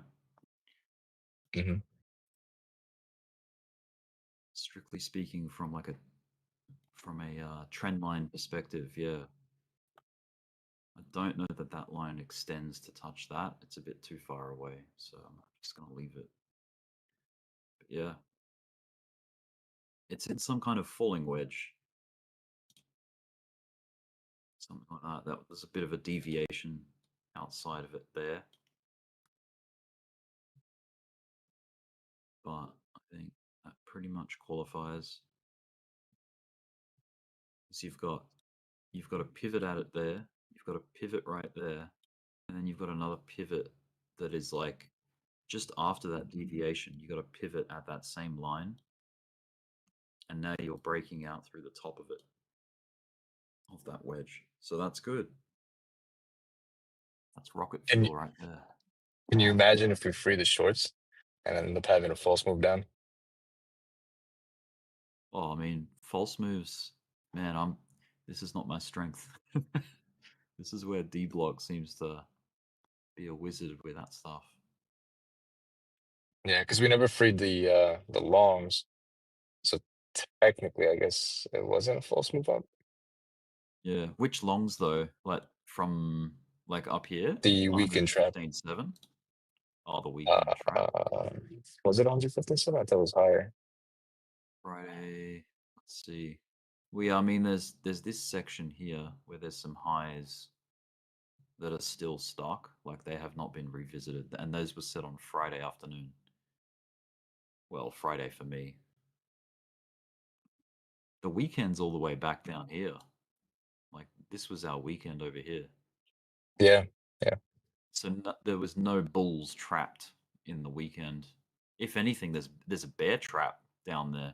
You know what I mean? Like just down here. These guys are trapped. If anyone's shorted within that box, you are stuck. You're either stopped out, you've taken profit, or you've been liquidated. Yeah, that's the last position I want to be in. But even dominance is just kind of stuck as well. It's not even moving. Yeah, it's been a little while since I've looked at a dominance chart. Let me have a look. Yeah, okay. Dude, it's good to see. I've got it on the daily. The Sunday Monday candles of dominance were That's good. We needed that. A bit of like pullback relief. What I hope for dominance is that it's in some kind of bear flag right now, and that we get to break down out of it, not up. Something like that. See that? Got like a Say that again. parallel Here, coming let me down. open up your stream. Hold on. You're right. I think dominance on the daily chart, or even the 4-hour, you could probably identify it on the 4-hour too. You're in some kind of bear flag, like that. See there? Oh yeah. It's like an ascending parallel. And I mean, the aggression of the momentum coming down into that was fast. So like to expect it to just come up like that, that's a Bart Simpson. That's like counter to the textbooks. The textbooks kind of suggest that the likelihood is a breakdown, you know,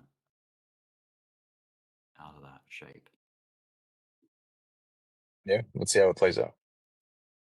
But yeah, I don't know. I don't tend to analyze dominance charts too much. I prefer the actual traded charts, not the dominance charts. But I mean, yeah, shapes do play out on it. Like, look at this inverse head and shoulders right here.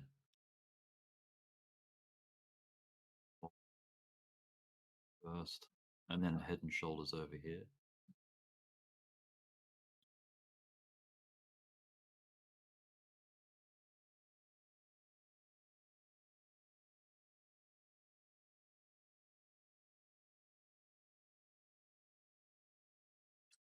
Couldn't that bear flag you just marked out?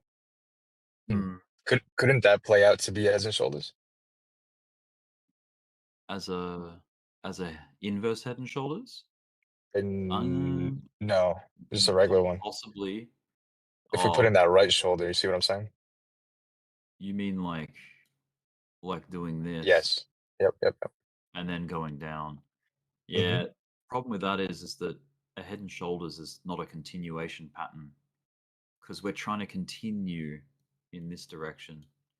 A head and shoulders or inverse head and shoulders is a reversal, which means that it's changing the direction from down to up. If it's inverted, yeah. But if it's a regular one, wouldn't it send it lower? No, because regular ones are at the top of trends, not at the bottom, not after. Oh, I didn't know that. Okay, Yeah, that's interesting. It's like it's kind of like people debate about it. They're like, oh no, it doesn't matter about the context of where it came from. Well, it does, because it's a reversal pattern.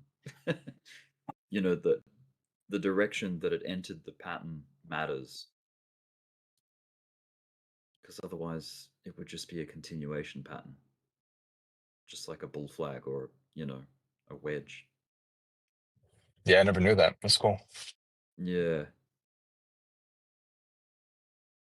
Something that if I remember back to like the first and second cycles that I was in, a lot of new traders always wanted to identify cup and handles. It was like really, everyone was like, "Oh, is this a cup and handle? Is this a cup and handle?" You'd hear it every day. They'd ask other people, It's just popular pattern Funny to enough, look for. I think that's the one pattern I have like trouble looking for. labeling. Yeah. You're better off looking for like, yeah, just squeezes really. Anything has squeezed and is like, oh geez, XRP's really getting away from me. Can't catch it. I have to mark it in, man. Chase the dragon.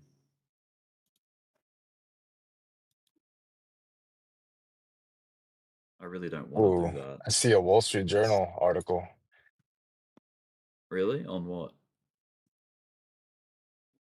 White House preps order to punish banks for debunking crypto. For banks that discriminate crypto. Sorry. Oh, okay. Punish banks for discriminating crypto. Yeah. Yeah. You know how a lot of Wow. banks won't take Yeah. I wish they'd do that in Australia. Punish people. Well, on XRP, that looked like it was a vector to the upside. I don't doubt it. Let's have a look. Where's my vectors? Yep. Big fat green vector. On the 1 minute. I mean, 1 minute's a pretty small bloody time frame.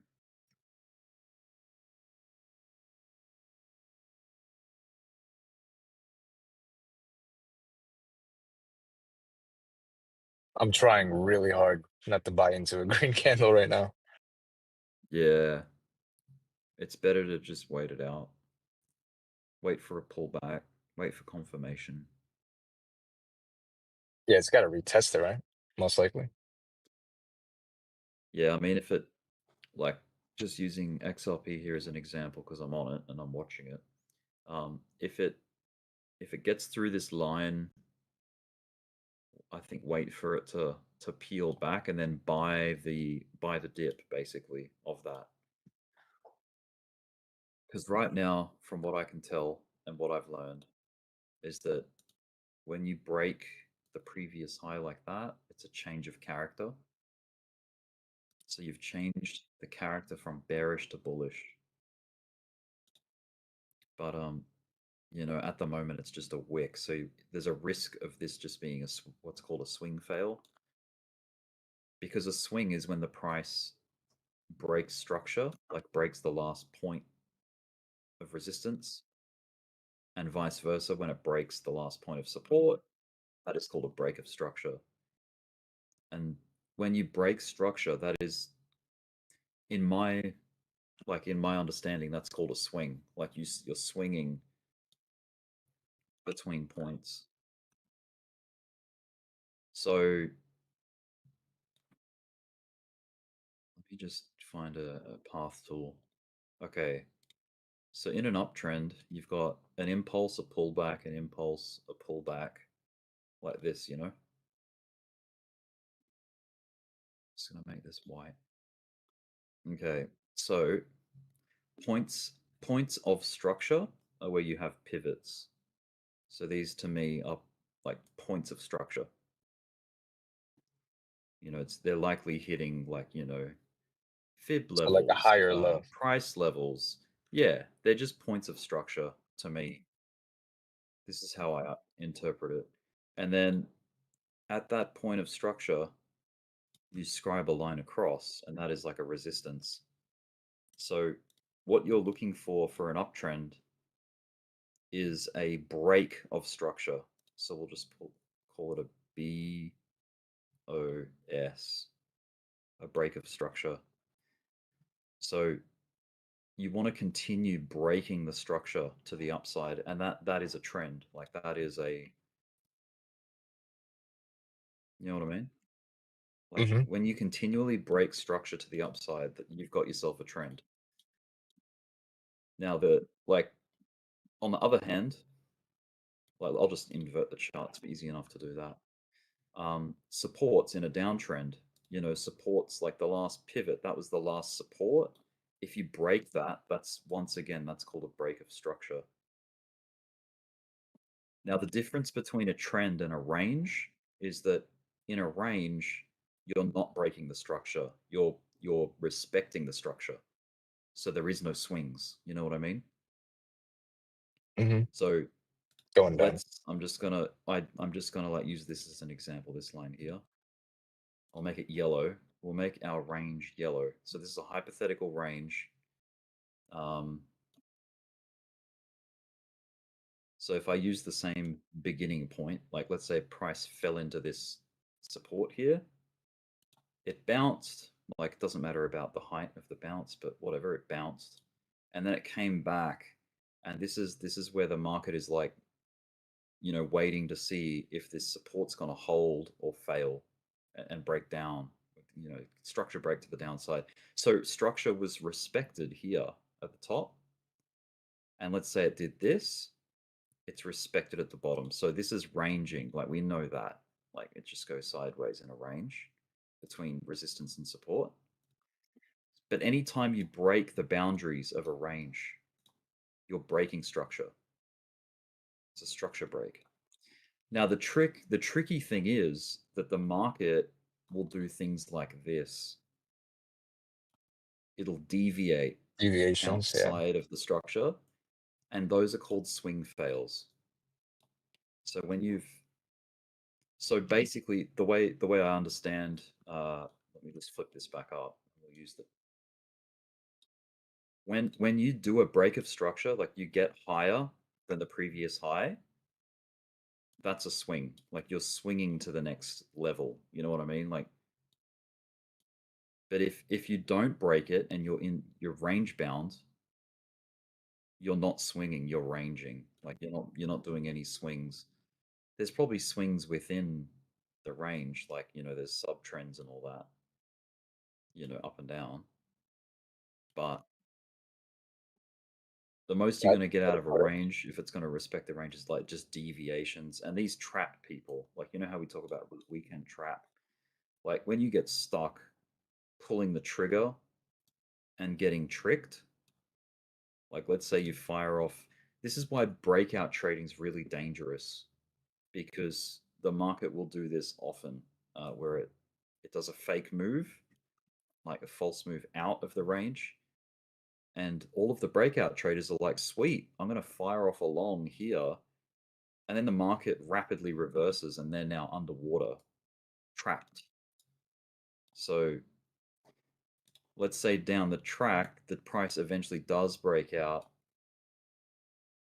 That would free these positions here that were underwater, and that's like freeing the longs.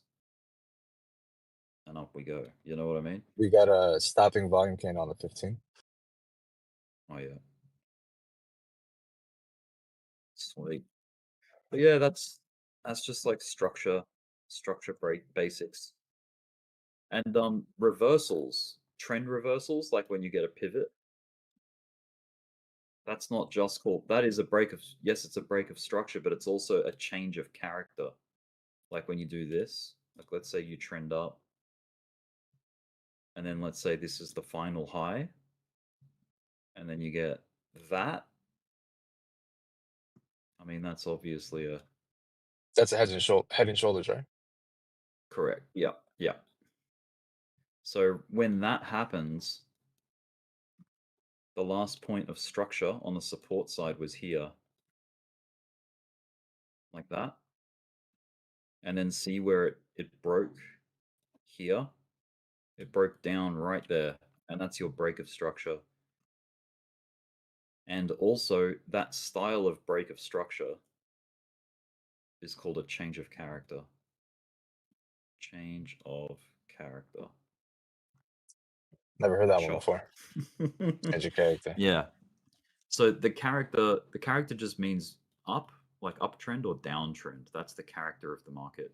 So arguably speaking, Bitcoin's character right now is bearish, like it's a downtrend. On the context of the 4-hour chart. See how the situation inside this time frame is that you had the all-time high, you had a low, you had a lower high, a lower low, a lower high, a lower low, a lower high. So we are the character of Bitcoin right now on this time frame is like downtrend, bearish. So in order to flip that, we need to break the structure. So the last point of structure on the top side is this bit here, this high, this swing that we just did. So we need to come up here and break that level. And then we've got ourselves a pivot, like a confirmed, higher high. But yeah, it's just like market structure basics. It helps to know the basics, like I suppose, of structure. Like you don't see how you don't need indicators. Yeah, just straight up reading the just, charts. Yeah, you're straight up just like drawing lines. That's all you're doing. And you're getting a lot of information from that. And it's not like forecasting information, it's facts on the chart. Like these candles have printed, they're there. You know, it's evidence on the chart. Mhm. So you're at least Live you're TA. working with facts. Yeah, you're working with information that is factual, not speculative. So you're not thinking about what can be in the future. The outcomes of like what happens when structure breaks and when trends break and whatever, that's how you develop your forecast, you know, your projection. Like, oh, what are trends, like what do charts tend to do when they break this in this way? And then that's where you sort of apply your theory on the move. And then, you know, if you're confident in your like thesis with it, you place a trade. And then it either plays out or it doesn't. You stop out, and then when it becomes invalid, you just cut it. You cut the idea before you lose Let's money. take a look You know at what I mean? volume. I've even checked volume. Oh yeah, volumes. Yeah, Yeah, volume's what not has really that volume been crazy. doing? Volume's pretty Yeah, low, honestly. yeah. Wait for the US session to open. You know what we got right now? I think we're 45 minutes into pre-market for the US session.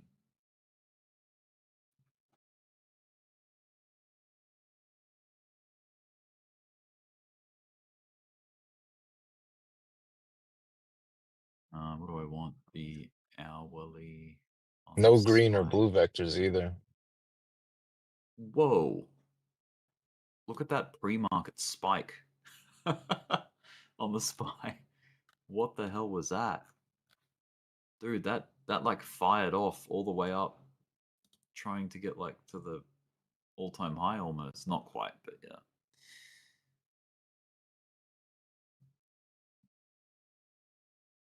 Did that just play out now on the SPY?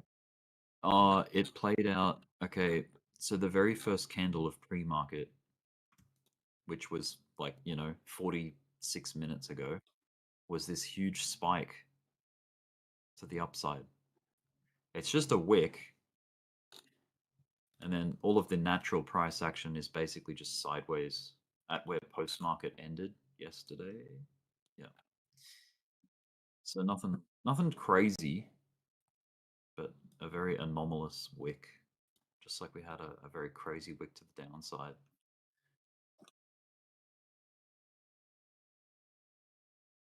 That stopping volume candle's playing out, looks like. On Biddy, Mm-hmm. 15-minute. Yeah, let's have a look.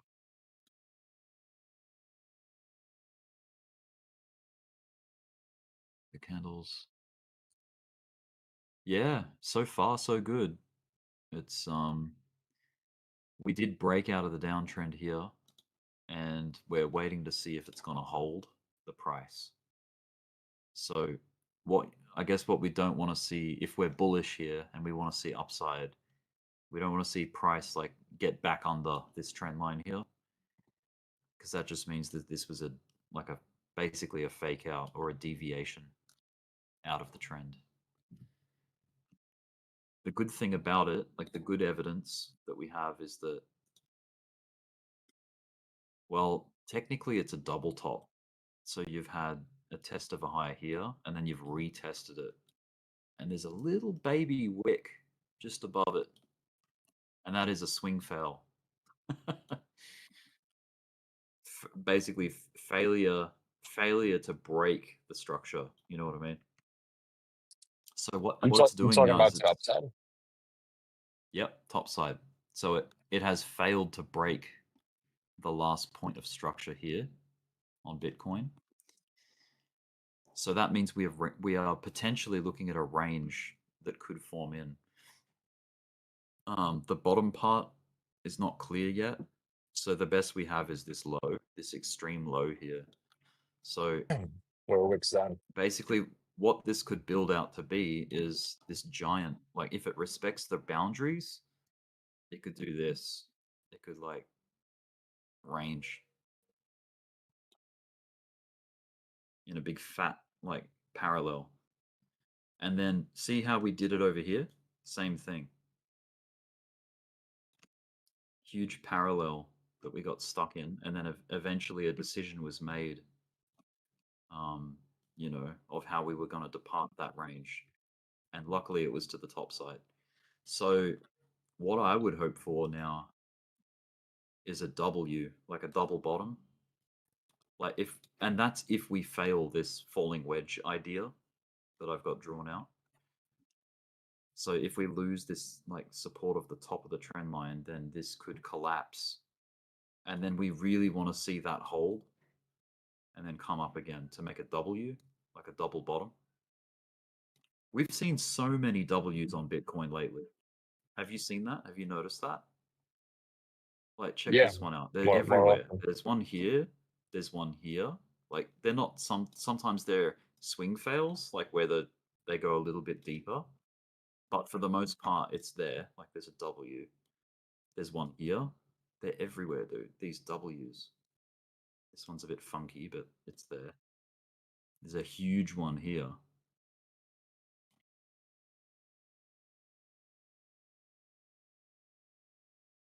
Very good stuff. I want to see this one. I want to see this trend line hold, but I'm not totally confident. It's not a very like high time frame line, so it could easily just get ignored and come down. But we'll see how I we mean, go. I don't want to sound selfish or greedy or anything, but a little lower won't hurt. Yeah, yeah, You know, yeah. just teeny weeny bit. Yeah. I'm just seeing if there's any reason why it pulled up where it did here. I guess it's kind of like an SR level. See how it's like you've had resistance here, support here, not quite support here because it came in earlier. It got front run. And then resistance here, and then resistance again here. So this level, this 114,500, we'll call it.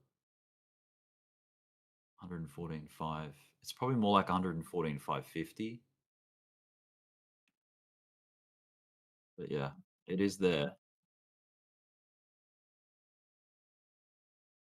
So, okay, I'm going to jump down to the 1 minute. Look at the reaction we're getting. We're trying to use it as a bounce point.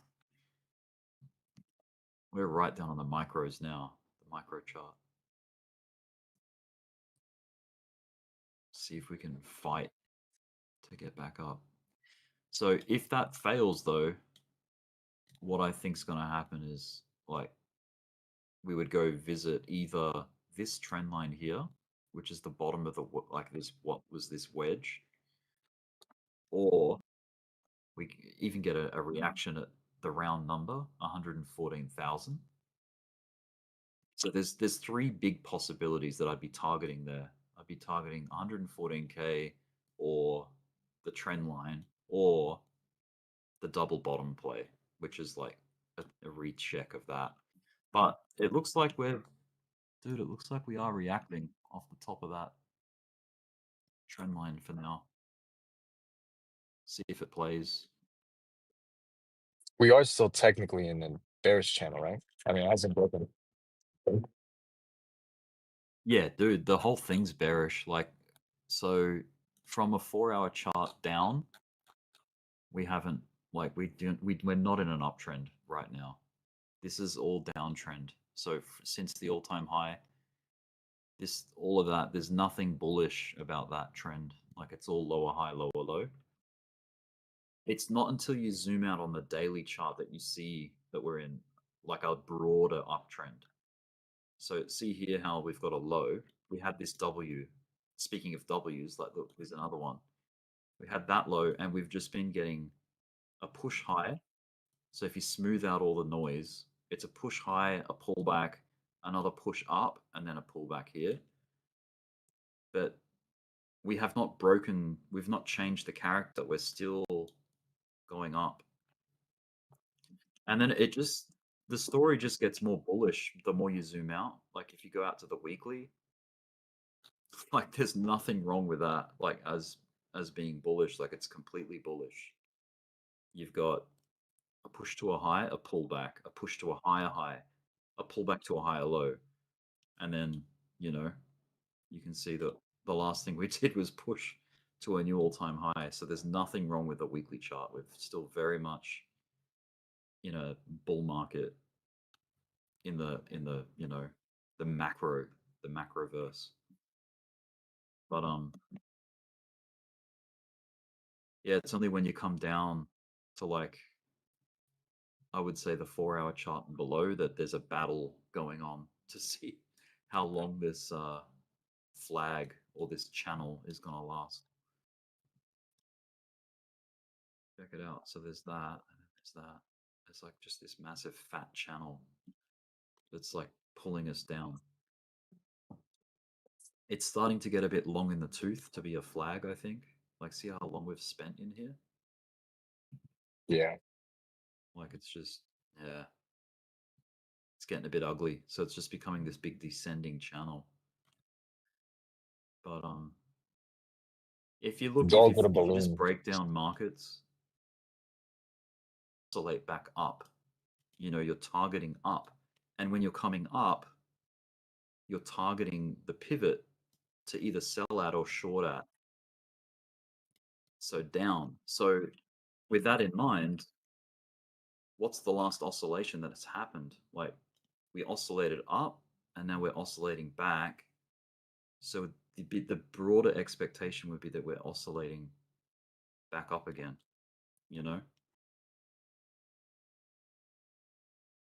So this will pivot. Hopefully the pivot is in like the low, but I don't know yet. We have to wait for confirmation.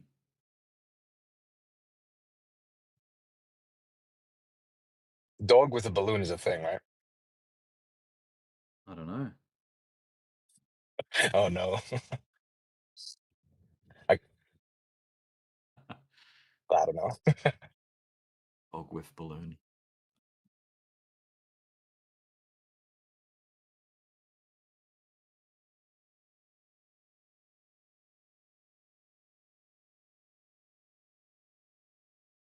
So yeah, it's we just don't have a result yet. A part of like from what I was describing earlier about like what key elements we're looking for. We want to see if we're bullish and we're in a, let's say you bought down here and that you're riding up and you want to see this bounce and break structure. You want to get it above this resistance. You really want this to hold right here, this back check of the trend line. But if that fails, then that idea on the short term is invalidated and you should be stopping out or like, looking for a different opportunity. So right now, yeah, we definitely haven't won that battle if you're a bull. Because this could easily like come back down into the wedge and then you're back to square one. If you're trying to find a long, you have to wait for the confirmation, like, the W.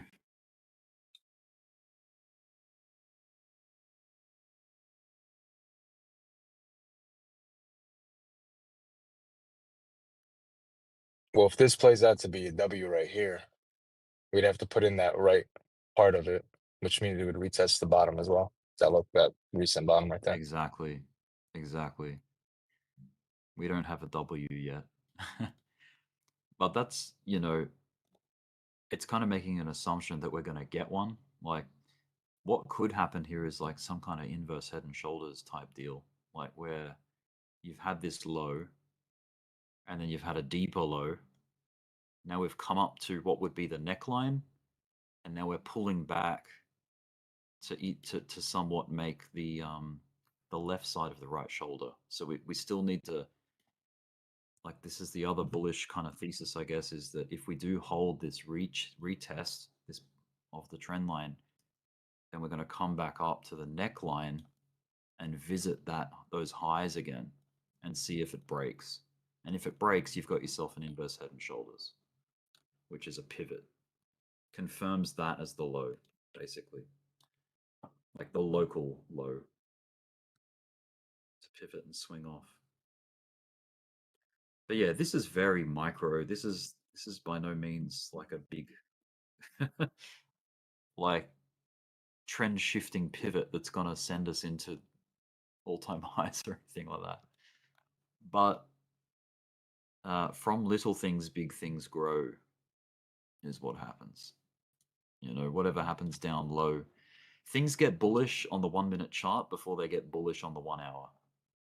You know what I mean? Yeah, yeah. So I'm on on and the so 3 and forth. 5 minute right It now. has, yeah, it has to start small and build its way up, especially if the 4 hours bearish and the 1 hour's bearish and the 15's bearish. It's up to the 1 minute to start getting bullish and then convince the 5 minute, then the 15, so on and so forth. They all have to harmonize and say, yes, structure's breaking to the upside.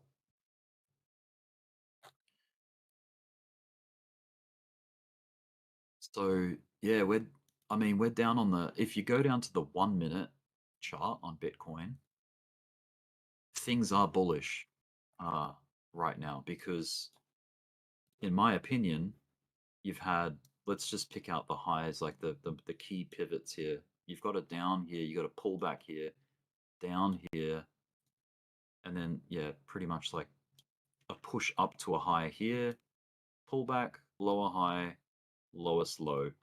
So with that in mind, like this was our last high point and we've beaten it. We've gotten above it. So that's a character change down on the 1 minute.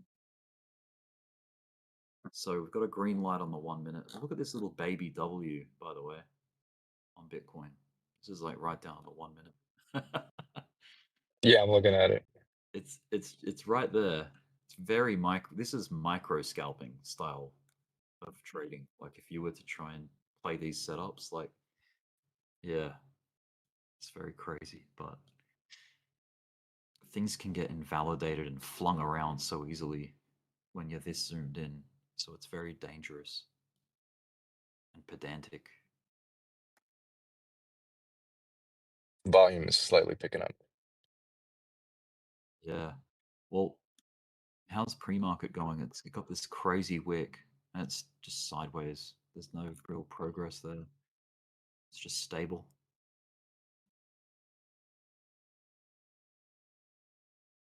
I'm very curious as to what that was.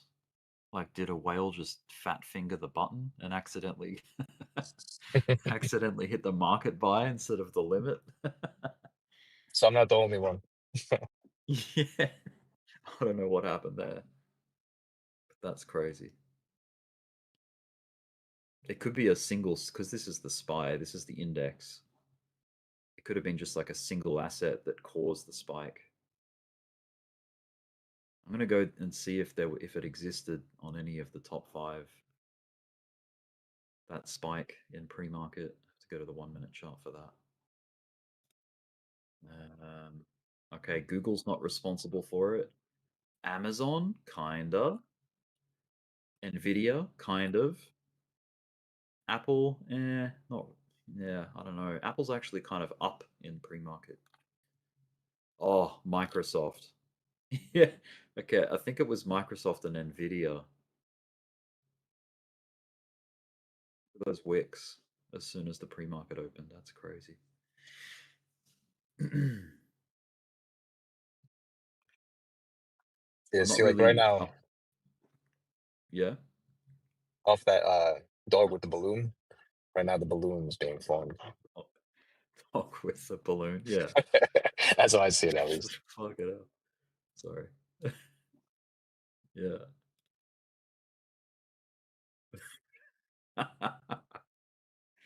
Right now with the dog with the balloon. Let's hope no helium. I want this to go down a little bit more. Yeah. Are you in? I mean, are you putting in any trades or? Let me see.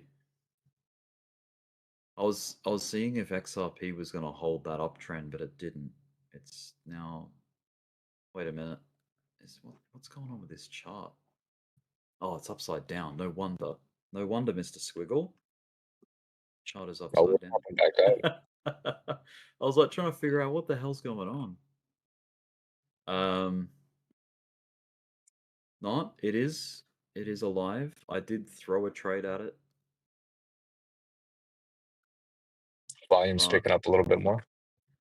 It has to. It really has to get the ball rolling if it's going to become anything. Otherwise, it's just going to be another stop out. But I mean, that's trading. You take a stab at something and you see if it sticks, and if it doesn't, you stop out. And then you take a good break. Of you know, you don't try and revenge or chase or anything like that. You just have to wait for the next idea, which is hard for me, like because I get impulsive. Don't we all? Yep. And you know, beautiful, sexy green candles sometimes draw you in, and you get excited, and you throw money, you throw trades at what looks like momentum.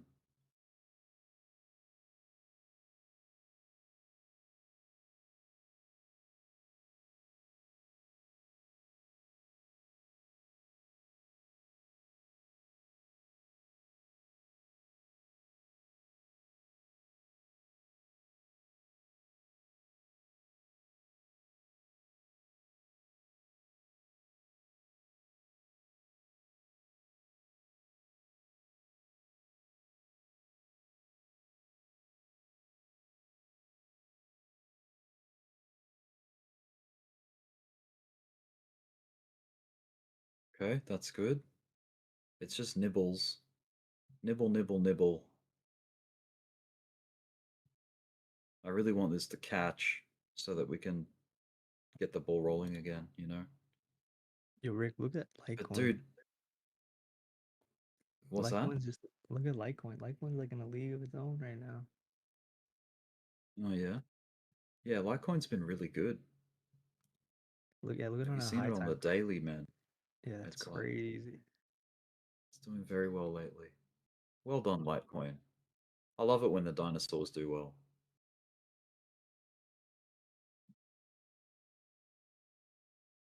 That's a It's one of the compliment, only coins that not made a an higher insult. high. Yeah, it did. It's like It's got a higher high out of on all the this like coins. local. Yeah, in the Yeah. local, yeah. Yep. The push from late July. It'd be very nasty if it just gave it up and became a swing fail because it hasn't.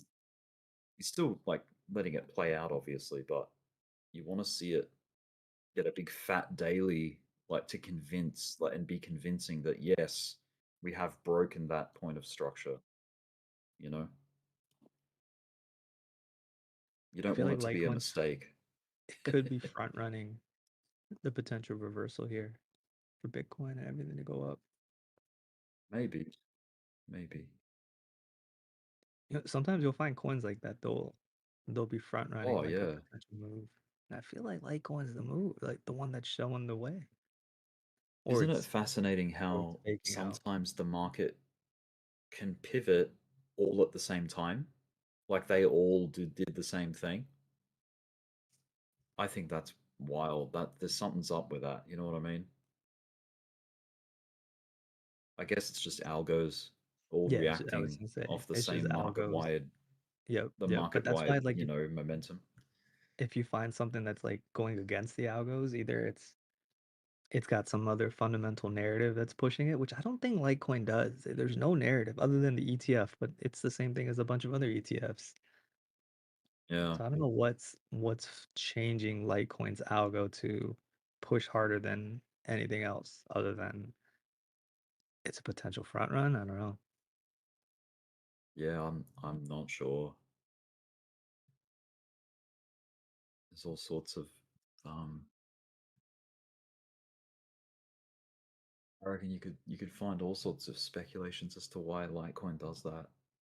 Like runs ahead like that. There used to be this little feature with Dogecoin where it ran last and then that marked the local top for the whole market, and then we had to reverse for a time,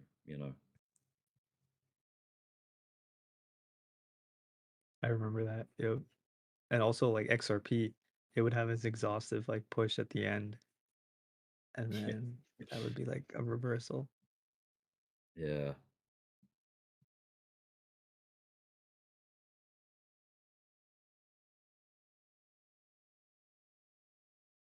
Hyperliquid did a pretty decent correction.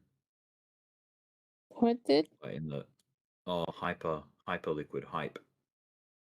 What's it at? It's at 38.50, 38.49. How did hype Yeah. go? Yeah, hype. Good morning, Kel. Did you Good sleep? morning. Why? I don't even. What time is it? It's 1 a.m. Holy okay, yeah. I just 5:11 in New fell York. It's not that I bad. fell asleep on the couch. That's like crypto prime time, 1 a.m. I didn't eat very much, and then I ordered a pizza, and I ate like 3 pieces of pizza. And had like 3 beers and just fell asleep on the couch for I don't know how long. And I woke That'll up, do I it. was like, "What?" Beer and pizza. Yeah. I woke up I was like, "What time is it? What happened?" I feel like I've been asleep for a long time. It My feels like aggregator morning. woke me up earlier. I was having a Is nap.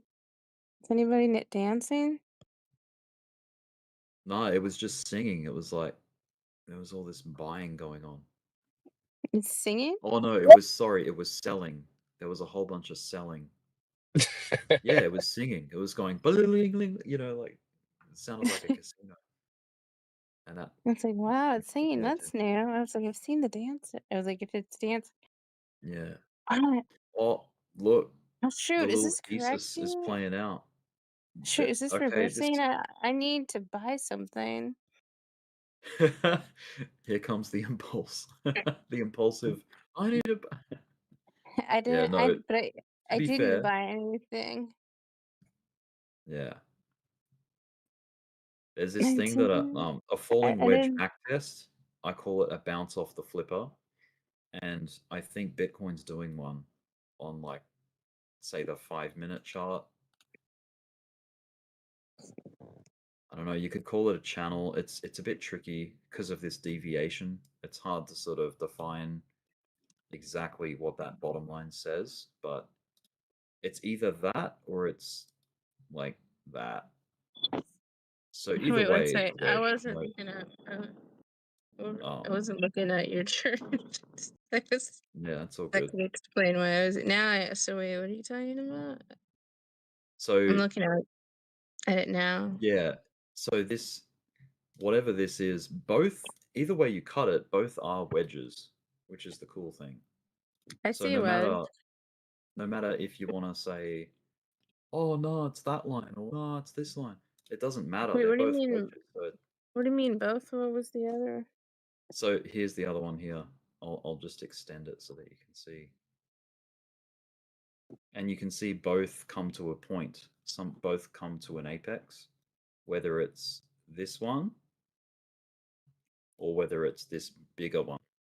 Either Oh, way you okay. cut it, they're both falling wedges, and we're getting like an inverse head and shoulders play out of it right I here. see. Which includes a back test of the top of this trend line here. Oh look, there's a dude dancing. Oh, it's Napoleon Dynamite in that one. Look. Oh, really? Yeah, he's doing that Jamiroquai canned heat dance. You know So yeah, this Jamiroquai? is, yeah, of course. You know Jamiroquai This and is just, Napoleon Dynamite? yeah, definitely. I'm cultured. Very cultured. Do you So know who this, Wednesday Adams is? yeah, from the Adams family. Yep. This is That's the most important test on how cultured you are. You know, you know who see if Wednesday you know Addams who is. Wednesday Addams is. Yeah, no, most definitely. I think my parents know who Wednesday Addams is. Addams Family's a very old TV show.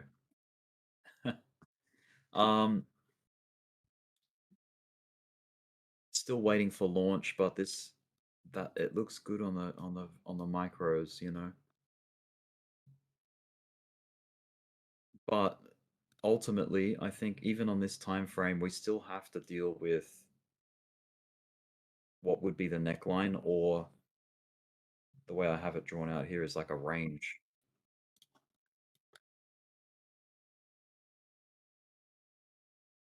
Another thing that's good to do is, okay, we know the extremes of what has happened in the most recent time with Bitcoin, and that is that it double bottomed down here and it found an extreme high up here. See that? So you've got point A and point B. You got a low and a high. So this run was awesome. Awesome. So with that information, you can do a Fibonacci retracement. So if you fib from bottom to top, you can see, okay, why did it pull up where it did? And it's in this instance for now, it's a 0.5 fib level bounce, which is one of the two most common bounce points on a fib pullback. 0.5 or 0.618. I think the 618 is probably, I don't know, maybe not as common, but I don't know, it's debatable as to which one hits more often, like which one causes the pivot. But at least for now, we've got ourselves like a 0.5 recheck of that leg. You think it's gonna hold? Are you convinced? Look at the volume. How you don't have volume on your chart? No. I can That's bring it up. Oh, that's so crazy. You don't look at volume. Not really. Like, I look at no, structure and trends. I don't need no But I'm not volume. saying that volume's not good. I just don't look at it.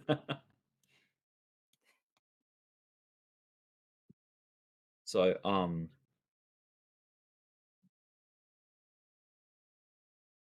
yeah, we're still like ultimately we're still just respecting this as a resistance until proven otherwise, you know. And that resistance is 114,550. We're floating. The dog's got the Yep. balloon and it's floating. I think the bulls want to see it broken, but you know, remains to be seen. That's it. It feels so much like this. See how we found this like low point and then broke back up? We were able to double bottom out of it. So if I duplicate that structure and then bring it up over here, see? That's like kind of what would maybe get us out of here, but things never repeat like identical like that. But you never know. Yep. Litecoin just At least broke we know. above its November trend line. Oh hell yeah. Litecoin is You on a sound tear right now. it has put on a dip. If You you look sound at like its you're November all trend line, like all the way from November, it's been in this downtrend. And it just cracked You sound above like it. you sound like you're It's all been in a Litecoin curse. crypto bake. Oh, check out the incredible falling wedge of Litecoin That's what I'm that it saying. was in. Yep. And this is on like the Yo, but 4-hour if you zoom out chart, I even would say. further, if you zoom out Oh even yeah, further, it cracked it. I definitely will. Let me just check it though. Let's check this. Look at that. Look at Yeah, that. look at Beautiful. that. Respectful. What a good boy. If you zoom out to like the weekly, it's been in this like it's got this downtrend since November. Oh yeah, dude. It's been in a downtrend since 2021, my dude. Yeah. Like I was talking about just like from November 25. Yeah. Yeah, no, I see what you mean. I see what you mean. This one here, Yeah, that one just broke. like this peak, and you like scribe it across. Yeah, hell yeah, dude. That's amazing. Depending where you pin it at, like, That's what I was asking. Do you pin it usually at the yeah, dude, wicks, that's or do you put it sick. at the bodies? Where do you pin it? It's either qualify. It's what gives you the most clarity. So see how I've chopped these wicks off here? Yep. See, I'm assuming that Binance has the absolute correct and definitive price levels. And that's you don't do that. You like obviously there's many exchanges that trade Litecoin, so just strictly going off like an extreme like that, like a wick, you can choose to include it or disregard it. Like it's up to you. It's whatever I feel like it's whatever brings you more what's the word?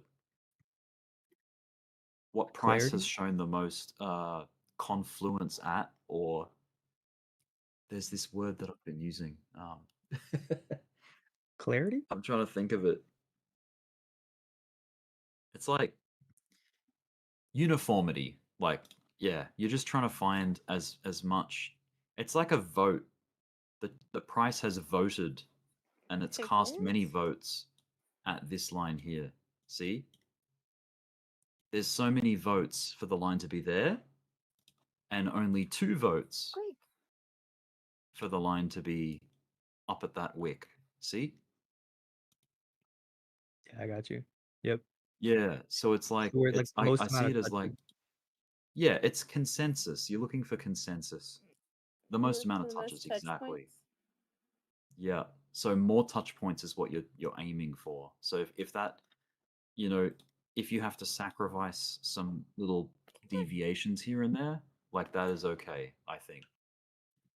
But the point is, like, no matter what you're doing with that line, in this, at least in this example, like whether you have it up here like that, or you have it, let me just do the other one, or you have it like that, both communicate the same thing, and that is a trend line that goes down. It's You know got what I mean? Like it's overall, got a if you it's got a generalize big it. double bottom too, doesn't? Oh, it's got a big fat W, yeah, like right there, with a higher low, like right Yeah. there. This one, Yeah. yeah. And check out this one. It's got that as well, like macro. What's the measured move on its double bottom? I have no idea. I don't know. I'm not good with measured moves. Like, but I'm thinking that you would use the top of the middle point of the W, and then take the bottom, like the most extreme low, and then maybe there, and then let me just chop this off like that, and then I you didn't know would, you could cut a line off like that. yeah, and then you basically just duplicate it to the breakout point of the resistant line like this, and then that gives you a targeting system. You seem So like a pattern 151, trader. 152. I Oh, mean, I definitely trade patterns. Yeah. But trend lines and supports and resistance, they build patterns, you know? Like XRP, like this was a triangle. Bitcoin has a falling wedge down on the 1 minute chart or the 5 minute, you know? are you These are patterns. like an Yeah. ICT trader? What is that, the smart money concept thing? But they don't like the Um, indicators. oh, They're like, no, it's not that I don't like them. I just go for the like the simples, like the basic stuff, because I feel like I find enough meaning off the basics than to need to dig in. But I like to hear confluence from people that do other styles, like other disciplines of analysis. Like Dbloc does his thing, I do mine thing. There's Elliott wave people, there's Ishimoku people, there's, you know, oscillator people that look for deviations and like, what do you call it? Divergences and confluences. Like, yeah, there's so many different systems out there to analyze. They're all about their market structure, the ICT. Yeah, my like I'm a bit of a basic bitch. Like I just stick with trend lines and like levels and things. I still understand the other stuff, but I feel like this is enough for like understanding where things are at, where the trends at, where the directions are, where the levels are, You talk about But it's everything. still so helpful to hear Dbloc's like input like of what he thinks as well, just so that I can like add weight to like what I'm thinking already, or if something is a mismatch. The 5-minute had a stopping volume candle at 113,650. And Kwai has been very good at pivots. That helps too. Like I need his help in the bear market because he's good at finding highs, finding like tops, and I suck at it. Like I get too carried away with the trend, you know what I mean? And I pivot late. Like I change my mind like too late and end up selling into weakness rather than strength, He seems or like he's good at closing into finding. weakness. He seems like he's good at finding bottoms. Or at least he was good at it at 76K. Yeah. That looks kind of Man, I'll tell you interesting. what, I was just gonna say very quickly, that Bitcoin test of 112,000, and also the 70, the what else was there? The 74K, 100, sorry, yeah, the 74K retest. These were just so simple, like on the high time frame. You don't need indicators for that. You just need a line. You know what I mean? It's just literally, it's just a price level that got revisited. Oh, there's some buyers coming in. You know, it's crazy. And it right now, if I was saying this earlier, Bitcoin feels like it's reacting the same.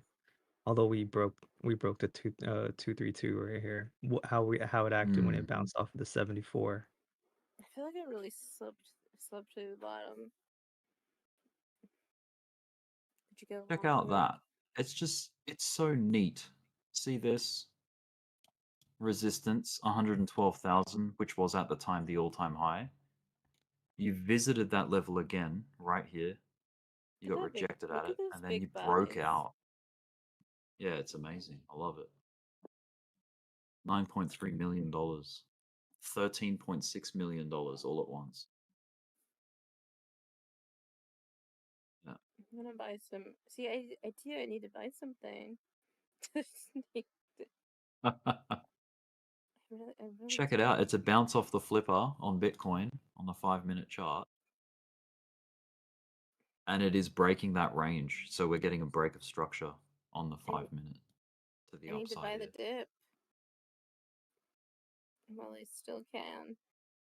The fear that I have for swing fails is very real. Like I always fear the swing fail because I've been trapped in them many times.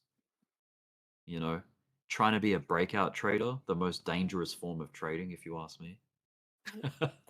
I need to spot buy the dip. Yeah. I took a bunch of ETH profits and I didn't buy the dip this weekend.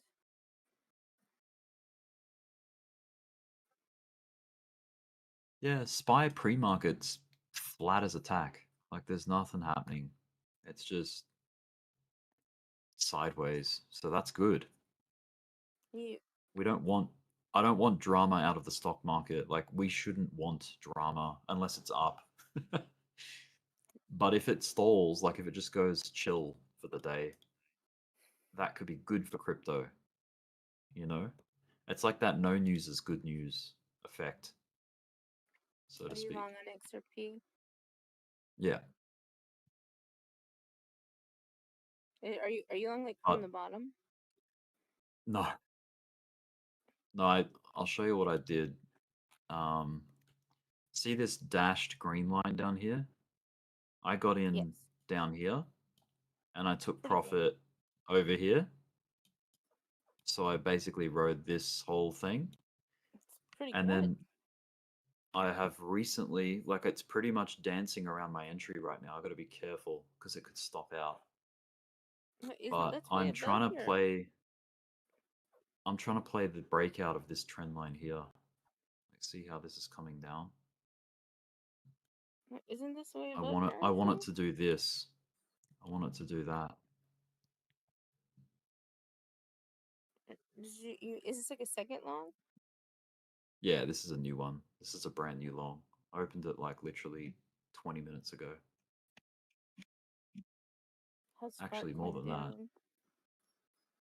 I opened it 55 minutes ago. You should long Fartcoin. God. You should go for it. I'd do it on spot. I wouldn't do it on leverage. Because knowing my luck, I just get wiped You out. would buy Fartcoin? Yeah, why not? With a Fartcoin amount of money, if that makes sense. Like, I wouldn't chuck the whole bag at it. Do you own any memes? No. I trade them when they're like let's say I'm out of position. I don't have any, like, I'm just in cash mostly. Like, yeah, and something's happening that is strong, yeah, I'll have a go. But I don't think the proper alt season has even turned on yet, and this is why I'm not really looking to memes at the moment, you know? You sound so I'm proper playing. and like you just don't touch memes. No, I do. It's a timing thing. They're very time sensitive. Like, I'm not saying that you can't get into trades at the moment, like this week or today or even, you know what I mean? But I'm looking for really like strong confidence before I like go into things that are much higher speculation. You know what I mean? Have you done well with the memes? In the past, yeah, I did well with Doge in 2021, and I've done some Mudang recently. I did some Whiff last year. Had a couple of scalps on Peanut and Chill Guy. I was in a bonk short in 2023, I think it was, or maybe it was last year. I think it was 23. So see how bonk, like, it got listed and then it just crashed, like it bled out for months and months. Yeah. I shorted along this, like, I can't remember where it was, but it was along this like downturn. I shorted all of that. Oh, you shorted. Not all of it, but I shorted one of the legs down, and it was, yeah, that was really good. But then it did a 20,000% pump, Yeah. and I missed all of it because I was in other things. But yeah, crazy. Yeah, Bonk really took off and it never came back down. Yeah. See how many repeated pumps it's had? Look, 1, 2, 3, 4, 5, 6, 7. It's done 7 really impressive moves. And it seems to come back to, if you're getting it at or below like 2 cents on this chart, I think that's the like the sort of buy levels, like around these areas, like when it comes into value. And then you want to sell it, like, you know, at the premium end, which is very non-uniform. Like, the premium end is like all over the place, like it's different at each I don't pump. think Bitcoin's gonna roll over. I mean, I don't know. I could be wrong, but it seems kind of Roll over? I don't think Bitcoin's gonna As roll over. I could be wrong, but it seems kind of strong. Let's have a look. Yeah, it's toying with the top of this trend line here, like this level. This yellow line, which was this high and this high. I think it's got a good chance. It's like hanging around. It's not just like a, because usually a fake move happens quite rapidly and then it reverses. It's like gets like a having a little trap. bit of trouble with the 200 on the 5-minute. So where your line at, the 200 moving average is there too. On the 5-minute, yeah, the icy blue line here, yeah. I guess. So on this time frame's context, there was a death cross here, and there's still time to try and get this to pivot and go like into a golden cross. Which MA? What are the? Oh, the 50 and the 200.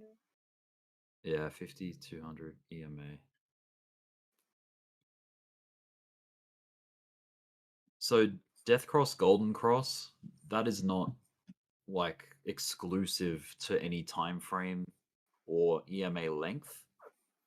All it is a fast moving average crossing a slow moving average. Put simply, that is a, you know, I have that's it's a 7-pound them. dog. When she wakes up, she just walks around crying. Did you say a 7-pound or 107? 7. So 7-pound dog. A 7-pound dog. That's And little, isn't it? she, That's like a little yeah, chihuahua. she's tiny. Like she's smaller than a cat, Wow. and she just cries all the Is time. And is then it a she wakes up. chihuahua or a Pomeranian? She's some kind of Yorkie mix, and she's a rescue. Ah. I got her to be my bigger dog's friend. My bigger dog is like 20 pounds. He's not big, guys. They're both little. And I got her to be his friend. Hmm. Because I thought he needed a friend. He doesn't like her. She was so loud, and well, they didn't get along from the first day. And I tried to return her, and they were like, "Nah." And then I called them, and I was like, "This isn't gonna work." And they were like, "It's gonna be fine. It's gonna be fine. Just like wait out the week." And I was like, and they like talked me into like waiting out the week, and I was like, "Oh no!" And then I had this little crazy puppy. No, I have Squeak. Gotta love dogs. There's a dog that comes into my work like every day. This old guy comes in and he's got like a Maltese terrier. Very cute little girl. She's very loving. Like she just is friends with everybody. Oh. She's just got a lot of love. Cute little darling. I think I've got a video of her actually. My dogs are very cute, but she's Have you put she's very pictures of your loud. dogs somewhere? Yeah, I've got a million pictures of my dogs.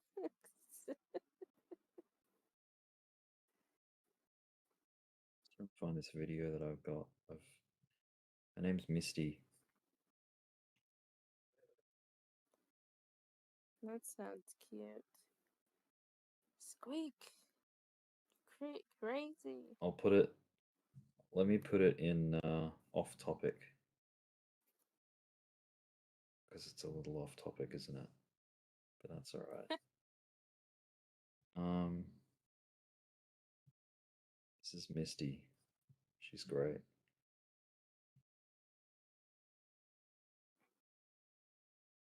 I've had her for 4 years now. That's the story. When they talked me into keeping her, it was 4 years ago.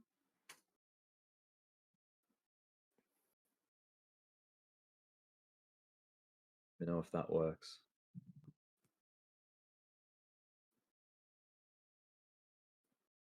Yo, alts are pushing.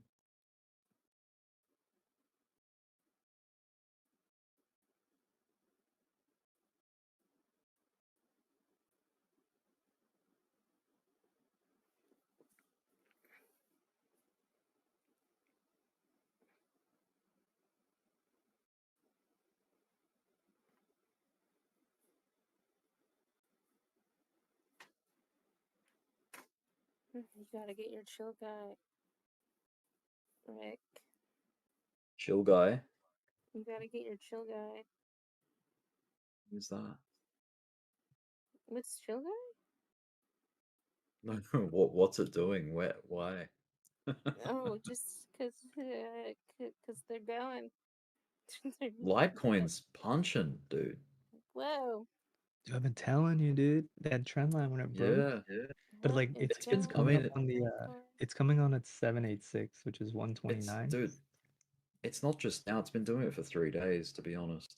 Like, look Dude, at I that. was saying, like everything was Huge. going down and Litecoin barely budged. Like, It yeah, was on a Litecoin mission. was here. I'll show you how it's done, guys. Look. This is how you go up. But if you draw like a fib from the high that it made in November to the low it made in April, it's coming on its 786 at 129. It's coming in hot. I'll Could be check. rejected there. High from, did you say November? Or December, sorry. December 6th. December, April? Yeah. Okay, I got it. And then it's right, it's Yeah, it's approaching coming that off that 786. 786. Yeah, I see that. Hell yeah. Let's go. I need to pull it I think I'm gonna together. try to short it there, honestly. I Really? am gonna try to short it. But I'll probably get wrecked because it seems like it's too strong right now. Had this I'm music so on into it. earlier. I can't believe you're gonna try to short it. That's funny. Well, just for a scalp, because I mean, like, yeah, I don't know. I'll see how it reacts at that level. I mean, I'm long from way low. What's that? Which level? Oh, really? What level are you long from? The 786. I've got a couple longs. I got one long from 96, another long from 80, and then Beautiful. yeah, I've got a few longs on Oh it. wow, 80. Litecoin's a champion. It's one of my favorite dinosaurs. Are you a holder? No. I would though, if I could. If I had like money spare, I would chuck a couple of bucks at Litecoin. You got all in on XRP. Oh look, some buyers are coming in. Is something happening on the S&P 500 right now in the pre-market? Not really. No, it's S&P It's just kind of just standstill. flat. I But like it when it did crypto does bounce. its own thing. It did bounce from support though, the S&P. Hmm. So maybe that's why. You know, I fell asleep thinking that we would get a leg up on crypto, and then I come back and we were already coming back down. I was like, what the? Is it morning for you? Yeah, I'm on the East Coast, so it's like 6 in the morning. Oh, check it out, dudes. This is a inverse head and shoulders breakout on XRP and Bitcoin. Sorry, Bitcoin. Hey, could you look at ticker Bitcoin? Yeah. What, Harry Potter, Sonic, Obama, 10 in you, or whatever You it know what is. I'm talking about? Yeah, I do.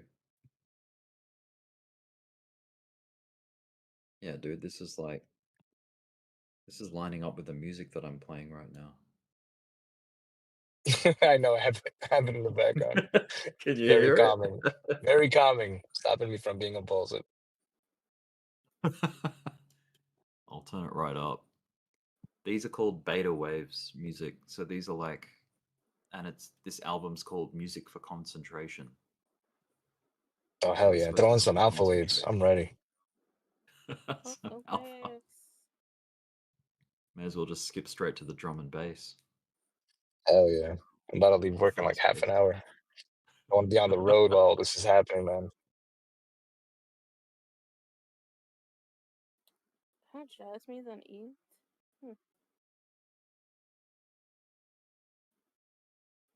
That is calming.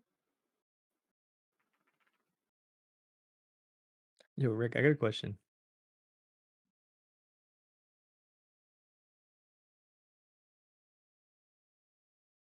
Fire away. Yo, when you draw like those trend lines, like on a higher Yeah. time frame. Like for example, like Litecoin, like I have that trend line drawn on like the daily. But then when I switch to the 1 minute, Yeah. why does it go? Why does Yep. it? Why does it change? Why does it go higher? Oh, it's still there. So, like, let's see on the monthly how it's cutting across the price. Weekly, it's still there. Daily, it's flattening out. You know how people Yeah, but say you that see how it? the Earth is flat? It's But because go to you're the so 1 minute. zoomed in Try and you're going to looking at 1 just minute. a section of it. Yeah, it's Oh, completely wow, that's weird. horizontal, apparently, right? Huh. On my futures, It's it changes. It like moves higher. Like it hasn't really hit its trend line yet. Are It's you weird. switching between logarithmic and linear by any chance? I think No, it depends how you have your trend line pinned as well. But mine's definitely penetrated yeah, yours the is static. trend Yeah. line. Yeah.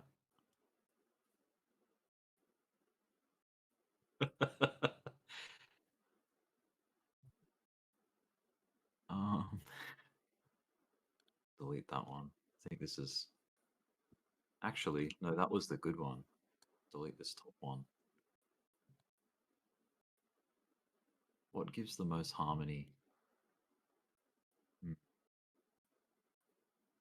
Trying to look for the most uniform place to put this line. Maybe there.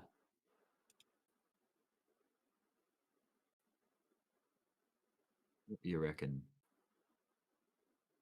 I think that lines up because look, it's got a back test to it. If you go right down to the 5 minute, it's definitely like reacting Finding off it support off being of there. it. See?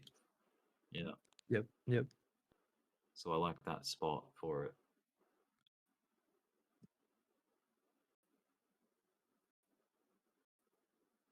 Yeah, the market is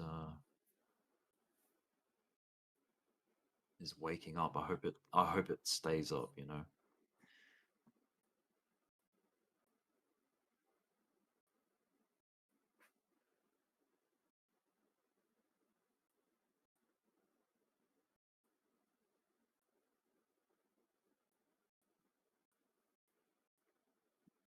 It looks pretty awake.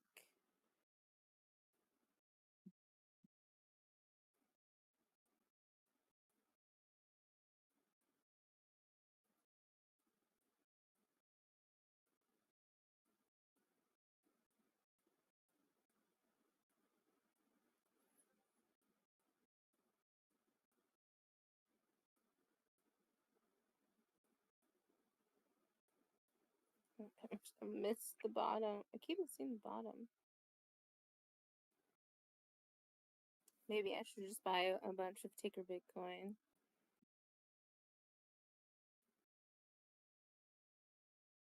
Just go all in on a really low cap meme.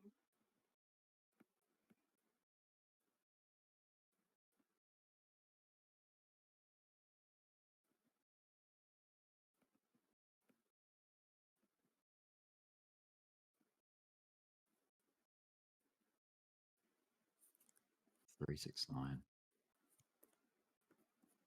I actually got in later than I wanted to get in on XRP. I'm just going to use this line, I think. Just edit the coordinates. 0.0369. You can see how close I am to my entry anyway right now. It's only fresh. It's like they've just broken out. You have kind of a ASMR vibe right now. Well, you mean the music? Now that your voice. Yeah, it's probably the music. It's making me talk in rhythmic You are kind and of quiet. rhythms. You were like this voice.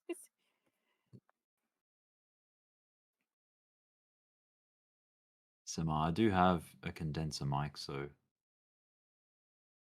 I use those in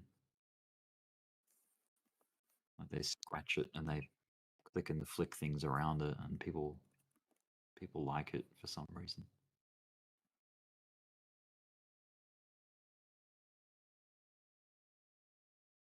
Well,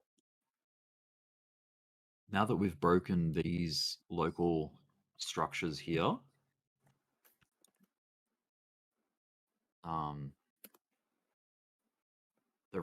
I think the risk is that it's doing like a rising wedge. Like that's one thing you don't want it to do. It's like check this out. If it goes something like that, I think we kind of invalidated that one there. So that's good. We're facing some trouble, but seeing if there's anything I'm missing.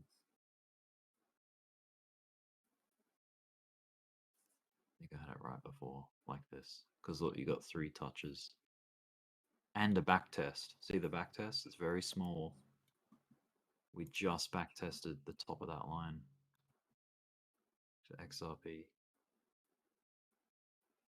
I don't know. Pie's really down. I haven't thought about pie in a while. Pi? As in like the Pi wallet, like the Pi app? The pie, the coin. You have it on your watch list. Yeah, Pi.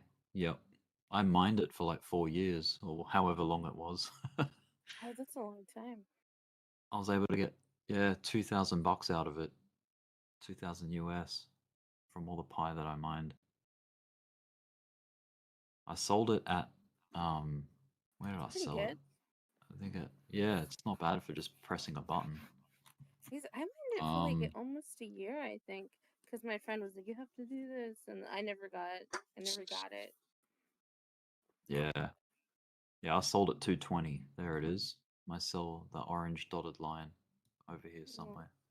That's pretty good. That thing's just, oh, dude, it's just died. Like, it's just I bled think out. that's maybe like one of the first things I ever heard you talk about. Like, I didn't know who you were. Really? And you were like, all yeah, you were all excited about pie. So for a while, I Yeah. associated you with the pie coin. It was probably all the way back here when it was actually the talk of the week, you know, the flavor of the And I month was like, kind of thing. oh, it's that guy who likes the pie coin. It's, Pie day. yeah, Pi Day was there. My friend did it for a long time, and he never got his pie coins.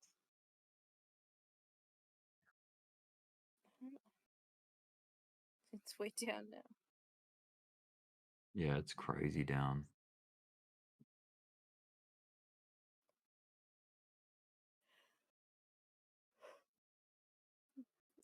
I wonder if that's ever coming back. Nah, not anytime soon. It could. I mean, look what happened with Bonk.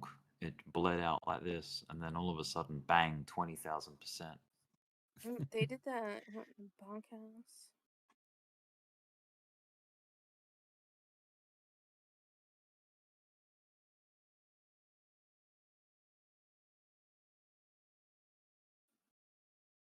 Hyper liquid on the hourly right now. Look at that staircase to heaven. 15-minute chart. It's kind of like Litecoin, it's just erupted upward. How's ETH do? ETH, yeah, it's oh, you have it right it's there. battling the 50 EMA on the 15-minute chart. It's having. I feel like it's really dropped the ball. It's teasing the idea of a golden cross on the hourly chart with the 50 and the 200 EMAs.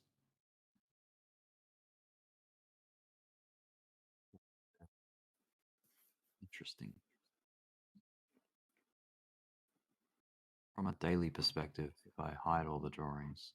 I think I'm gonna buy some Harry Potter Obama Sonic Tinny new. Really? Yeah. Uh-huh. I wanted to buy Good luck. AXBT, but I have a USDC on the ETH network, and I'd have to like bridge it over to the base network because AXBT is like a virtual thing. I mean, I think AXBT is on the is on the base network because it's a virtuals thing.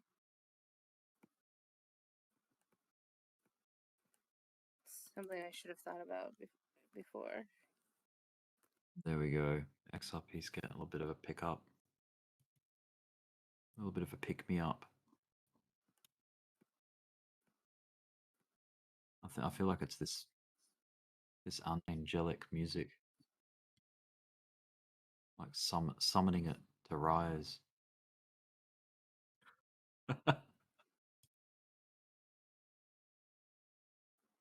Take all these EMAs off. Do you think about like the sweeping the highs and the lows? Like people are always talking about that. So needs to sweep the equal highs and equal lows. Pumping. Do you know what I'm talking about? Equal highs and equal lows? What? People Where? are always talking about that equal highs and equal lows, on sweeping the highs and sweeping the lows. if it's equal, that's resistance and support if they're equal. That's what that means? Like if prices, yeah, like it's range bound, equal highs, equal lows. Lower highs and higher lows is a triangle. Higher highs and lower lows is a broadening wedge. And then just higher highs, higher lows is an uptrend. Lower lows, lower highs is a downtrend. When they say sweep the highs and sweep the lows, I'm like, which highs and which lows are they sweeping?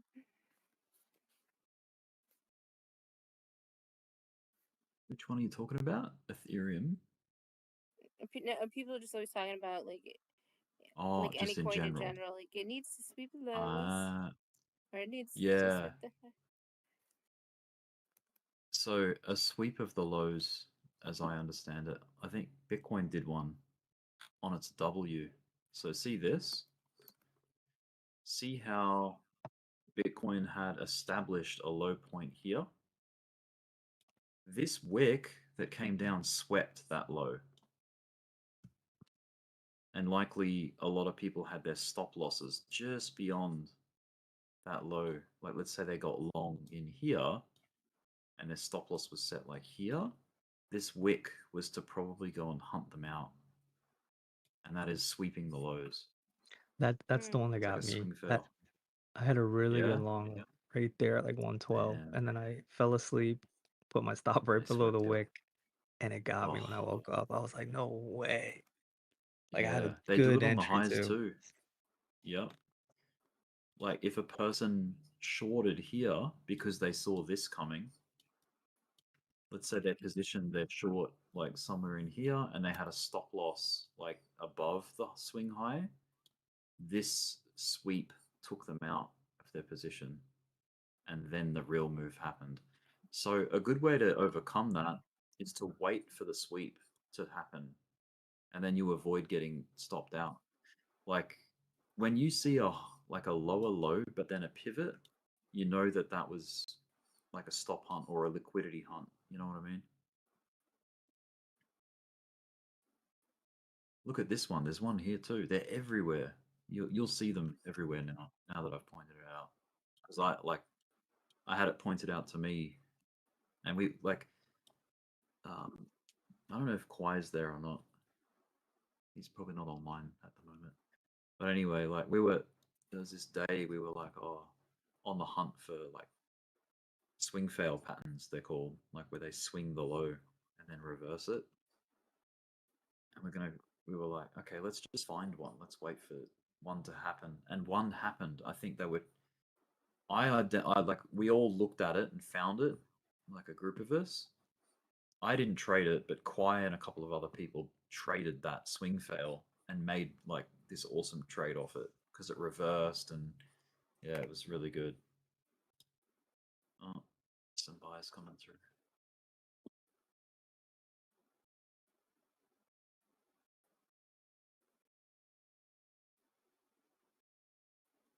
I wonder where Clive is. Usually he pops in like pre-market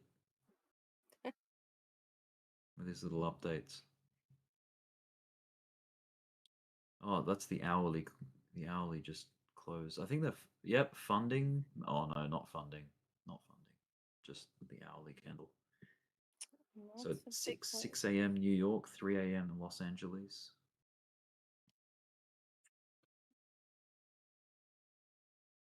Los Angeles. I hear Sol has a lot of SFPs. Oh, Solana has a lot of swing fails. Yeah. Probably.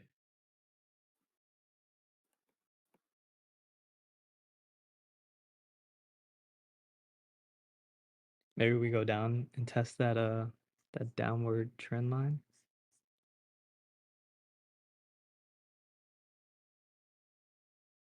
On Solana? No, on Bitcoin. Just that wick that we Oh, just got.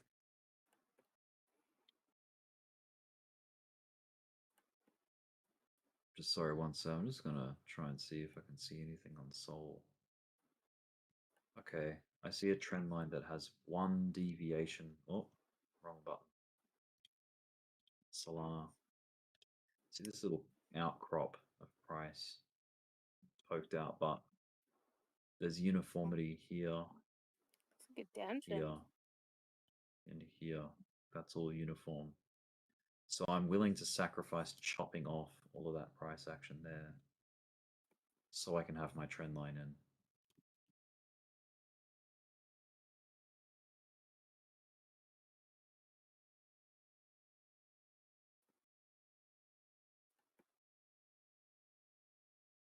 You said Bitcoin was doing something?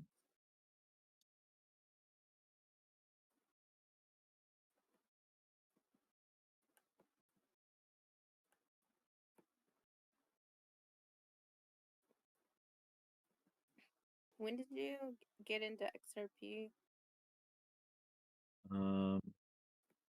Right here. Like somewhere in this cluster at the green dashed line. So $3.03. No, I mean like 303.69. when did you start really liking XRP? Oh, I've traded it like 2018. Like I haven't been in it as an investor, like where I've been in it for years and years. But I've traded it like when there's a bull market, you know, like when it's moving, when it's on the pump. But yeah, I don't have any kind of like spot holdings of XRP. I only trade it in futures. Oh, really? Oh, you seem like you love it so much. Yeah, probably because I'm just trading it, I think. And I've got like Like one time I was just interviewed. You were like, you were like, oh, I haven't sold my XRP, and I think and quite like talked you into selling it. He was like, Yeah. he was like making it sound like it was gonna go to $1, and it would. Oh yeah. I think Well, it went down to like, it was when I don't know what, I don't know if you remember that. It's kind of funny.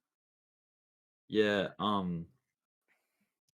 No, I know Quiet definitely doesn't like it, like fundamentally, because it's kind of like the anti-crypto in a way, or the anti-Bitcoin. Serves the banks. It's like that stopping volume on the 15 is playing out. Nice. Yeah, let's turn the vectors back on. Vector. the candles. Yeah, Oh, man. you're using the vectors now. Yeah, I'm trying to learn. Surprisingly Learn the enough, there's no ropes. vectors on Bitcoin since that bounce up.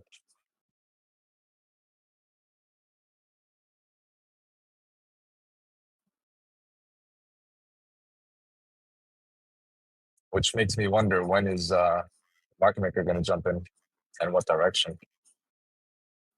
Yeah.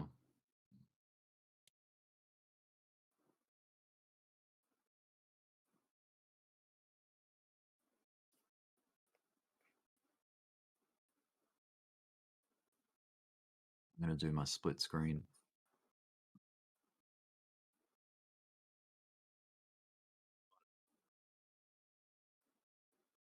Bitcoin 15-minute vector. And then XRP 15-minute. Maybe I'll put the vectors on as well. See if there's any kind of... Yeah, it's got very similar timings of the vectors.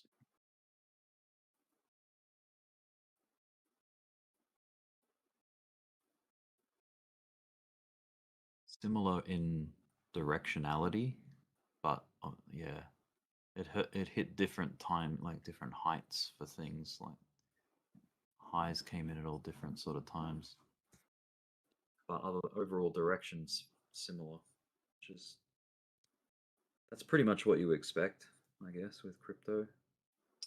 When Bitcoin's generally going up, the alts are probably generally going up as well.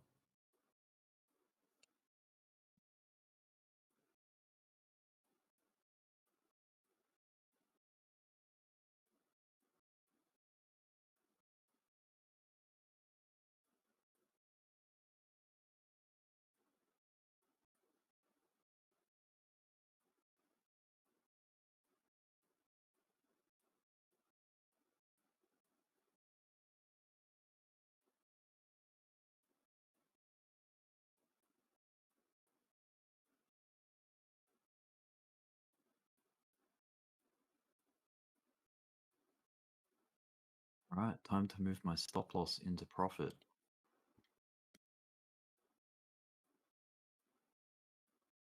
Good times.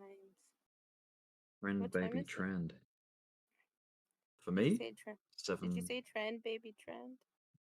Yeah. It's 8 past 8 p.m. in Australia. Eastern Australia, East Coast.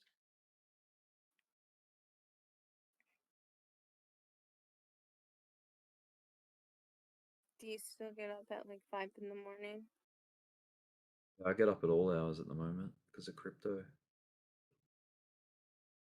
Because of the aggregator. Like if the aggregator starts singing, I'll wake up to it. I had a pretty good nap today from like about 1 p.m. till about 5. It's a pretty good nap.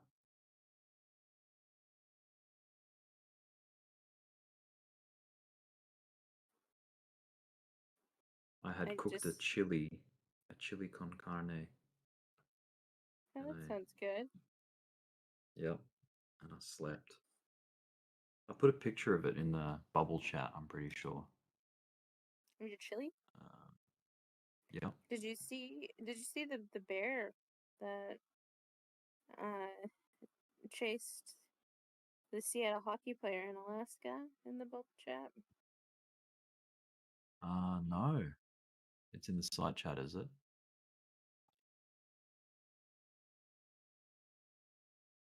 Oh wow. You'll be a good cook. That avocado looks good. Yeah, hell yeah, I love avocado. I don't know, people really post it on the bubble chat. Yeah, Good this is tucker. really fun.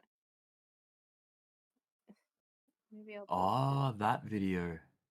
It's really funny. Holy crap.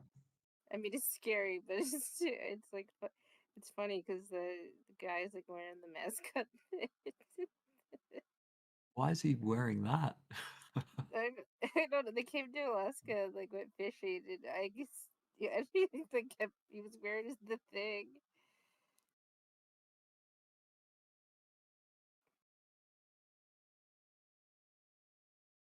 Hilarious. Freaking terrifying bear.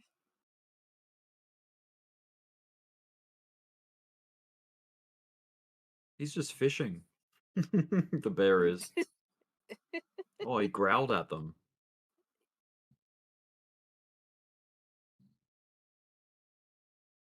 I've noticed that they like they'll rush you kind of thing. This guy never tired of talking. Yeah, sorry about that, Taragato. My bad. What? Oh, I'm just replying to YouTube chat.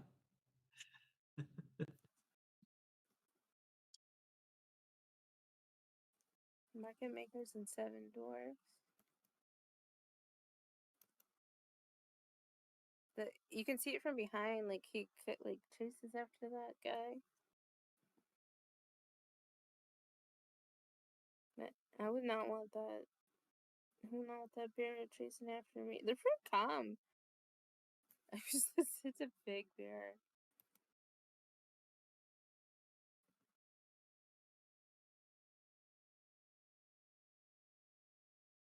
Out there. It's kind of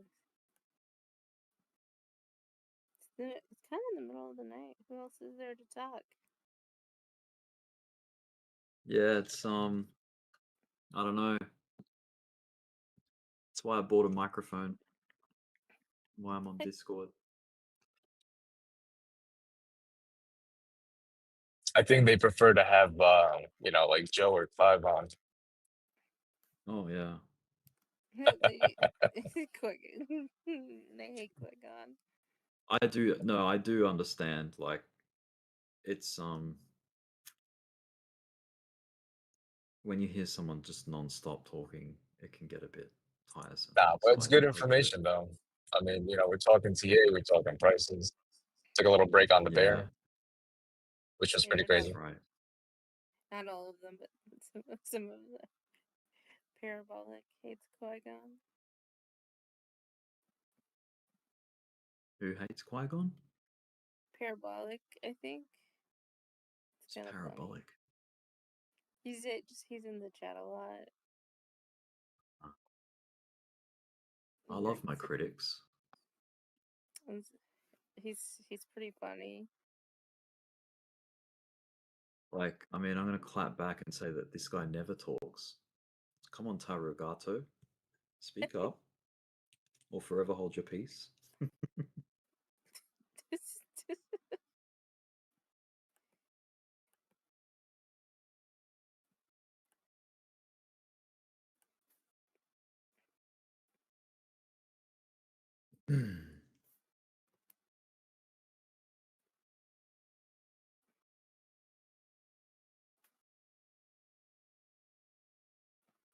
I never looked at the off-topic chat. The spy's picking up a little bit. Just a little bit. Not huge in pre-market.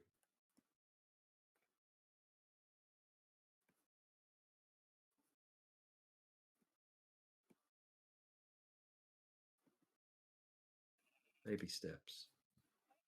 I hate to say it, but I don't know. There's so much liquidity down below. Like, if that was really it, I don't think it's done yet. That's a nice little dog. Yeah, little Misty. She's great. She's a funny girl. Do you have like the special Discord? Special Discord? Yeah, like you Oh, have to pay a Discord month. like Nitro? No. Yeah. No, I don't have it. I've never had it.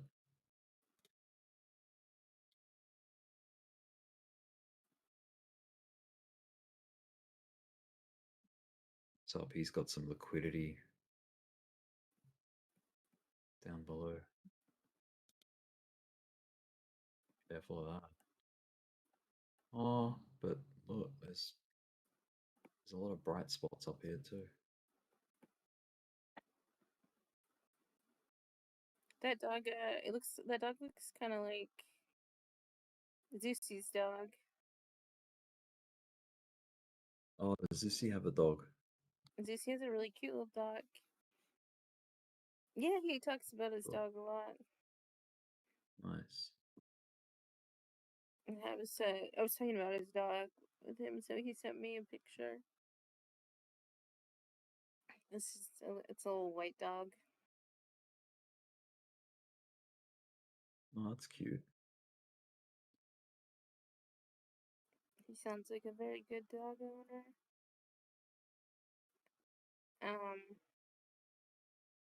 I think he must be an animal lover because, like, isn't he a vegetarian?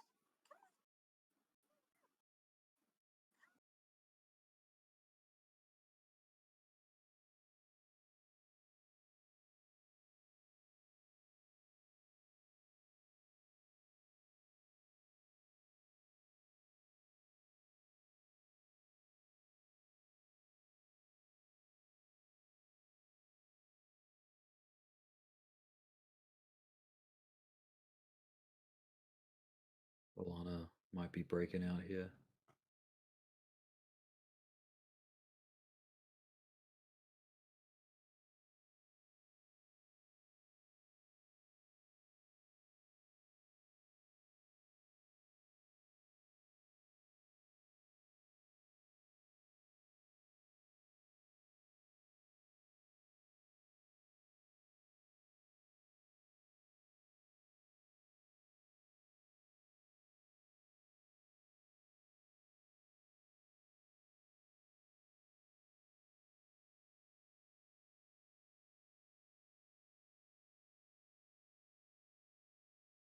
Oh, is that your dog?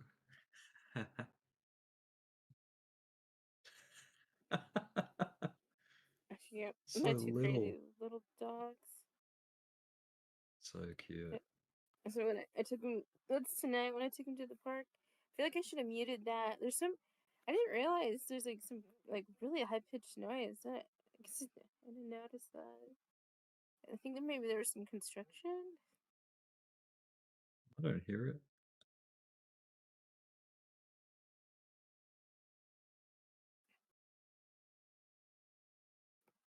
My little dogs. We went to the. It was really nice out. So we went to the park for like 90 minutes. What are their names? Squeak and Yeah, Squeak and Roo. Roo. It's cute. He like kangaroo because he likes to hop around. He's named after kangaroos. Cute. Are they? How old are they? Squeak is 4, and Roo, I got him from I got him in the pound. So I don't know. I got him in 2020. Not sure. Like pandemic puppy. At least. Ah, okay. So he's like at least 5. He was full grown now, so I want to say maybe like 6. He's got to be like 6 or 7.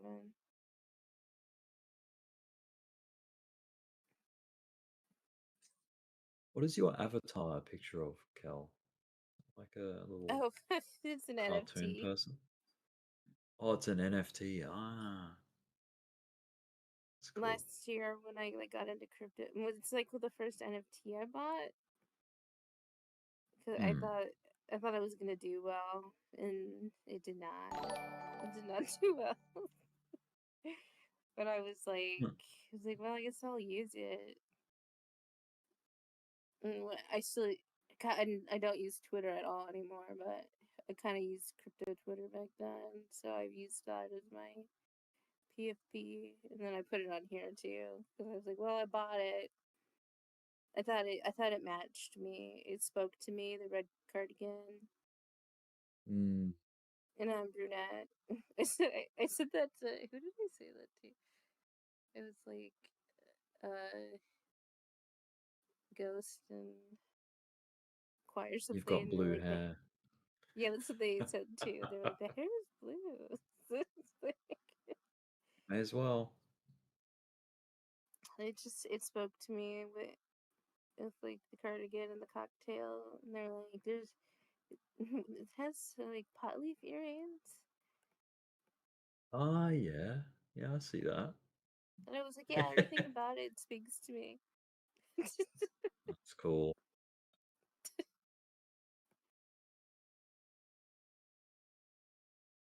It's got a vibe.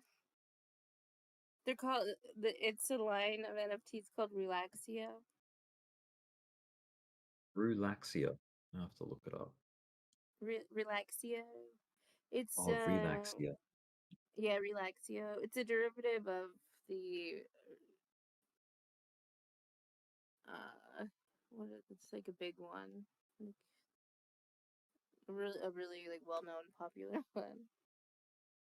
Let's see. Not Retardio. Relaxio. Retardio is also a derivative. Oh, Milady. It's a Milady derivative. Ah, yeah. Yeah, yeah. Milady memes. I think I bought it for one Sol when Sol was like at least like $200. Milady. And it's Really? not worth Okay, yeah. Yeah. When it's did you not worth buy that. it? 2021? Like a year ago? Oh, okay. Yeah. And it's not worth one Sol anymore. Like I quit looking at it because it was like sad for me to look at. How do you look at it? Like, what do you? I don't fully because I've never Magic bought an NFT before. Do you Magic open it Eden? up or Magic Eden? Can I view it or only you? Like, Yeah, you know what I mean? you Like the actual can let's see. Oh, I could how find do you it. view them? Let's Magic see, I can find my Eden. Relaxio probably. I can find-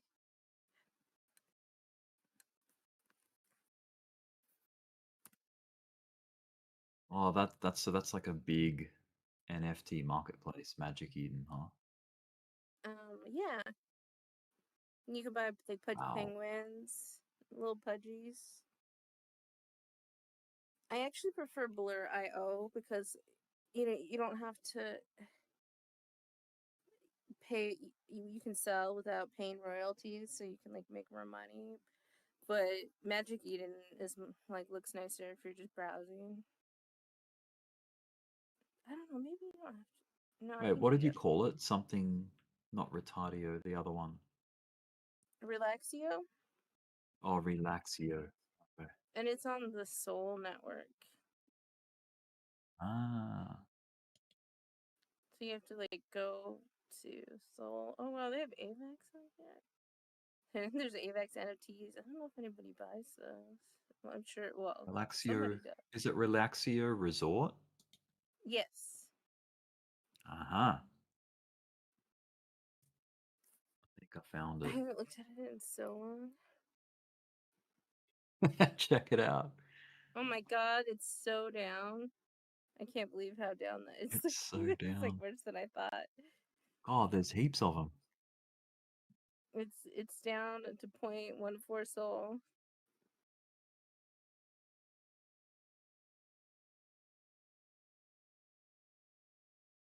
Wow. Would your one be in here somewhere? Yeah. Somewhere. Yeah, it'll definitely be in here somewhere. Wow, there's like thousands of them. It says on Crazy. there on the top. I think it says how many there are. What number are you? Is it number like 3,000 and something or? What number? Let's see. I gotta go to my wallet. So these are literally one of, aren't they? They're just. Yeah. Oh look, that looks like your one, except it's in a bedroom. Oh, you found it? It looks like yours. It's the same cardigan, like the. Oh, that does look like. Oh, it's almost exactly the same, but yeah, it's like a. Mm, Yeah, there's a lot of like similar ones. Relaxio. Oh, I think you have a much bigger monitor than me. You can see like a bunch more. Yeah. There's so many. Holy moly. Yeah. Where's the end? There's just thousands of them. Jeez. Oh, Oh, we're something's going pushing. on. We are pushing. Oh, hell yeah. Oh, Sounds hell like yeah. we're pushing, man. Let's go.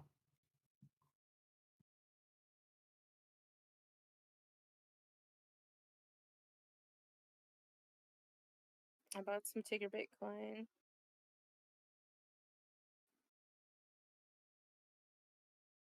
Some ticker Bitcoin. Ticker Bitcoin.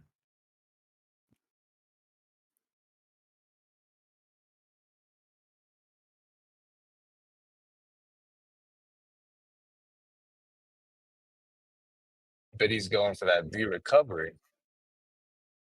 Let's go. Come on, Bitcoin.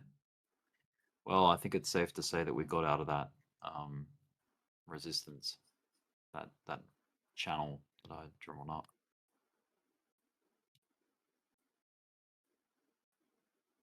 So we didn't have to do the W after all. It was a bounce off the flipper. Look. Yeah. The flipper? Yeah. You know, in like a pinball machine, how they have the little flippers that hit the ball, and you press the buttons on the side of the pinball machine, and they're called the flippers. And a falling wedge, I thought, looked like a flipper, like a pinball machine flipper. And a bounce off the flipper for me is like when the price comes out of the falling wedge and then pulls back and then bounces off the wedge.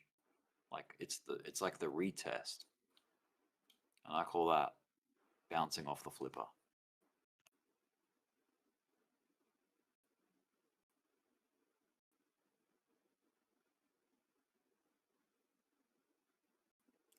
Let's see. Oh, we need You know Drew. what We I need mean? somebody to scream rockets.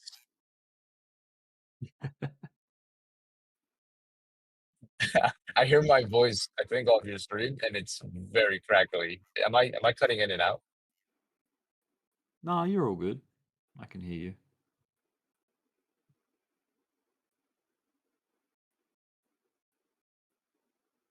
I'm gonna go heat some food up in a minute.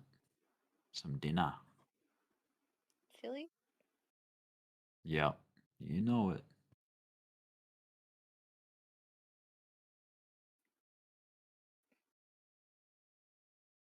Proficient in the kitchen.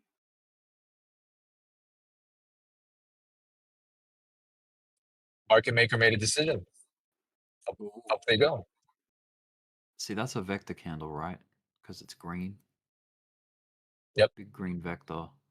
Which means if no one comes to the party, like if retail doesn't show up to buy it, it'll just reverse, right? Like they'll reclaim it. Yeah, typically, but sometimes they go crazy and they just like you've seen that on hit, like it just keeps going. Mm.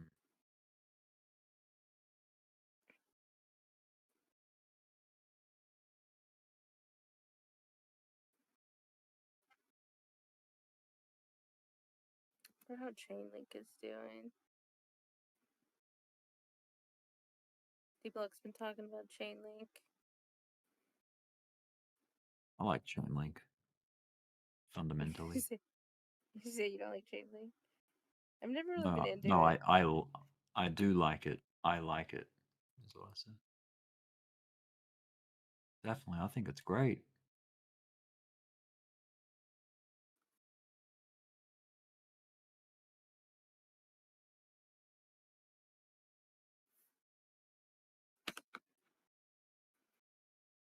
Chainlink, yo.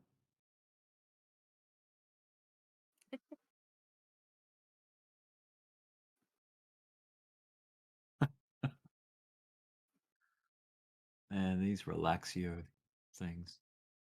Are you looking at So this? funny. Look at this one. She's like shopping. And there's like a picture of like a car in the background. Yeah, they're funny. $69. Hell yeah. Oh yeah, some people are trying to sell theirs for a lot. Oh, mine would be listed higher because I listed it for like a year ago for like way more money. You know, like I think I listed mine for like 1 soul.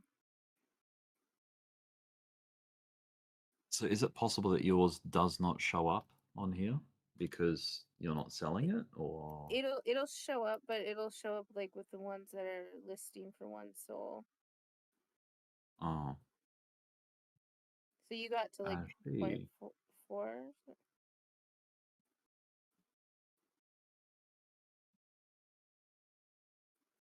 So are you saying yours is like real cheap,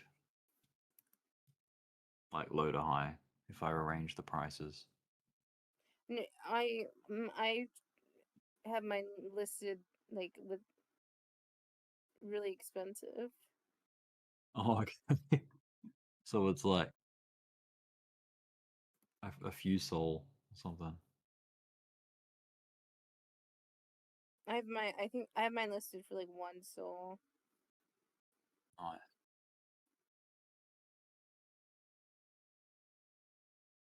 Wow, this one's listed for 30,000 soul.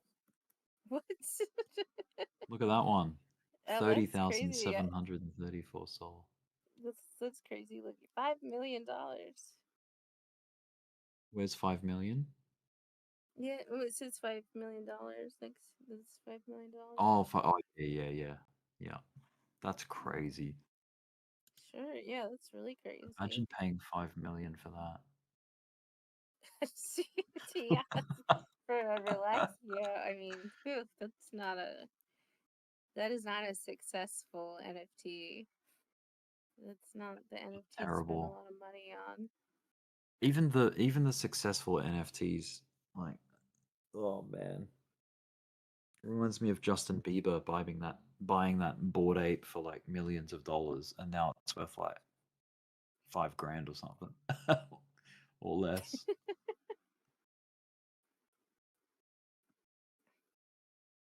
Dude, alter pushing. Litecoin leading the way. Yeah, they are. Up we go, There baby. they Up we go. are.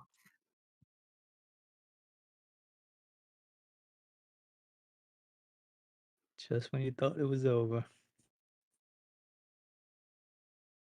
Ape Solana Club.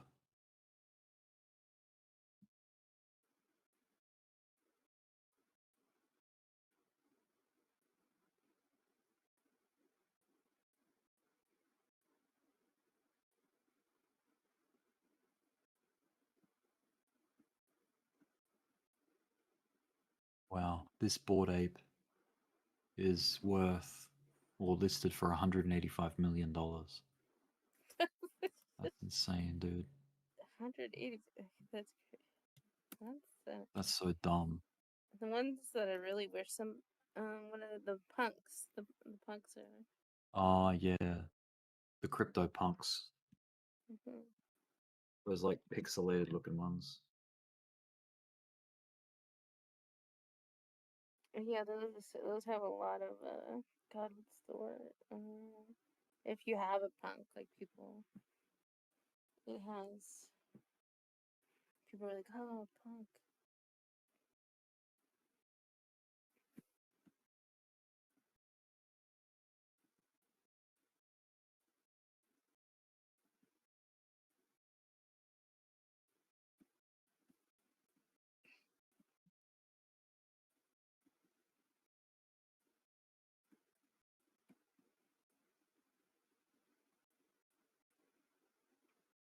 Right before it pumped, there was a bull dip too on Bitcoin on the 15.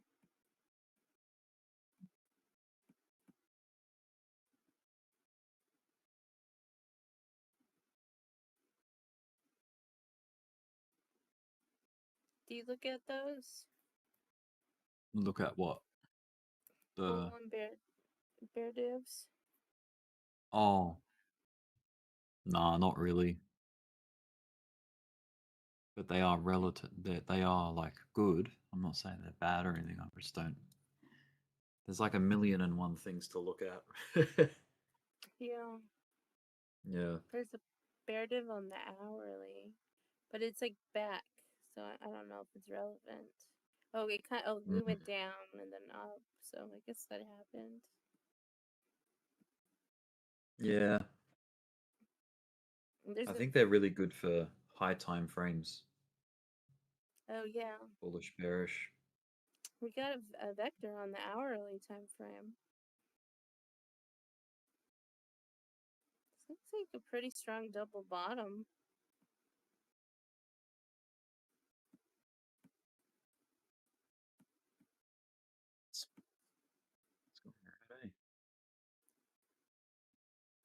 I think this is gonna keep going.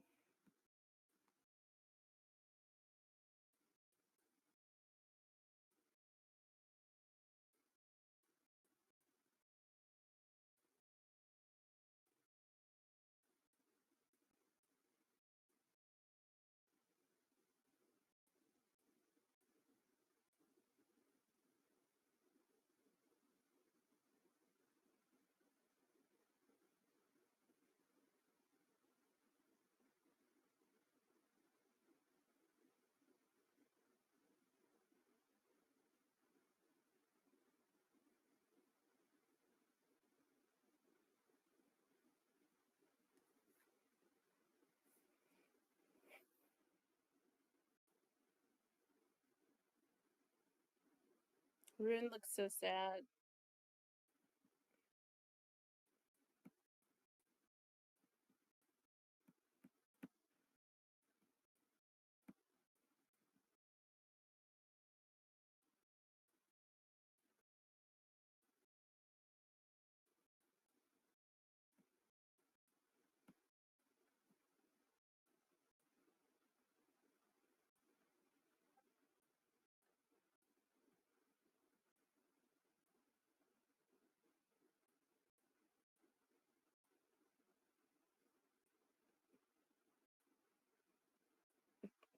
The Dutch bear has gone really bullish.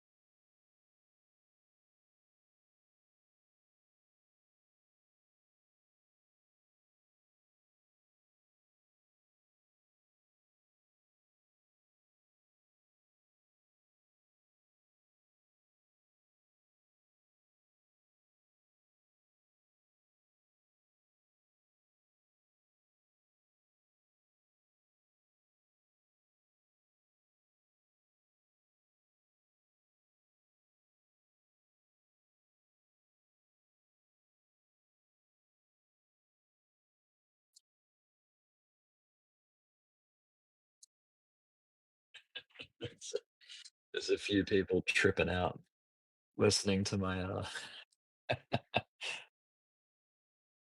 hippie music. My synthesize, whatever you call it, concentration music. I Is it can't hear. binaural? How do you say it? I can't hear any music. Really? You probably have the volume down of the screen.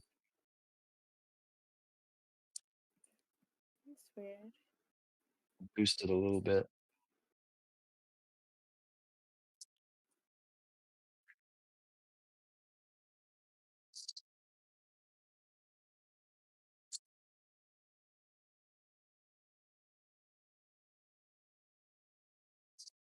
I'm gonna heat up some chill.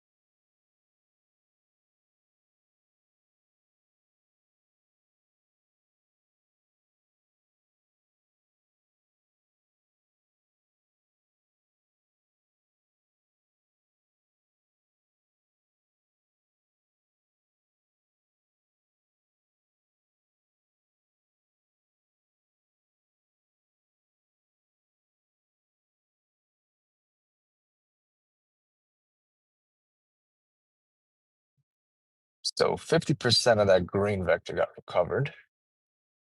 What's the move now?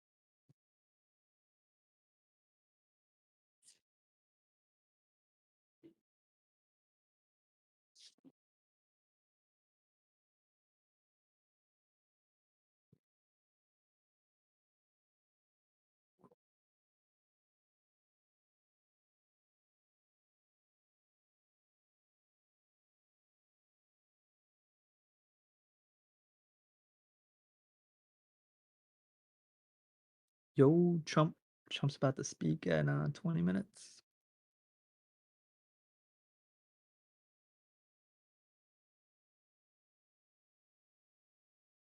Hopefully it's good speaking. Hopefully it's something good. He's joining the I guess CNBC Squawk Box at 8 a.m. So in 20 minutes. Oh, okay.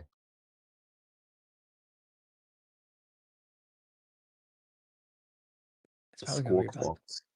What It's does gonna that be either. mean exactly? Like, do they just talk about anything, or is it market specific, or?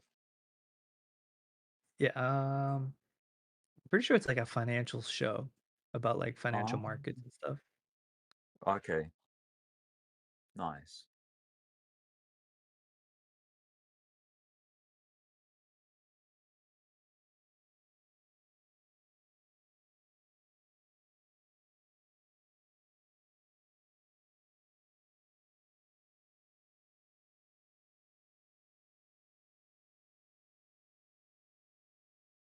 Well, I've got my stop loss in. In case.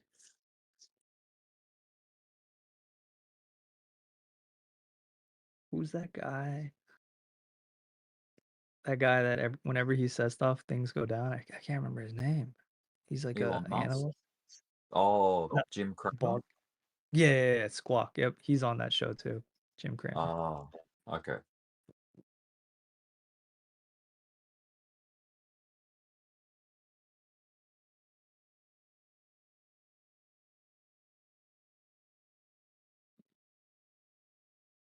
Or he used to be. I don't know if he's still on it, but he used to be on that show.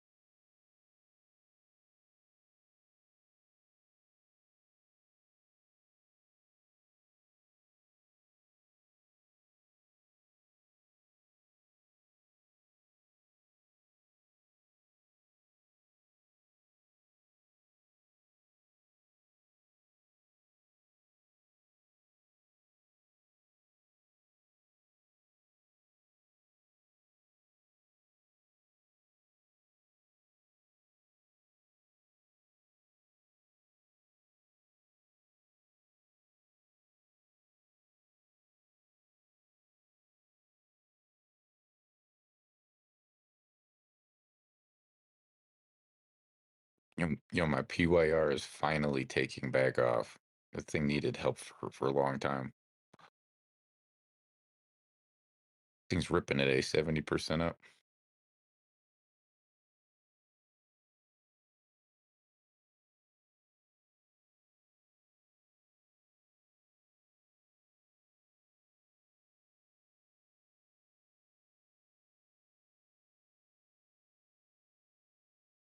Morning, guys. Looks like it came up, tapped off that 800. Made a second try. Didn't come all the way down. See what wants to come up and retap off that 800 this morning. Come down, grab the rest of those shorts. I mean, grab the rest of the longs and see what it does. Just gotta hold that W.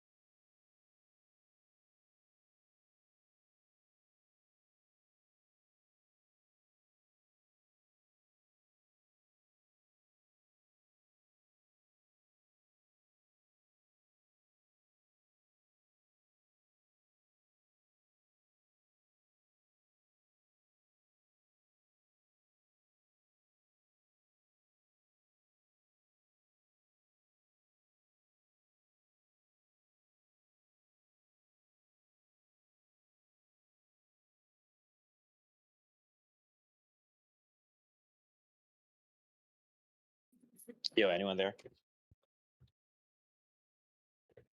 Let her rip.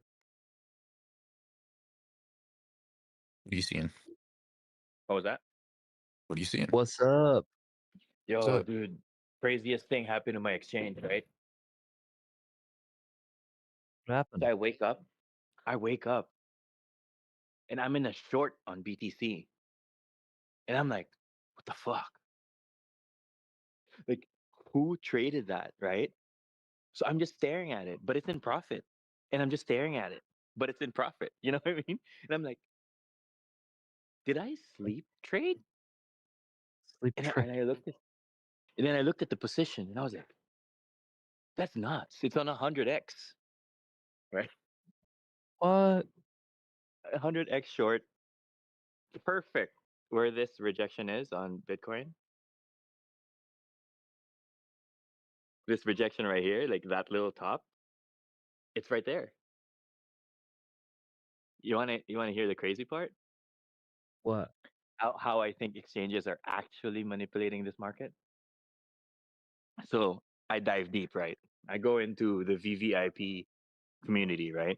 I go like, yo, are you in? Like, either someone shorted Bitcoin and then a flurry, 20 messages slammed in right away. Yo, why am I in a short? There's like, all of us are in shorts.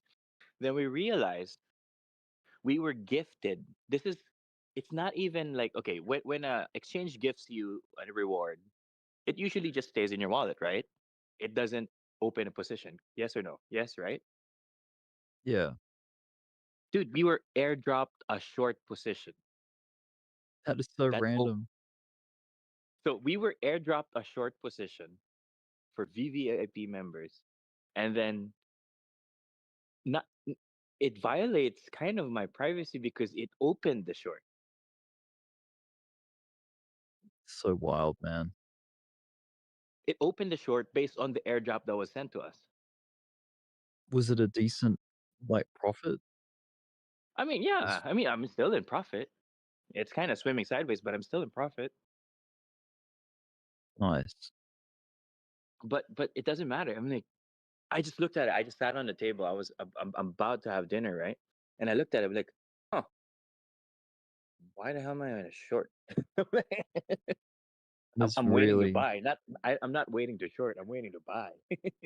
yeah, that's very strange.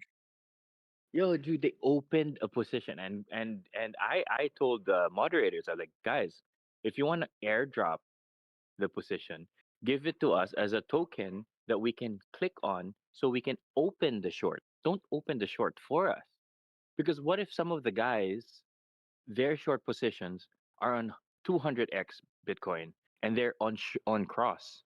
Guys, you're gonna kill other people's wallets. Yeah, You get what I mean? yeah.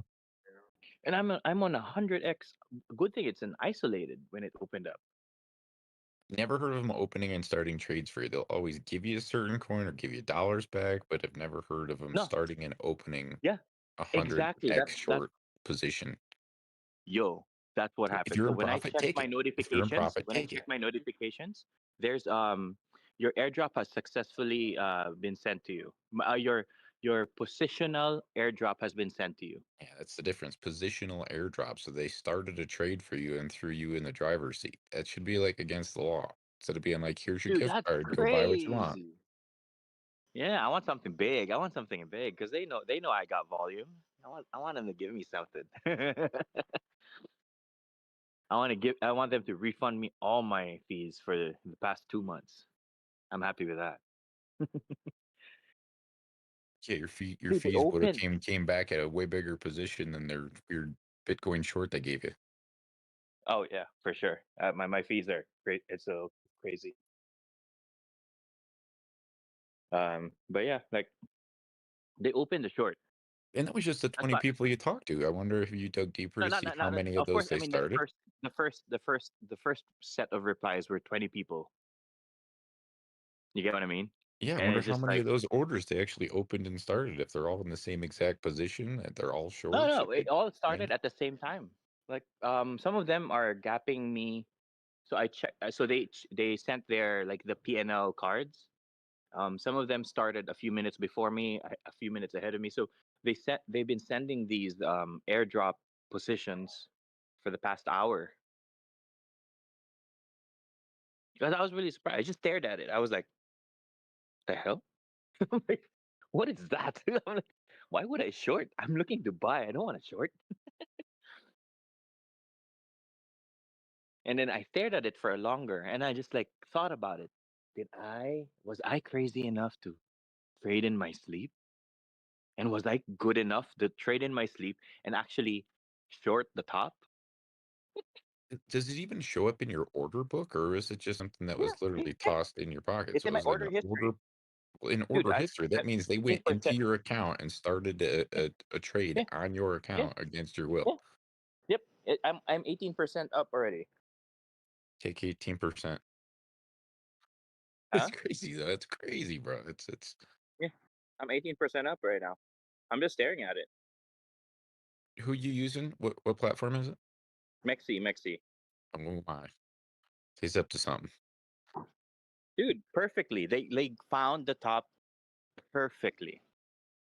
Well, if they And put out on that my many note, shorts, why I'll didn't be you think it wouldn't have gone down? So they literally were pushing it with you guys. I don't know. yeah, I'll read it to you guys. Your BTC USDT short position airdrop was successful. Please check. I never heard of Yeah, such a yeah, thing. that's crazy. Yeah, I'm actually kind of thankful now. I'm not too angry anymore. Yeah, because now I'm 26% up. Yo, what's happening in Bitcoin, yo? It's falling pretty hard. Wow. Market open yet? Not yet. Oh yeah, 8 minutes, right?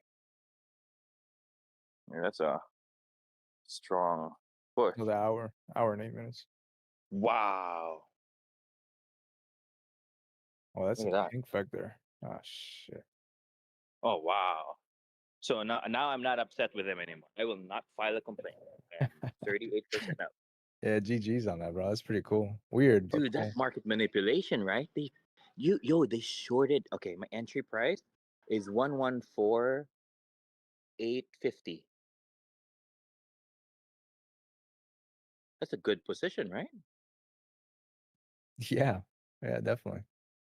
They opened it for me. It's so crazy. Thank you. Yo, I'm 43%. This is crazy. I don't want to ever do 100x, but like this is nice.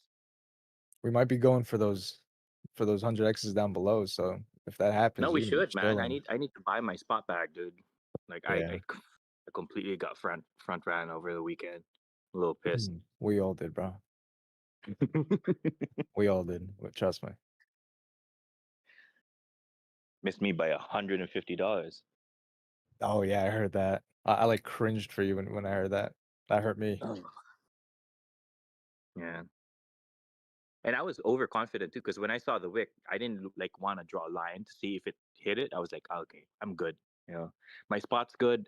I missed the scalp, but my spot's good. Then I'm fine. You know what I mean? I can always catch up on the scalp. And then when I opened my Binance, I saw the green line still there. Your order, that limit order line. Oh, And I was that's the like, worst oh feeling. no. I'm like, oh no. Yeah. So that's another lower high. So trend continues downward. My carrot coin is ripping today too. What's carrot coin? One of the ones that I've been You've holding been off trading to shit coins forever. today, Joe? Yeah. No, I've been holding them for a long ass time, brother. I don't trade daily. I only buy daily. I've just been waiting for months to sell, and their things are finally picking back up. Yeah. Yeah. I hold 68 coins now. I've been holding 85 across the whole entire almost last year or so, but got it down to 65, and things are kind of moving. Uh-huh. I've been dogging it the longest. But exchanges are not allowed to do that, right? I just want to get a consensus from everybody. I just never heard of anybody doing that. I mean, if you had signed up for Maxi, I bet somewhere along in their lines they got that written. It's okay to do it, but never heard of it happening yet. When I beta tested for CoinW, they gave us airdrop positions, right? But it was up to us to open the positions and when and where. You know what I mean? Whatever price. They would give us like a 5x long, $100 5x long on ETH. We were the ones to decide when to open the trade. But here on Maxi, they opened the trade for me at a really great price as a short. That's crazy. Has ever heard of ILV? ILV is ripping it hard today too. IOP or IOTA? ILV. Oh yeah, Illuvium. Yeah, dude, it's been ripping for the past couple of days. Went Homie, up, I check it think, out. Things up like 60% today. I just cracked 20 something bucks. Check the 1 week. You'll see. Check out where the all-time high is. It's crazy how far, how big that went down. You see the all-time high? Yeah, I know. That's where I was basing it off of when I was accumulating these things. I have 1,100 of these damn coins. Nice. Yeah, I'll be back. Okay, at least now I'm happy that it's in good But to just profit. take profit finally back out of this thing.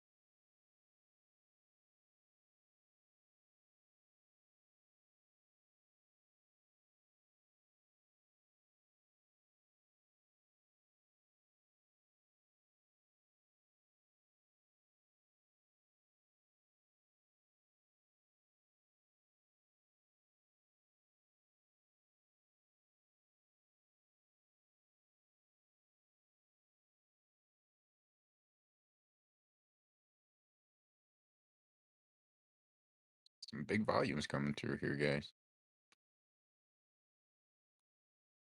But it's almost made it down to that target.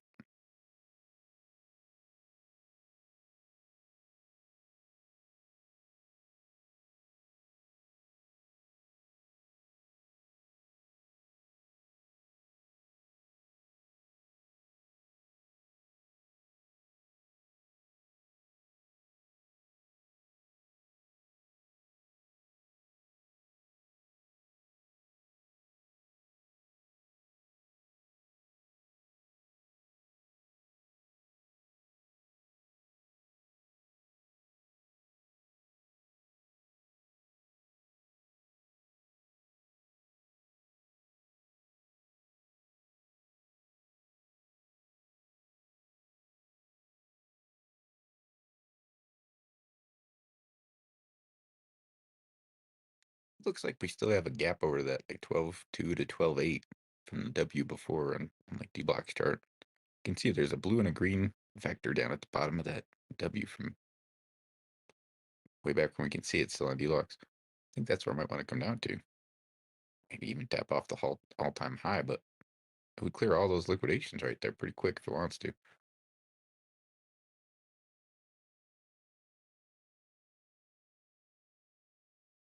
It would come down, it would still hold it wouldn't invalidate the W. Just coming down, filling those, scaring people out as they're waking up, and it takes off.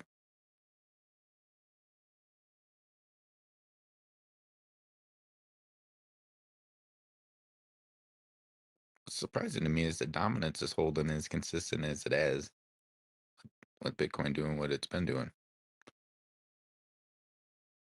I mean, dominance is just still cruising there at 61. Even when a big move like that happens on Bitcoin. I like it.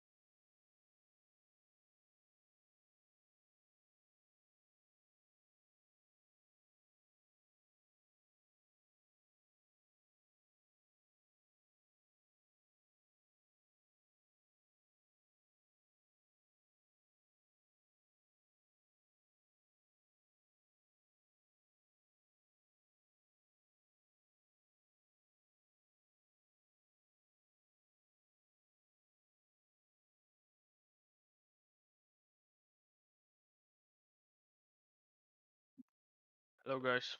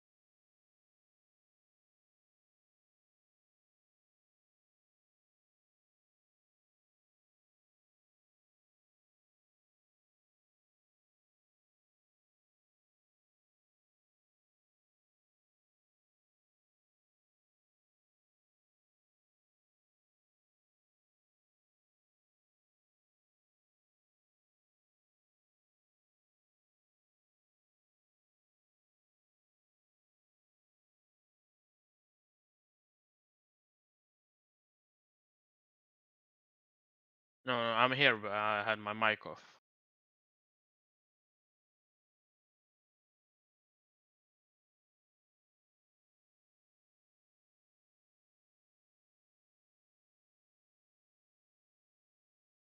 Yeah,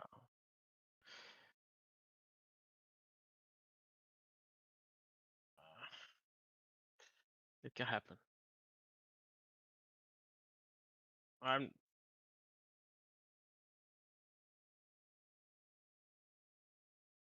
Yeah, that's true. That's true. That's straight fact.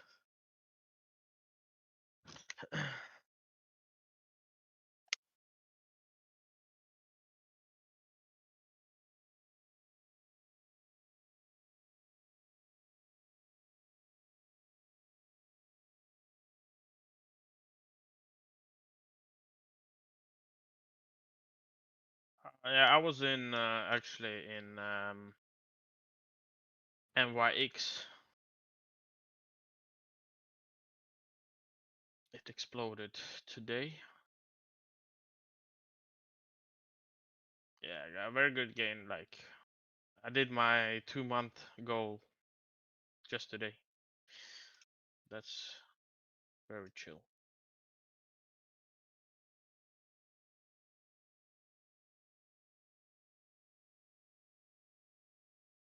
So now just watching Bitcoin. Also doing some. I think Bitcoin is doing a move to sweep some liquidations to continue up, but it's a downtrend, so it's hard to say.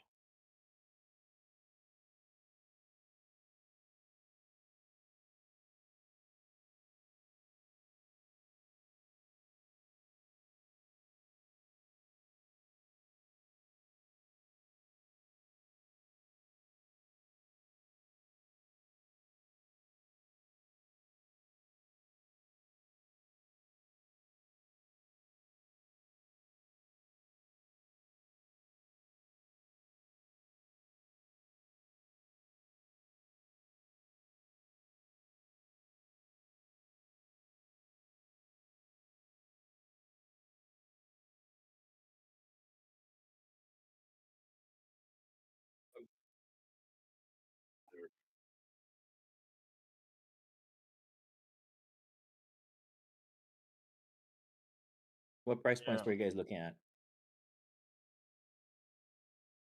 I'm looking at 12,750.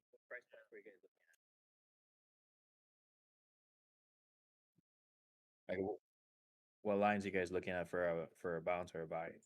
Just want to compare.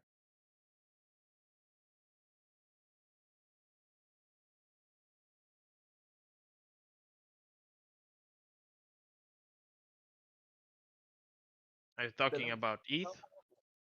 Dala mas taas.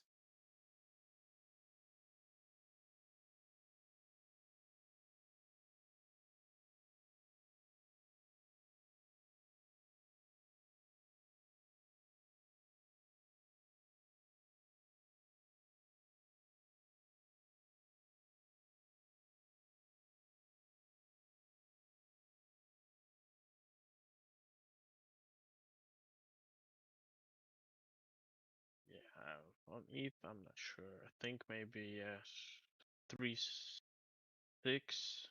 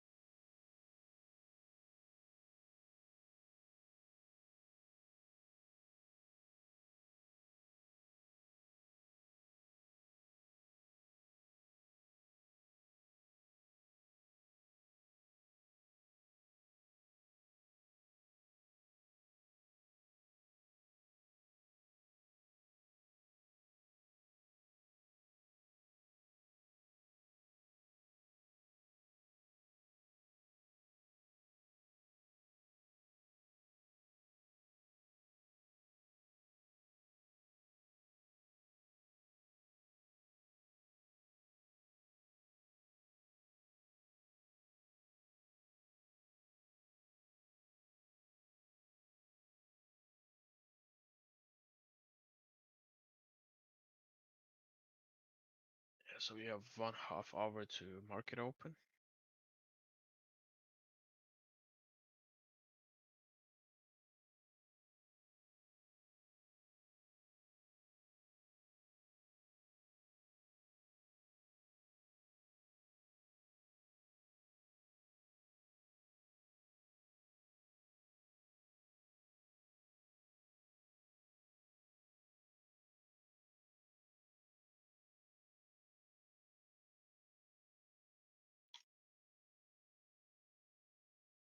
I would like to take this moment to thank my sponsor for my short that my exchange opened by themselves. I don't know if it's legal, but thank you. Bro, the more I was thinking about that, I almost think that that's a red flag for Mexi. You almost should consider getting off the platform. Like, take the Don't do profits they that, give bro. you. You know what I I'm made trying to tell you? Because if they did 120%. something that sounds completely illegal, what they did, I mean, I that might asked just my be I a true asked red flag to jump off that platform. Be careful. yeah, I asked my support. I asked my guy at support, and she was like, it was actually 100x isolated short. So it didn't matter. So because my worry was other people, not me, right? Because like this is just my scalp bag. So like when she said like no, it's a fixed rate, fixed leverage short that we gave for everybody. And I said like, why did you guys choose that target? And she was like, it was the safest short target for everybody involved, all the VVIP members. I was like, but you guys opened it for us. That's not right. They said they're looking into it, and if it seems like a lot of us don't like what happened, so they're gonna be democratic about it. if most of us don't like what happened, they will like compensate us. Get your shit off the platform, bud. Dude, Mexi? Nah, dude. I've been Mexi for 4. I would immediately.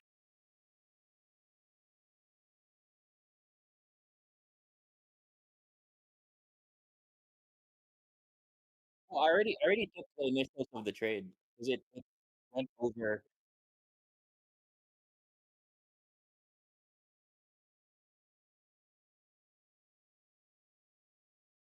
What? I already took profit. Yo, guys, chill out. The guy got a free trade. It's isolated. He's in Yeah, it's zero risk, and isolated. he's telling you he took profits. He's chilling. Dude, I He's a can good even trader. post He a knows what he's Excel doing. card, man. Like I already took profits. Like no, not with my money. They airdropped me the trade. So they airdropped me a $500 short just for VVIP members. But they opened the short for me. It's an isolated, and I was just wondering. So they're gonna ask the other members also. So I'm okay with that. As long as they don't touch my bag, I'm good. Did you ask him how many people they did it to in total? Oh, no, just the VVIP members. How many VVIP members do they have that they did Oof, a that lot. with? Nextd has one of the biggest liquidities in the market. Times 500 at 100 short. That No, sounds to me like a pretty fishy problem. Sounds like you had no that's choice. 500. Nobody has a choice. It'd It be like sounds like a platform that's desperately trying to reacquire some liquidity. that's Mexi. Mexi. The reason why I trade in Mexi is because it can take my liquidity because I trade big bags. Like I traded hefty 5-digit bags. So like that's why I only choose either Mexi or Binance to do futures because those are the only ones that can take care of liquidity. And you can always look at exchanges liquidity any time of day.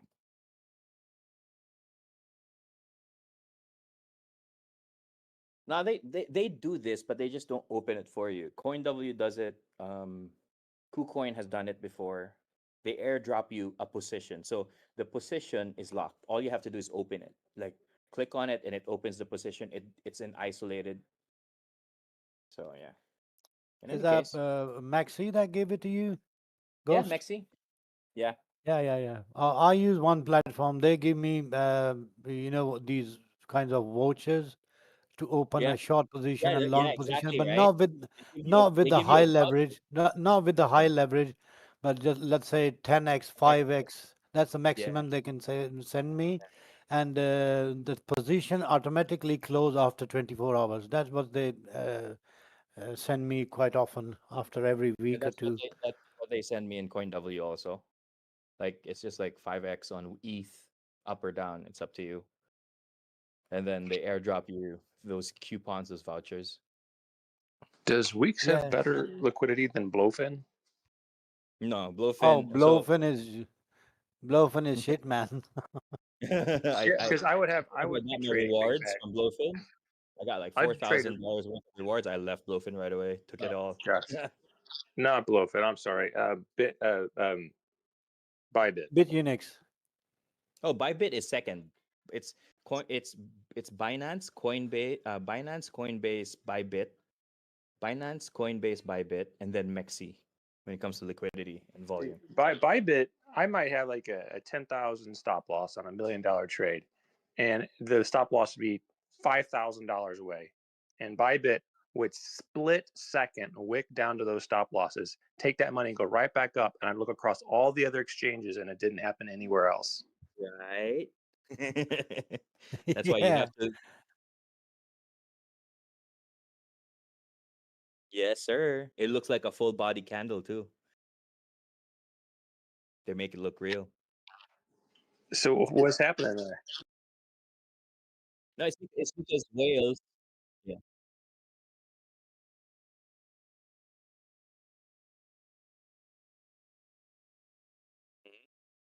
It's the whale. There's a lot of whales in Bybit, and when they know they can, like when they see the liquidity and the volume is low, they know they can start moving price.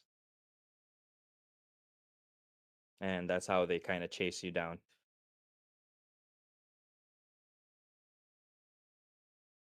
So Binance is still for me like.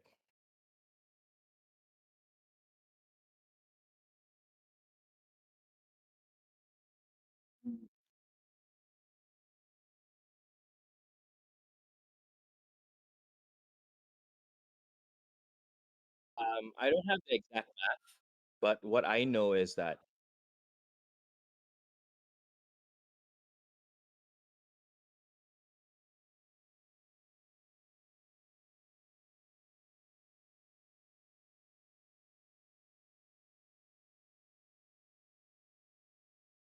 it depends on where on the tape those orders were put. At the end of the day, it's the tape that wins.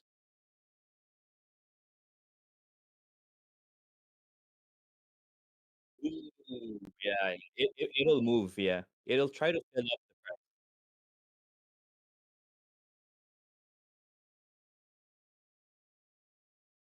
Yes, I would agree. I would agree with your thought. Yes. So, like for example, with what happened to our friend on Bybit, what would have probably happened is that everybody was at a certain price.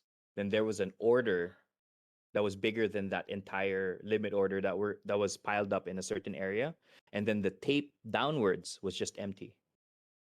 So no one could take up that buy, and then the price just.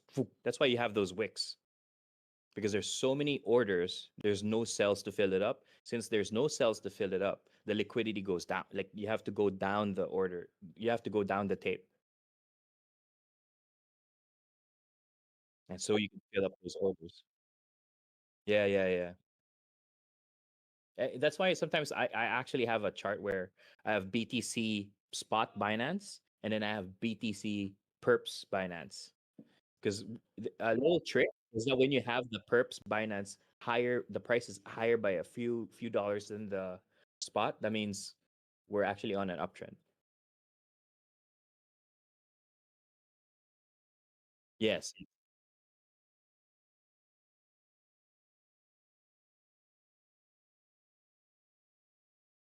Cool.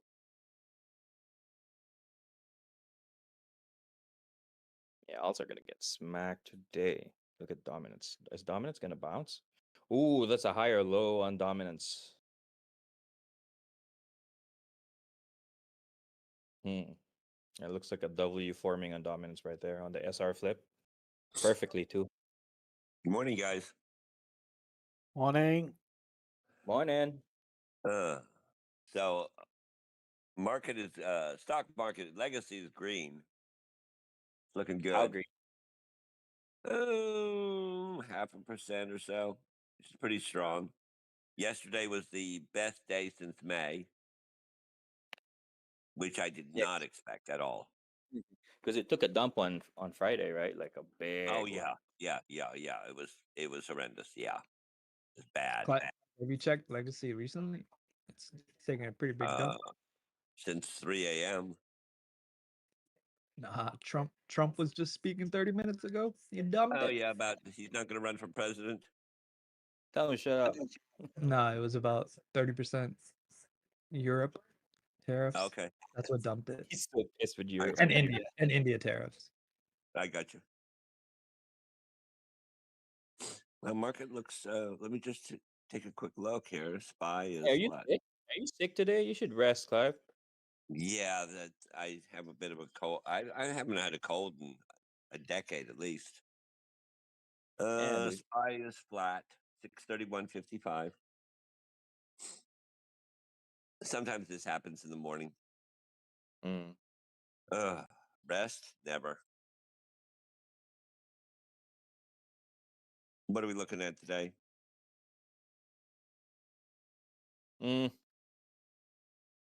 Just waiting for this price, this false move to finally break down properly, because it's been crawling down, not breaking down. So I got we had a bear.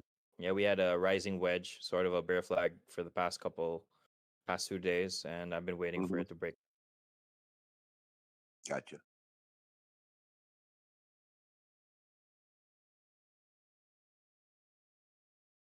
So Trump media slid 20 had a 20 million quarter loss. That's not good.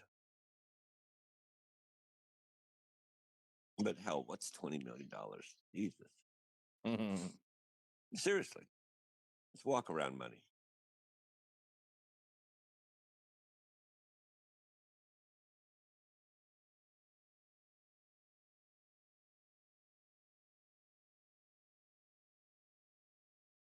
Sold Big Bear AI way too soon. I sold it yesterday at like 702. Up big.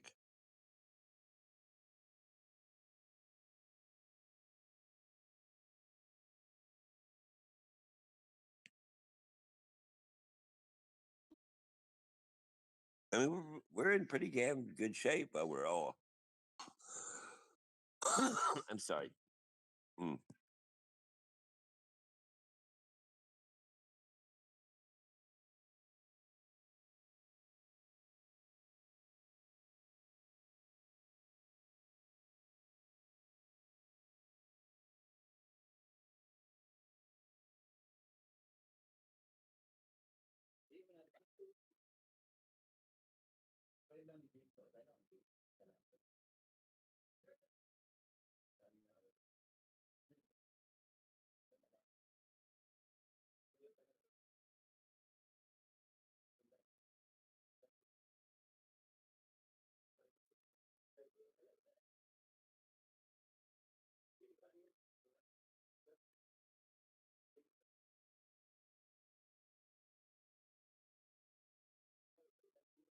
You know, the SPY left a pretty decent sized gap from Monday's open.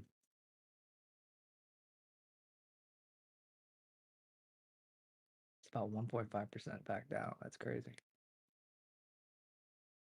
Whoa, 1% gap? That's huge.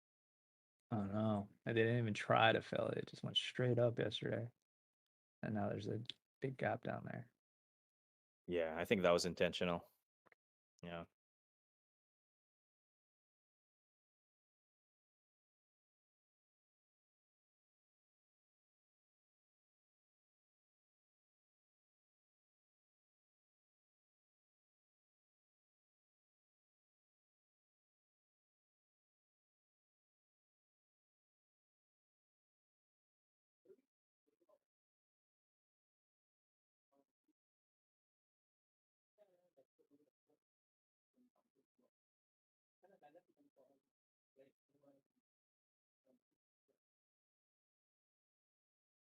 That was an impressive run by Soul, by the way. It did not make a lower high. I think it's one of the few alts with a higher high. No, yeah, I shorted that. Have you seen Litecoin? Oh, I was saying Soul. Litecoin, I didn't watch it. Did it drop finally? No, Litecoin is one of the only alts that made a higher high. Oh, so it's Litecoin and Soul. Interesting. Oh yeah, look at that. I mean, Soul Soul still has Soul dropped from 200 to the 155. Litecoin is already higher than the drop. Yeah, Litecoin's still on its 50. Impressive. But I think that's about to break down or make a double top first.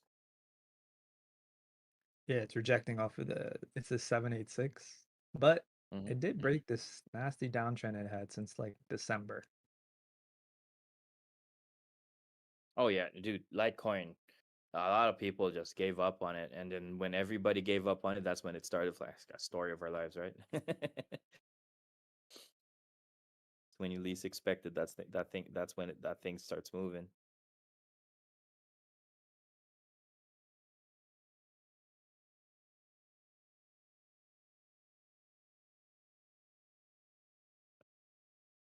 Yeah, I'm shorting Bitcoin and Soul. I'm gonna wait for the others. Oh well, I didn't short the Bitcoin part. Like, dude, Mexi gave me a beautiful position on that chart. I love these sponsored shorts. I want them to do it over again. That's crazy. Is when they open it, it's your responsibility to close it.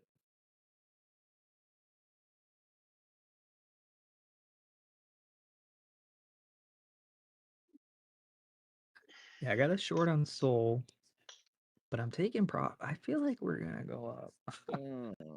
We're gonna go down, bro. We You have to think be so? honest with ourselves. Yeah, I don't know. just a bit more, just a bit more, and then come up for a double top, maybe. I mean, look at this double bottom we just made.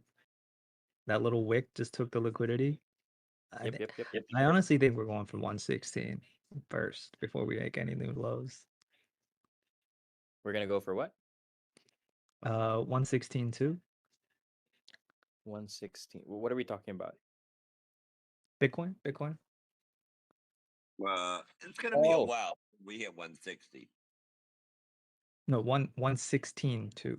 Oh, 100, okay. Thank you. 116,200. Thank you for clarification.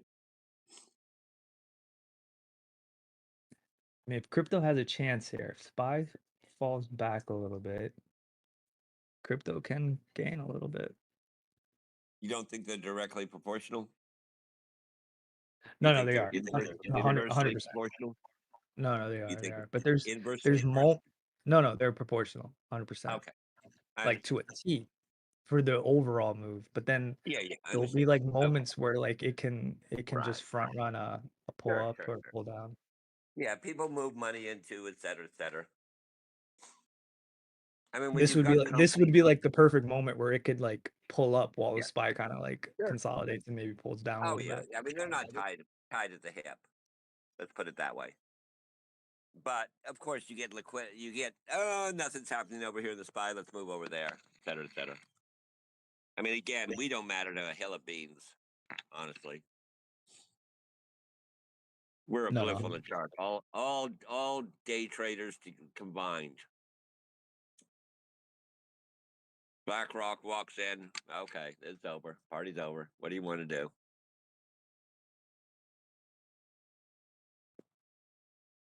I think I read they owe 2.3% of the entire supply now. Yeah, they've got a lot. They've got a lot. Well, Satoshi was 1%. And that was scary. Remember how people were, what if Satoshi shows up? Up here.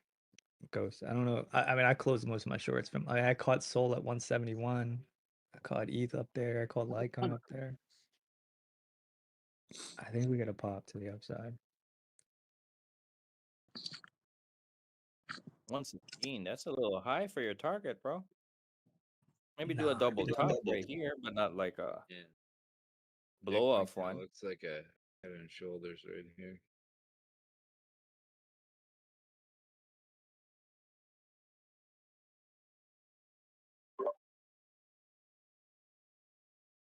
Like head and shoulders, like just on the 15-minute to like take back this trend that we did yesterday. That I guess the false move was like kind of cut short a little bit. 116. Mark it on your calendar, boys. It's coming. Oh Be yeah. aware of that. That might have just been a little shakeout there because I ended up getting stopped out of Yeah. half my position in the profit, but yeah, I don't Yeah. really know, but I I've got got stop losses in the profit for the other half, so. that was a bought shakeout. the, That was a IBIT. Trump shakeout. It was just it was a headline. Yeah. That's what nuked it. Mm-hmm. I just bought IBIT and Ethereum. Let's go, glass. ETF.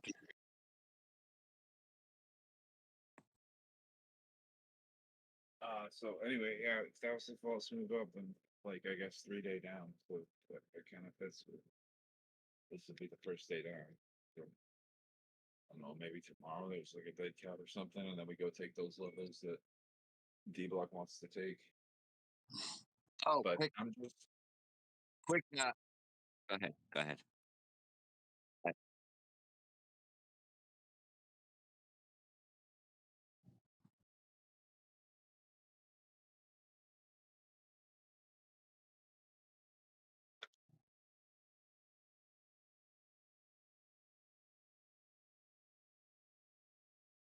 well, we did hit like a 0.5. Like we almost hit a 618 from that move, but we came right down. That wick came right Split it through long the on 0.5. Litecoin here. Almost hit the 618 and then closed above the 0.5. So there's a chance that it could bounce For me, here. there's That's still a why higher I'm low. leaving some of my position open. But I'm leaving half my position open with stops in the profit. But I don't know if I have that much faith that it's actually going to continue up. But if it does, I think it absolutely could. And if it does, like, I want to have a position. But if not, then I'll just reposition lower. Quick bit of research that I did. You realize that Powell doesn't leave the Fed until 2028. Yep. That's why they He keep will be asking him, are you gonna leave after you're done? And he keeps saying no. He even said at the press conference, he's like, I have no comment. He won't say yes or no. Yeah, their terms are 14 years. I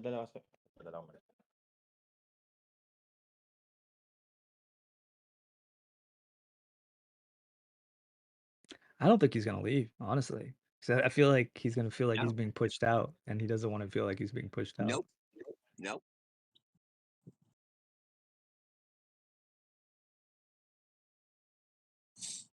He may have had intentions to leave, but now that he's like being like forced to leave, now he's like, now I'm not gonna leave. Exactly. And he's an influence. Night. Yep. Ano number? 0995. Can Fave, please? Like, Hey, Ghost, you get on 995. mic. Ghost, open You mic. remember my number? I know. Ghost. 0995 783. Somebody move him. Somebody move him. Somebody move him. Somebody move him. Somebody move him. Eh, parang ganun yung tunog niya, di ba? Hey. Sige na, panalo ka na. You win everything. Okay, just like, give me the number, please. 5-3, I just want to know. I don't want 5-3, 5-7-8-9, 14, 42, 28. All right. I just want to buy a pod, babe. I don't 12, want to 17, win. 5, 8, 8. I'm gonna recite pi. Give me the number. Like, I just want to either 14, 5. like 7578. Just recite pi. Yo, how is he still talking about numbers? 9. Yo, Ghost, you gotta open mic, bro. Open mic. Ghost. The mods couldn't be more asleep. Ghost. You couldn't be more asleep at the worst time. There's no, Sige na, 0995. there's nobody here that can move him. 7578. Ghost. Yo. I really don't want this guy to dox himself in some kind of way. Like, please, man. Begging you. Oh my god, there we go. Whew. All right. Finally, then. This guy was about to give away his name, his address, his like. He friggin'. Bro, he so muted many it. numbers. His bloodline, like his like everything, man. Like, yeah. The temperature, the just freaking humidity, everything.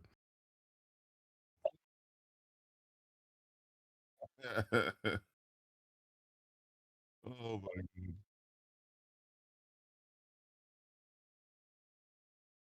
Yeah, that was. 6 minutes, guys. Market open. Over.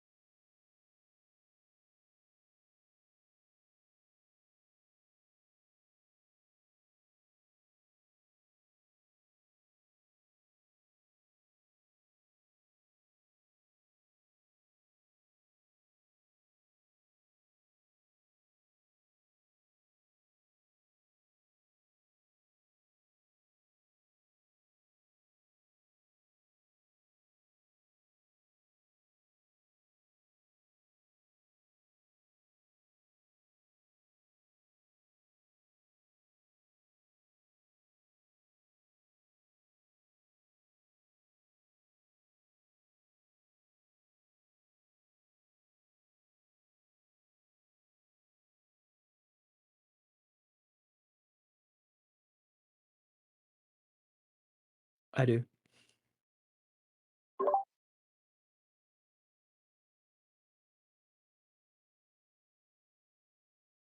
Some green a comedian talking about.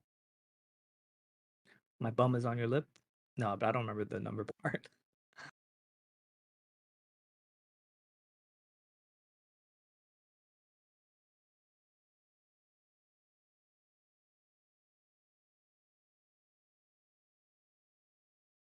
Yep.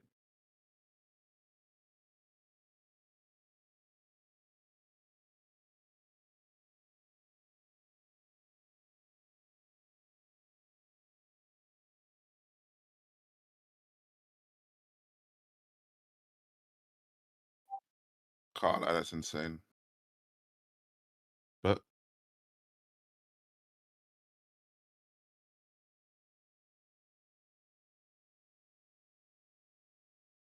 for some reason, mental case, man. But he's a unique individual. Kind of only really remember Freddie got fingered, in all honesty.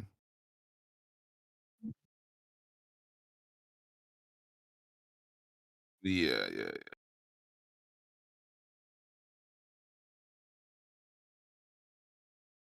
And then what? Seth Green was the shorter gingerhead one, right?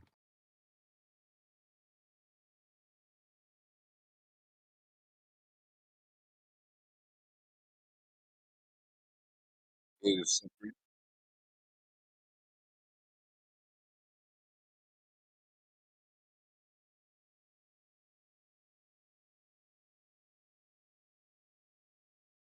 Seth Benjamin Gershel Green.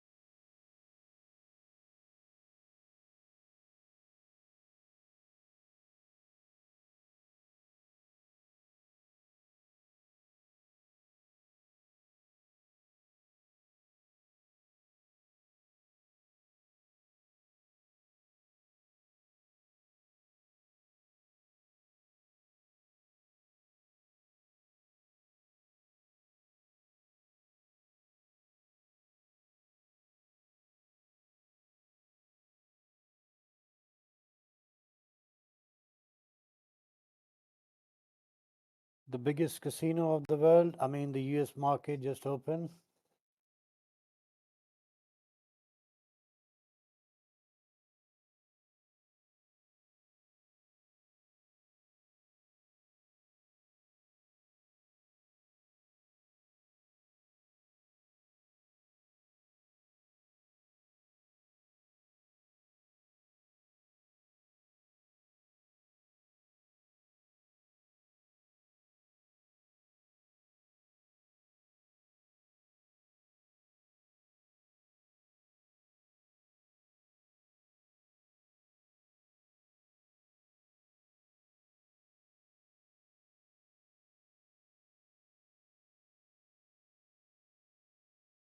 Trying to recover some vectors here on the 15-minute.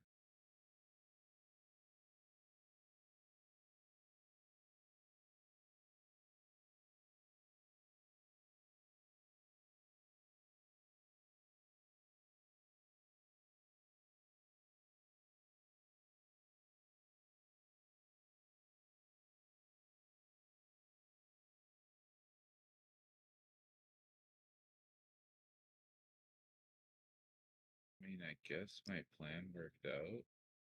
Like, I wouldn't have liked to have been stopped out. I mean, if I was gonna be stopped, I probably would have put it higher. But I wasn't awake at the point where it would have been a good time to move my stop.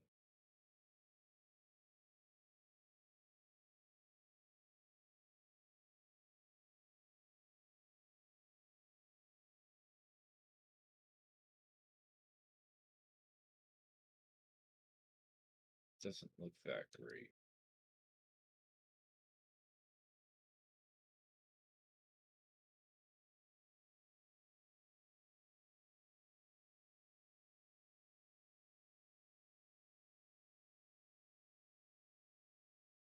If it keeps going down, then I guess I'll be happy. But I got stopped out where I did, but if it keeps going up, I guess I still have the other half.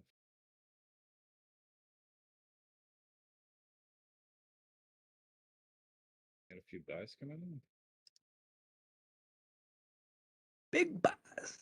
See if I can get over this Big mix. buys. And I mean that. Oh, is that 26 million? Hold on, am I tripping? I thought I just saw one for 26 million, but I guess I did. Big buys coming in. Big buys coming in. Watch out. What's up, Drew? What up? What up? See a nice little market open right now. We're still holding at 31. Looks like it's holding up there. It's trying. Oh. When you click on these things, it tells you how many coins they bought. All right, that's what I was mistaking. It wasn't. It wasn't 26 billion. It was 26 Bitcoin.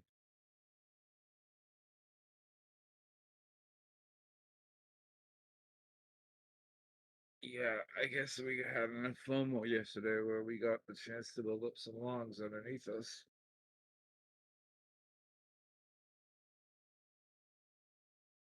Now we got some big sells coming in. A little shake up. Yeah.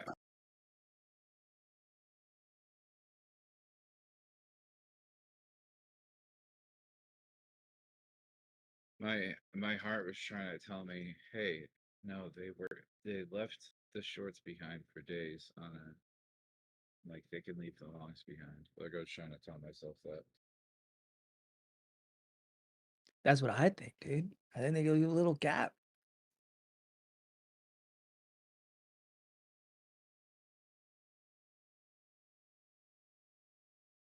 Just like at 74. Remember? Once we got back into the 80s, we never just left it behind. Yeah, I'm still I in from heard that too. 74. I got a long in there. I heard that's sick. Dude, I heard you. Didn't you say you had one from 48 too? Yeah, I got one from 48. Well, I've added to it, so now it's up to like 63, but Oh, okay. I actually added to it when we got to 74. Before that, I was just So taking that's profit one slowly. position. Yeah, that's because on Blowfin you can do sub accounts. So I have like that's on one of my sub accounts is Bitcoin at 50. Well, now it's at 6309.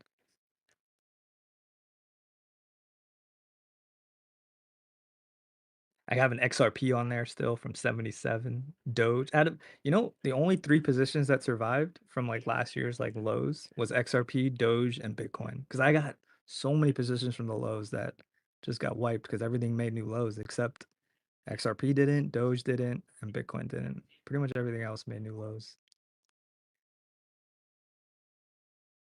Going good.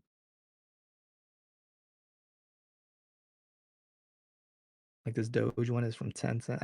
I've been thinking about adding Yeah. this Doge, but I never have. It's still at 10 cents.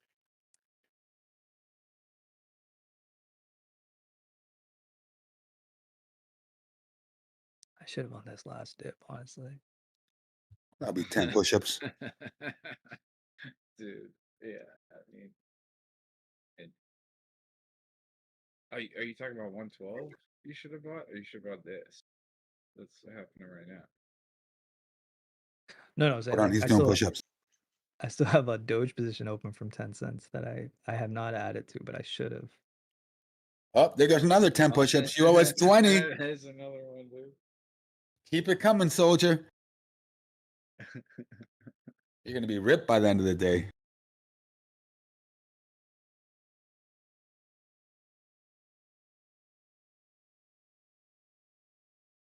I think Bitcoin's going to 116, man. I'm telling you. I think 116 before we test any of those lows, if we do even. Damn, dude. Making some good work of this vector zone here. Big buys, big buys.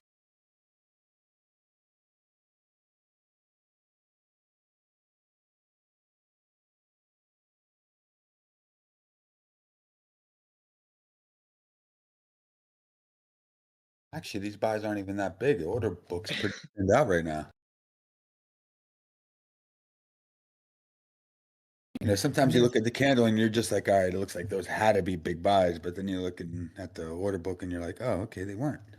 No, they're making noises too. Like I don't know. If you I have my settings so that it only picks up a certain size order. So mine's not like super, the sound of mine isn't super active on my aggregator, but yeah, I've got that order. I think it's good to keep it at least 250K, because a lot of the whales, they come in and they'll segment their buys like 249K, 250, 240K. Like even if they're trying to get a few million, they'll segment it in 250K segments.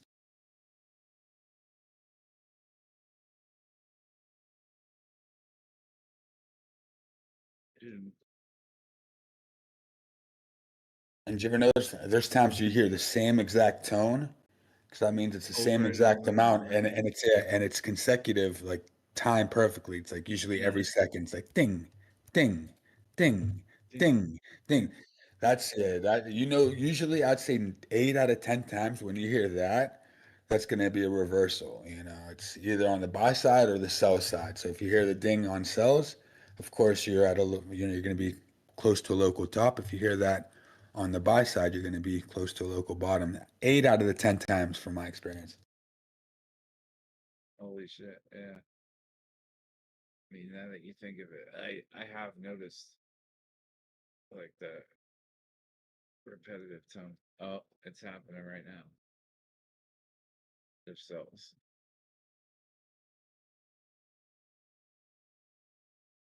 Oh, they're cutting up the order.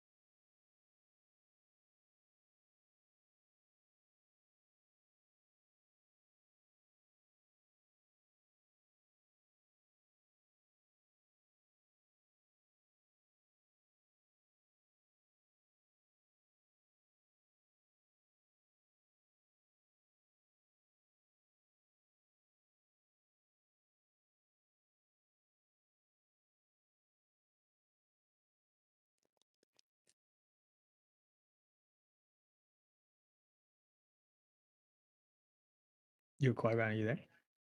Yo. Let me see if I want to show you something. I don't know how to share my screen.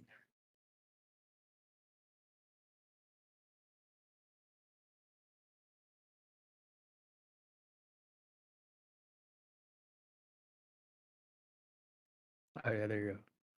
Whenever you get a second, I just want to show you something that I just found pretty interesting. I think it's loading. I'm getting a dancing blocks. All right, yeah, I got you. So like on the left side is the S&P, and then the right side is Bitcoin. But if you just remember, I don't know if you remember, I was telling you that if you just draw a pivot and it was just catching support all the way down from or a fib line from the POW bottom to that run up that we had, and then on the way down, so I kept getting faked out.